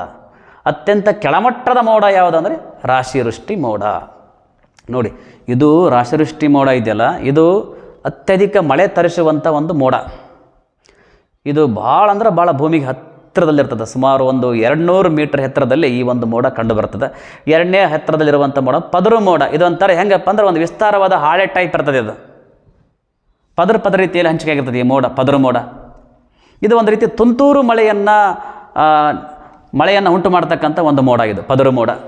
ಇನ್ನು ರಾಶಿ ಮೋಡ, ಇದು ಕೂಡ ಮಳೆ ತರಿಸುವಂಥ ಮೋಡ. ಈ ಮೋಡ ಹೆಂಗಿರ್ತದಪ್ಪ ರಚನೆ ಅಂದರೆ ಒಂದೊಂಥರ ರಾಶಿ ರೀತಿಯಲ್ಲಿ ಒಂದು ಹೂಕೋಸಿನ ರಚನೆಯನ್ನು ಹೊಂದಿರುವಂಥ ಮೋಡ ಇದು. ಪ್ರಶ್ನೆ ಕೇಳ್ಬೋದು ನಮಗೆ ಕೆಲವೊಂದು ಸರಿ, ಹೂಕೋಸಿನ ರಚನೆಯನ್ನು ಹೊಂದಿರುವ ಮೋಡ ಯಾವುದು ಅಂತ ಕೇಳಿದ್ರೆ ಅದು ರಾಶಿ ಮೋಡ. ಇದನ್ನು ನೋಡ್ರಿ, ಈ ಒಂದು ರಾಶಿ ಮೋಡಕ್ಕೆ ಇನ್ನೊಂದು ಜನಪ್ರಿಯವಾದಂಥ ಹೆಸರು ಐತಿ. ಅದು ಉಣ್ಣೆಯ ಗುಡ್ಡೆ ಅಂತಲೂ ಕರೀತಾರೆ ಇದನ್ನು. ರಾಶಿ ಮೋಡಕ್ಕಿರುವಂಥ ಇನ್ನೊಂದು ಹೆಸರು ಏನಪ್ಪ ಅಂದ್ರೆ ಉಣ್ಣೆಯ ಗುಡ್ಡೆ ಅಂತೇಳಿ. ಇನ್ನೊಂದು ನೋಡ್ರಿ, ಭಾರಿ ಎತ್ತರದಲ್ಲಿರುವಂಥ ಒಂದು ಮೋಡ ಐತಿ. 6 ಕಿಲೋಮೀಟರ್ಗಿಂತಲೂ ಎತ್ತರದಲ್ಲಿ ಕಂಡುಬರುವಂಥ ಒಂದು ಮೋಡ ಹಿಮಕಣ ಮೋಡ. ಇದು ಹೇಗಿರ್ತದೆ ಈ ಮೋಡ ಅಂತಂದ್ರೆ ಈ ಒಂದು ಗಿಂಜಿದ ಹತ್ತಿಯಂತೆ. ನಾವು ಹೆಂಗೆ ಹತ್ತಿಯನ್ನು ಗಿಂಜಿದಾಗ ಹೆಂಗೆ ಕಾಣ್ತದಲ್ರಿ, ಹಂಗೆ ಈ ಮೋಡ ಹೇಗಿರ್ತದೆ ಅಂದ್ರೆ ಗಿಂಜಿದ ಹತ್ತಿಯಂತೆ ಕಂಡು ಬರ್ತದೆ ಇದು. ಹಾಗಾಗಿ ನೋಡಿ, ಈ ಮೋಡಕ್ಕೊಂದು ಹೆಸರಿದೆ ಕುದುರೆ ಬಾಲ ಅಂತೇಳಿ. ಹಿಮಕಣ ಮೋಡದ ಒಂದು ಜನಪ್ರಿಯ ಹೆಸರು ಯಾವುದು ಅಂದರೆ ಕುದುರೆ ಬಾಲ. ಹಿಮಕಣ ಮೋಡದ ಜನಪ್ರಿಯ ಹೆಸರು ಕುದುರೆ ಬಾಲ. ರಾಶಿ ಮೋಡದ ಜನಪ್ರಿಯ ಹೆಸರು ಯಾವುದು ಅಂದರೆ ಉಣ್ಣೆಯ ಗುಡ್ಡೆ.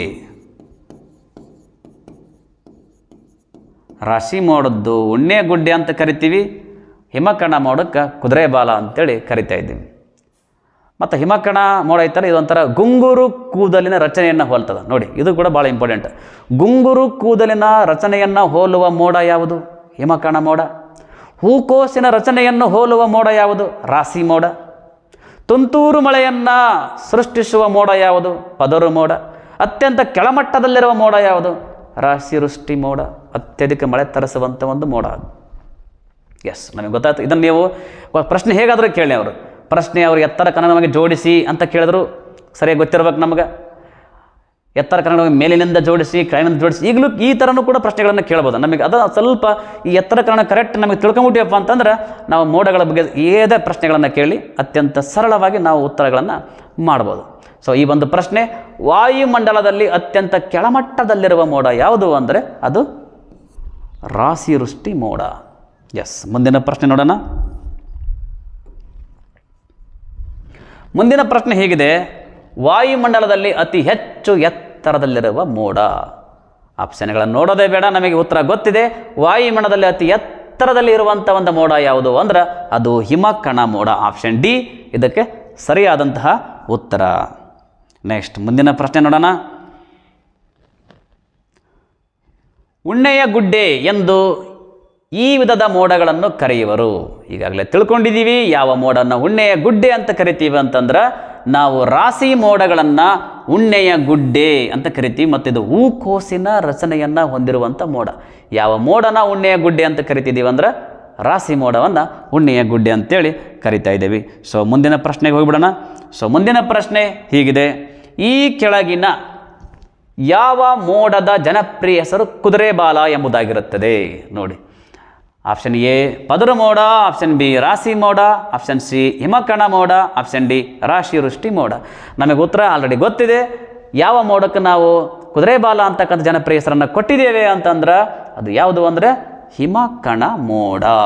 ಹಿಮಕಣ ಮೋಡದ ಒಂದು ಜನಪ್ರಿಯ ಹೆಸರು ಯಾವುದು ಅಂದರೆ ಕುದುರೆಬಾಲ ಅಂತೇಳಿ. ಯಾಕಂದ್ರೆ ಇದೊಂಥರ ಹೆಂಗಿರ್ತದೆ ಈ ಮೋಡ ಅಂದ್ರೆ ಗಿಂಜಿದ ಹತ್ತಿ ಅಂತ ಇರ್ತದೆ ಈ ಮೋಡ. ಭಾರಿ ಎತ್ತರದಲ್ಲಿರುವಂಥ ಮೋಡ. ಎಸ್, ಮುಂದಿನ ಪ್ರಶ್ನೆ.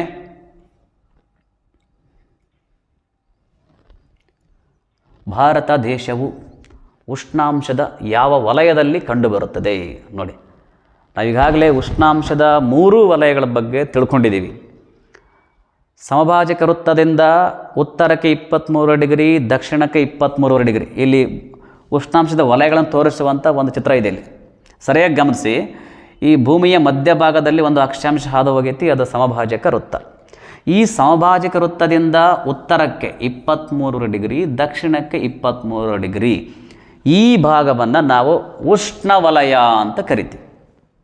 ಯಾಕಂದರೆ ಇಲ್ಲಿ ಸೂರ್ಯನ ನೇರವಾದ ಕಿರಣಗಳು ಬೀಳ್ತಾರೆ ಭೂಮಿ ಮೇಲೆ, ಅದಕ್ಕೆ ಇಲ್ಲಿ ಉಷ್ಣಾಂಶ ಜಾಸ್ತಿ ಇರ್ತದೆ. ಮತ್ತು ಮಳೆ ಪ್ರಮಾಣನೂ ಕೂಡ ಇದೇ ಭಾಗದಲ್ಲಿ ಜಾಸ್ತಿ. ನೆಕ್ಸ್ಟ್ 23ರಿಂದ 66 ಡಿಗ್ರಿ ಉತ್ತರ, 23ರಿಂದ 66 ದಕ್ಷಿಣ.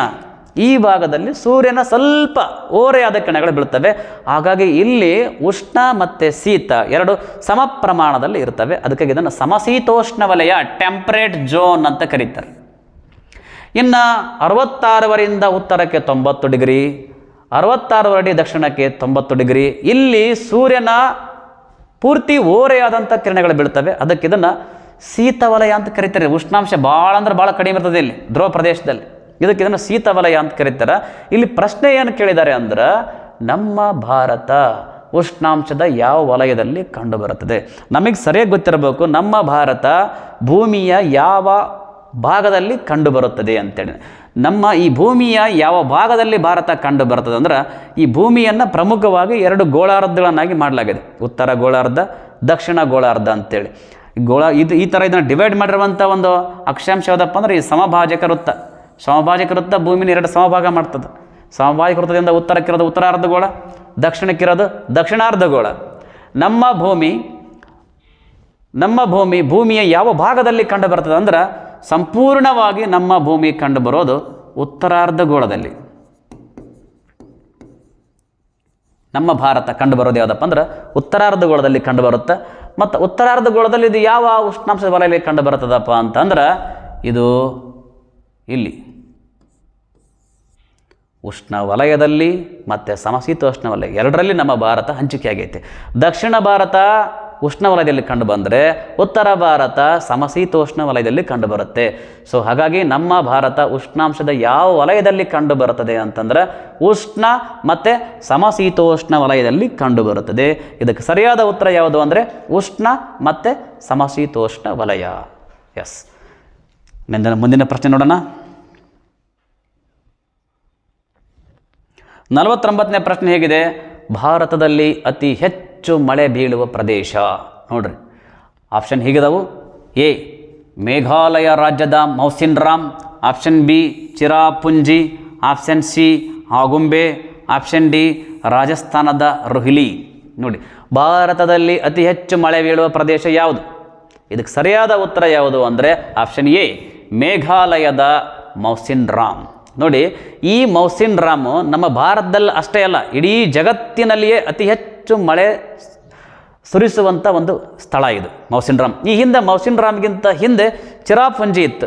ಬಟ್ ಚಿರಾಪುಂಜಿಗಿಂತಲೂ ಅತಿ ಹೆಚ್ಚಿನ ಮಳೆ ಈ ಸ್ಥಳದಲ್ಲಿ ದಾಖಲಾಗಿರೋದ್ರಿಂದ ಇವಾಗ ಸದ್ಯದಲ್ಲಿ ನಮ್ಮ ಭಾರತದಲ್ಲಿ ಅತಿ ಹೆಚ್ಚು ಮಳೆ ಬೀಳುವ ಪ್ರದೇಶ ಯಾವುದು ಅಂದರೆ ಮೌಸಿನ್ ರಾಮ್. ಇಲ್ಲಿ ಈ ಮೌಸಿನ್ ರಾಮ್ ಪ್ರದೇಶ ಐತಲ್ಲ, ಇದು ಮೇಘಾಲಯ ರಾಜ್ಯದಲ್ಲಿ ಕಂಡುಬರ್ತದೆ. ಇಲ್ಲಿ ಬೀಳುವಂಥ ಮಳೆ ಏನಪ್ಪ ಅಂದ್ರೆ 1140 ಸೆಂಟಿಮೀಟ್ರ್ ವಾರ್ಷಿಕವಾಗಿ ಇಲ್ಲಿ 1140 ಸೆಂಟಿಮೀಟ್ರ್ ಮಳೆ ಬೀಳ್ತದೆ. ಮೌಸಿನ್ ರಾಮ್ಗಿಂತ ಮುಂಚಾಕ ಚಿರಾಪುಂಜಿ ನಮ್ಮ ಭಾರತದಲ್ಲಿ ಅತಿ ಹೆಚ್ಚು ಮಳೆ ಬೀಳುವ ಪ್ರದೇಶ ಆಗಿತ್ತು. ಪ್ರೆಸೆಂಟ್ ಭಾರತದಲ್ಲಿ ಅತಿ ಹೆಚ್ಚು ಮಳೆ ಬೀಳುವ ಪ್ರದೇಶ ಯಾವುದಪ್ಪ ಅಂದ್ರೆ ಮೇಘಾಲಯ ರಾಜ್ಯದ ಮೌಸಿನ್ ರಾಮ್. ಆದರೆ ಭಾರತದಲ್ಲಿ ಅತಿ ಕಡಿಮೆ ಮಳೆ ಬೀಳುವ ಪ್ರದೇಶ ಯಾವುದು ಅಂದರೆ ರಾಜಸ್ಥಾನದ ರೋಹಿಲಿ. ನೋಡ್ರಿ, ಅತಿ ಹೆಚ್ಚು ಮಳೆ ಬೀಳುವ ಪ್ರದೇಶ ಮೌಸಿನ್ ರಾಮ್, ಅತಿ ಕಡಿಮೆ ಮಳೆ ಬೀಳುವ ಪ್ರದೇಶ ರೋಹಿಲಿ. ಇಲ್ಲಿ ವಾರ್ಷಿಕವಾಗಿ 8.3 ಸೆಂಟಿಮೀಟರ್ ಮಳೆ ಬೀಳ್ತದೆ ರಾಜಸ್ಥಾನದಲ್ಲಿ. ಭಾರತದಲ್ಲಿ ಅತಿ ಹೆಚ್ಚು ಮಳೆ ಬೀಳುವ ಪ್ರದೇಶ ಮೌಸಿನ್ ರಾಮ್, ಅತಿ ಕಡಿಮೆ ಮಳೆ ಬೀಳುವ ಪ್ರದೇಶ ರಾಜಸ್ಥಾನದ ರೋಹಿಲಿ. ಎಸ್, ಇನ್ನು ಆಗುಂಬೆ ಐತೆ ನೋಡ್ರಿ ಇಲ್ಲಿ ಆಪ್ಷನ್. ಆಗುಂಬೆ ಇದು ನಮ್ಮ ಕರ್ನಾಟಕದಲ್ಲಿ ಅತಿ ಹೆಚ್ಚು ಮಳೆ ಬೀಳುವಂಥ ಪ್ರದೇಶ ಆಗುಂಬೆ. ಅದರ ಸದ್ಯ ಈಗ ಭಾರತದಲ್ಲಿ ಅತಿ ಹೆಚ್ಚು ಮಳೆ ನಮ್ಮ ಕರ್ನಾಟಕ ಅತಿ ಹೆಚ್ಚು ಮಳೆ ಬೀಳುವಂಥ ಪ್ರದೇಶ. ಹುಲಿಕಲಲ್ಲಿ ಕೂಡ ಆಗುಂಬೆಗಿಂತಲೂ ಜಾಸ್ತಿ ಮಳೆ ಬೀಳುವಂಥ ಪ್ರದೇಶ ಅಂತೇಳಿ ದಾಖಲಾಗಿದೆ. ಬಟ್ ಪುಸ್ತಕದಲ್ಲಿ ಇನ್ನೂ ಅದು ಪ್ರಕಟ ಆಗಿಲ್ಲ, ಅದು ಪ್ರಿಂಟ್ ಆಗಿಲ್ಲ. ಸೊ ಸದ್ಯದಲ್ಲಿ ಕೂಡ ಈಗಲೂ ಕೂಡ ನಮ್ಮ ಕರ್ನಾಟಕದಲ್ಲಿ ಅತಿ ಹೆಚ್ಚು ಮಳೆ ಬೀಳುವ ಪ್ರದೇಶ ಅಂತಂದ್ರೆ ಆಗುಂಬೆ ಅಂತನ ಪುಸ್ತಕದಲ್ಲೆಲ್ಲ ಇದೆ. ಸೊ ಉತ್ತರ ಗೊತ್ತಾಗಿದೆ. ಭಾರತದಲ್ಲಿ ಅತಿ ಹೆಚ್ಚು ಮಳೆ ಬೀಳುವ ಪ್ರದೇಶ ಮೌಸಿನ್ ರಾಮ್, ಅತಿ ಕಡಿಮೆ ಮಳೆ ಬೀಳುವ ಪ್ರದೇಶ ರಾಜಸ್ಥಾನದ ರೋಹಿಲಿ, ಕರ್ನಾಟಕದಲ್ಲಿ ಅತಿ ಹೆಚ್ಚು ಮಳೆ ಬೀಳುವ ಪ್ರದೇಶ ಆಗುಂಬೆ. ನೆಕ್ಸ್ಟ್ ಮುಂದಿನ ಪ್ರಶ್ನೆ ನೋಡೋಣ. 50ನೇ ಪ್ರಶ್ನೆ, ಆರ್ದ್ರತೆಯನ್ನು ಅಳೆಯಲು ಉಪಯೋಗಿಸುವ ಉಪಕರಣ ಯಾವುದು? ಆರ್ದ್ರತೆ ಆಪ್ಷನ್ ಹೀಗಿದಾವು. Option A hygrometer, option B psychrometer, option B barometer, option D spectrometer. ನೋಡಿ, ಆರ್ದ್ರತೆ ವಾಯುವಿನಲ್ಲಿ ಇರುವಂಥ ತೇವಾಂಶವನ್ನು ನಾವು ಆರ್ದ್ರತೆ ಅಂತ ಕರಿತೀವಿ. ಆ ಆರ್ದ್ರತೆಯನ್ನು ಅಳೆಯಲಿಕ್ಕೆ ಬಳಸುವಂಥ ಉಪಕರಣ ಯಾವುದಪ್ಪ ಅಂತಂದ್ರೆ ಹೈಗ್ರೋಮೀಟರ್. ಇದಕ್ಕೆ ಸರಿಯಾದ ಉತ್ತರ ಯಾವುದು ಅಂದರೆ ಆಪ್ಷನ್ ಎ ಹೈಗ್ರೋಮೀಟರ್. ಇದೇ ಹೈಗ್ರೋಮೀಟರ್ನ ಇನ್ನೊಂದು ಹೆಸರಲ್ಲಿ ಕರೀತಾರೆ ಸೈಕ್ರೋಮೀಟರ್ ಅಂತಲೇ ಕರೀತಾರೆ. ಕನ್ನಡದಲ್ಲಿ ಇದನ್ನು ಆರ್ದ್ರತಾ ಮಾಪಕ ಅಂತ ಕರೀತಾರೆ. ಆರ್ದ್ರತಾ ಮಾಪಕ. ನೋಡಿ, ಆರ್ದ್ರತೆಯನ್ನು ಅಳೆಯಲಿಕ್ಕೆ ಬಳಸುವಂಥ ಉಪಕರಣ ಹೈಗ್ರೋಮೀಟರ್ ಅಥವಾ ಸೈಕ್ರೋಮೀಟರ್ ಅಥವಾ ಆರ್ದ್ರತಾ ಮಾಪಕ. ಎಸ್ ಪ್ರಿಯ ಸ್ನೇಹಿತರೆ, ಇದಾಗಿತ್ತು ವಾಯುಗೋಳ ಅಧ್ಯಾಯಕ್ಕೆ ಸಂಬಂಧಪಟ್ಟ 50 ಪ್ರಶ್ನೆಗಳು ಹಾಗೂ ಅವುಗಳ ವಿಶ್ಲೇಷಣೆ. ಈ ಎಲ್ಲ ಪ್ರಶ್ನೆಗಳು NMMS ಎಕ್ಸಾಮ್ ಇರ್ಬೋದು ಅಥವಾ ಉಳಿದ ಎಲ್ಲ ರೀತಿಯ ಸ್ಪರ್ಧಾತ್ಮಕ ಪರೀಕ್ಷೆಗಳು, ಎಲ್ಲ ರೀತಿಯ ಪರೀಕ್ಷೆಗಳಿಗೆ ಇದು ಬಹಳ ಉಪಯುಕ್ತವಾದಂಥ ಒಂದು ಅಧ್ಯಾಯ ಇದು. ಹಾಗಾಗಿ ಈ ಒಂದು ಪ್ರಶ್ನೆಗಳು ಮತ್ತು ಅವುಗಳ ವಿಶ್ಲೇಷಣೆ ತಮಗೆಲ್ಲರಿಗೂ ಕೂಡ ಭಾಳ ಉಪಯುಕ್ತ ಆಗ್ತದೆ. ಮತ್ತು ತಾವೆಲ್ಲರೂ ಕೂಡ ಇದನ್ನು ಲೈಕ್ ಮಾಡ್ತೀರಿ ಮತ್ತು ಇನ್ನೊಬ್ಬರಿಗೆ ಹೆಚ್ಚೆಚ್ಚು ಶೇರ್ ಮಾಡ್ತೀರಿ ಅಂತ, ಸಬ್ಸ್ಕ್ರೈಬ್ ಕೂಡ ಮಾಡ್ತೀರಿ ಅಂತ ನಾನು ಭಾವಿಸ್ತಾ ಇದ್ದೇನೆ. ಮತ್ತೊಂದು ವಿಡಿಯೋ ತರಗತಿಯಲ್ಲಿ ಮತ್ತೊಂದು ಹೊಸ ಅಧ್ಯಾಯದೊಂದಿಗೆ ಮತ್ತೆ ನಾನು ನಿಮ್ಮನ್ನು ಭೇಟಿಯಾಗ್ತೇನೆ. ಅಲ್ಲಿವರೆಗೆ ನಮಸ್ಕಾರ.